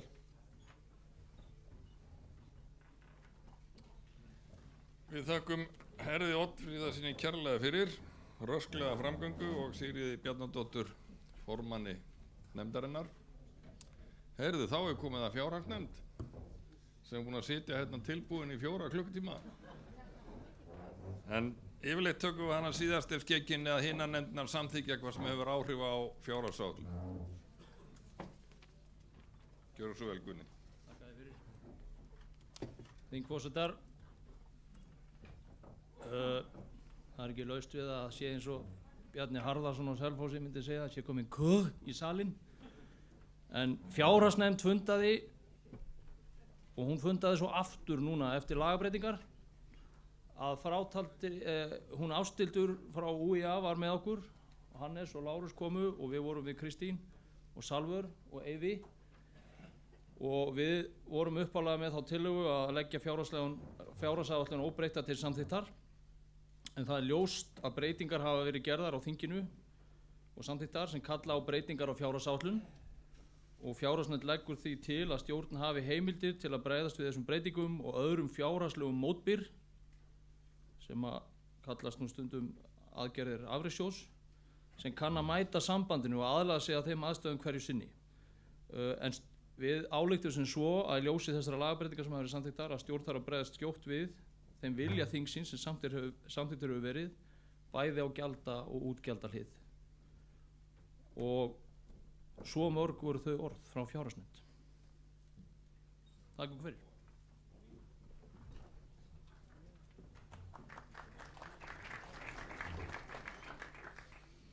Þökkum Guðna fyrir. Vill einhver ræða fjárhagsáætlun og eða þessa tillögu fjárhagsnefndar? Það er að síga á seinni hlutann greinilega.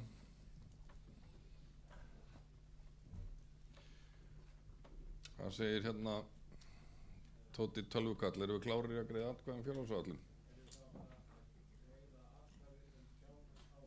Já, fjárhagsáætlun.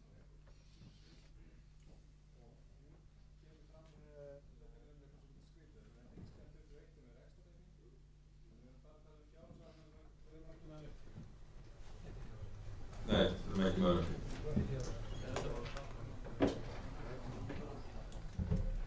Þá verður herra Adanja sögtur. Heyrðu, það er... Hvað þýrðu?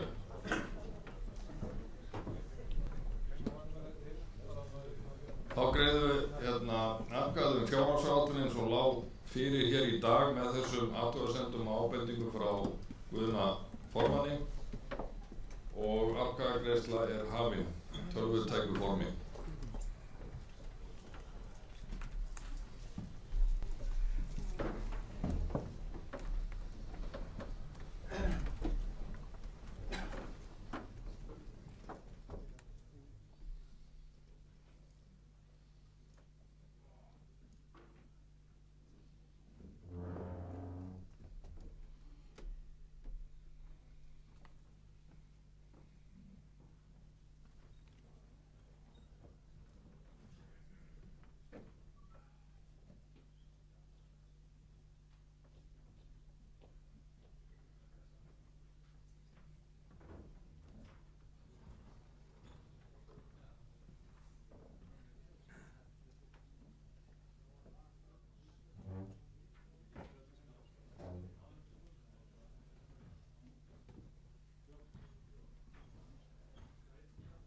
Já, 10 sekúndur.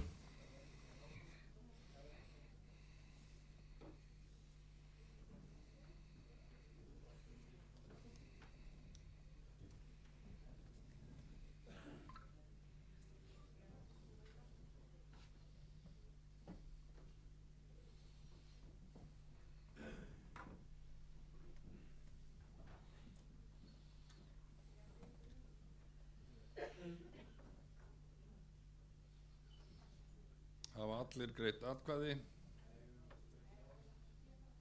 Já, já.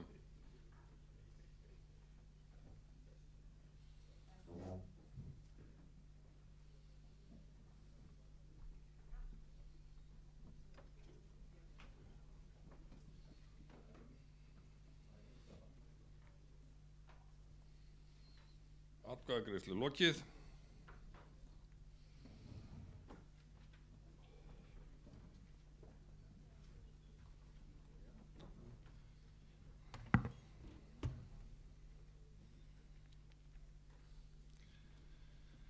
Atkvæðagreiðslum fjárhagsáætlun er lokið, þá eru 106 sem greiddu atkvæði, 94 segja já, 12 segja nei. Hún er þá samþykkt. Þá er nefndarstörfum lokið. Komið að önnur mál og það er þá yfirleitt sem allt verður vitlaust. einhver sem vill tjá sig undir öðrum málum? Það alltaf einn. Gjörðu svo vel, frendi. Hvaðan ertu úr Eyjafirðinum? Ha? Blönduhlíðinni. Já. Steini var farin, það var einhver að koma upp og segja eitthvað þarna. Ég held í mér. Ég ætla bara að leggja til þá hugmynd að öll félög á Íslandi, þetta er ekkert engin reglugerð neitt, við bara gerum samkomulag að heimalið spili í dökkum búningum á Íslandi eða í sínum eigin litum. Ég veit að leikreglurnar segja heimalið skal spila í ljósum, rólegur. Þú notaðu þetta. Leikreglurnar segja heimalið skal spila í ljósum búningum og út í lið. Dökkum búningum, það má, en liðin með að koma að samkomulag um annað. Að sjá Njarðvík auglýsum daginn, allir mætti græni í stúkuna, það eru að spila Breiðablik, hvítir á móti grænum Breiðablik, mér finnst það bara hallarslegt, þannig ég ætla að leggja það til að við bara liðin spili í þeim litum sem til og þetta sé bara samþykkt. Bara, við munum gera munnlegt samkomulag um það. En hvað ætlar að segja til?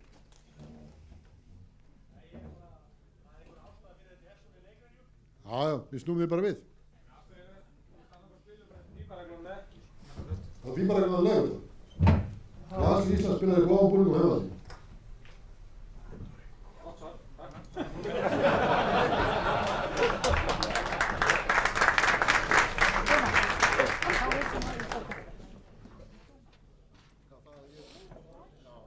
Já. Ég veit ekki hvor er betri, hann eða Steini. Fleiri sem vilja tjá sig undir önnur mál.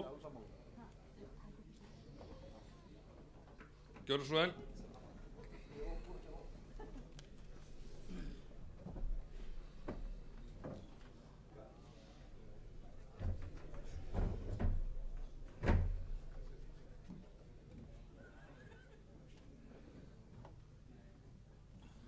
Þingheimur, ég vil hérna skjóta þið til stjórnar KKÍ, hvernig sem það verður skipað að byrja aftur með þingin ekki bara í Reykjavík eða höfuðborginni nársveitunum, heldur að koma því út á land smá. Ég held að það komið tími til þess.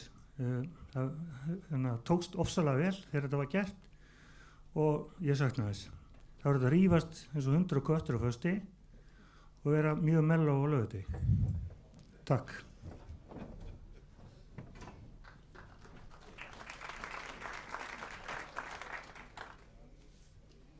Og algjörlega til friðs síðan á sunnudegi. Fleiri sem vilja tjá sig undir önnur mál?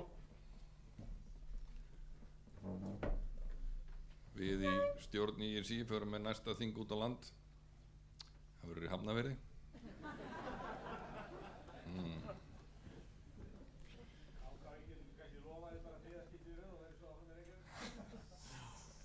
Heyrðu, fleiri hafa ekki hvað sér hljóðst, þannig að umræðum í önnur máli lokið og þeim dagskrá er lokið. Þá er komið að kjósa formann. Nei. Ég sagði nei.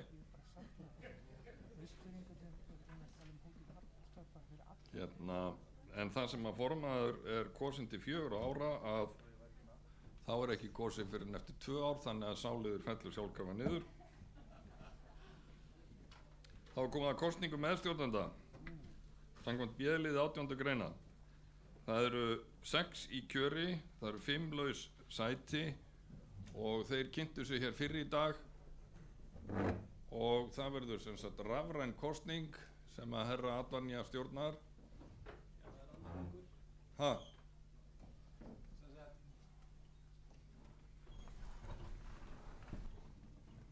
Þið þurfa að fara aftur inn á KKÍ síðuna því nú er annar hlekkur, við notum ekki sama hlekku og í atkvæðagreiðslunni, það eru 2 hlekkir þar og hérna það þýðir ekki að fara inn á hann í augnablikinu því að hann er ekki búin að leyfa mér að opna en þegar hann er búin að opna þá farið inn á KKÍ síðuna og það er hlekkur nummer 2, auðkennið ykkur inn og kjósið þann sem er bestur. Já, vil herra Advanja gjöra svo vel að opna fyrir kosninguna.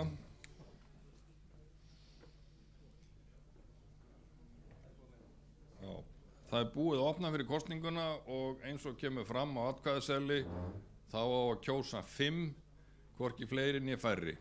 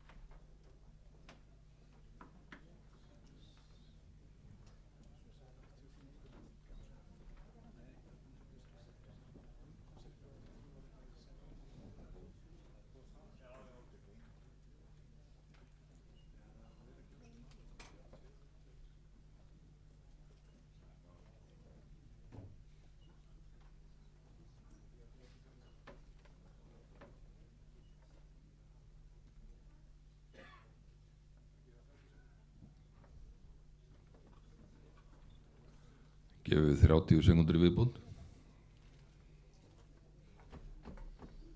Áður en við förum á sjó.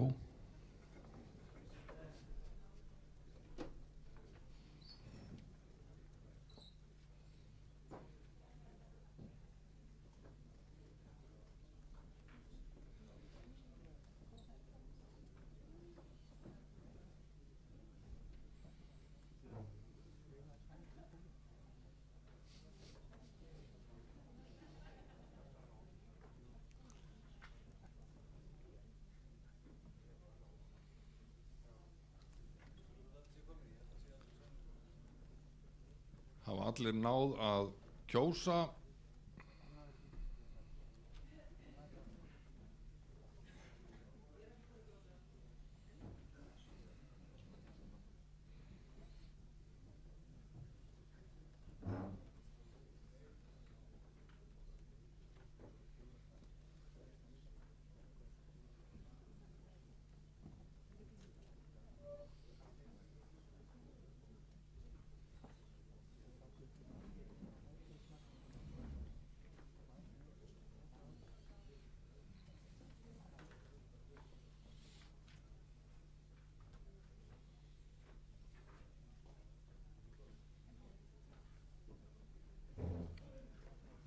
Allir búin að kjósa,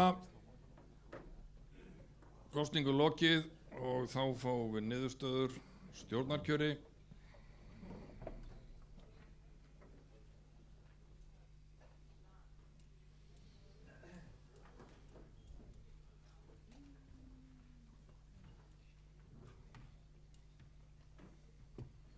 Þetta skrýtin kaka.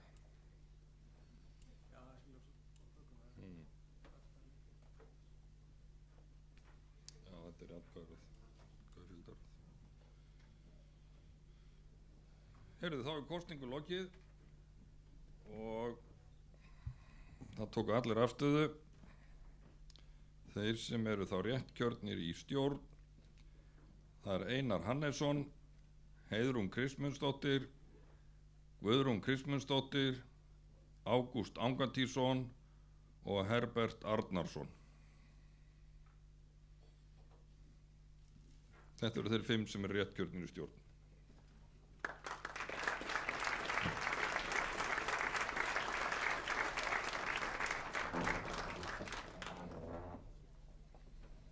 Við óskum þeim til hamingju og þá er komið að kosningu 6 manna í ag- og úrskurðarnefnd og það bárust einungis 6 framboð, þannig að þau eru sjálfkjörin.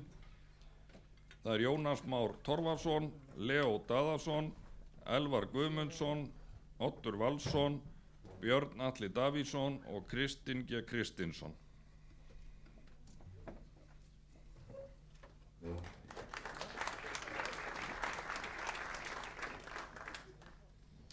Þá er kosning 2 skoðunarmanna reikninga. Það eru 2 í framboði.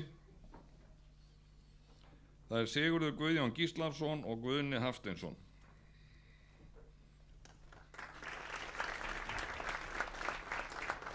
Þá er komið að kosningu fulltrúa íþróttaþing og það er tillaga frá stjórn að því verði vísað til stjórnar. Gera menn athugasemdir við það.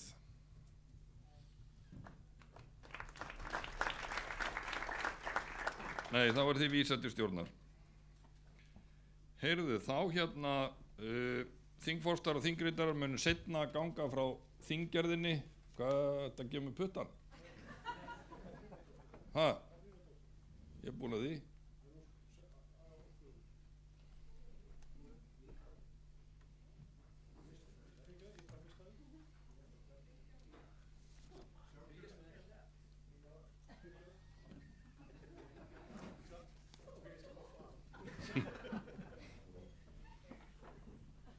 En það verður að vera smá létt yfir þessu. Heyrðu, já, sem sagt, við förum ekki við þinggerðin núna, heldur er því vísað til þingritara og þingforseta. Við þingforsetar og þingritarar þökkum fyrir gott og starfsamt þing og vonumstum eftir fjöri í kvöld og vil háttvirtur formaður gjör svo vel og slíta þingi.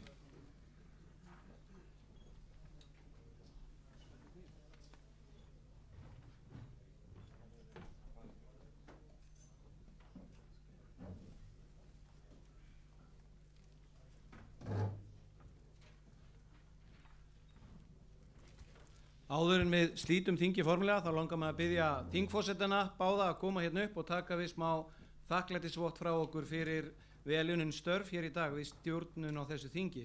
Valdimar, Leó og Hörður.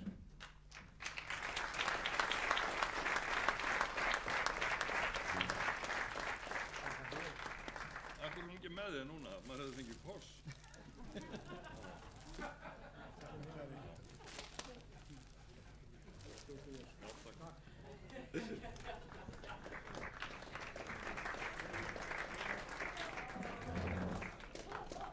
Jæja, nú er klukkan orðin bara dett í 7 og hérna stutt eftir að þessu þingi, starfsamt gott þing, miklar umræður, ýmsar ákvarðanir teknar, körfuboltahreyfingunni til heilla og svo sannarlega eru við ekki fátæk af sjálfboðaliðum eða fólki með skoðunum á hreyfingunni.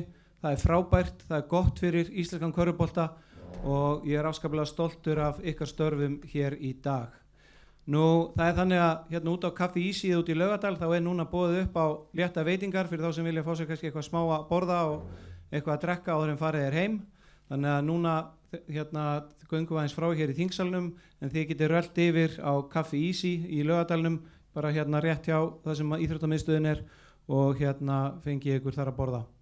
En að þessu sögðu ítreka ég þakkir okkar stjórnar og starfsmanna til ykkar allra fyrir að vera hérna með okkur í dag og taka mikið góðar ákvarðanir fyrir heildarhreyfinguna.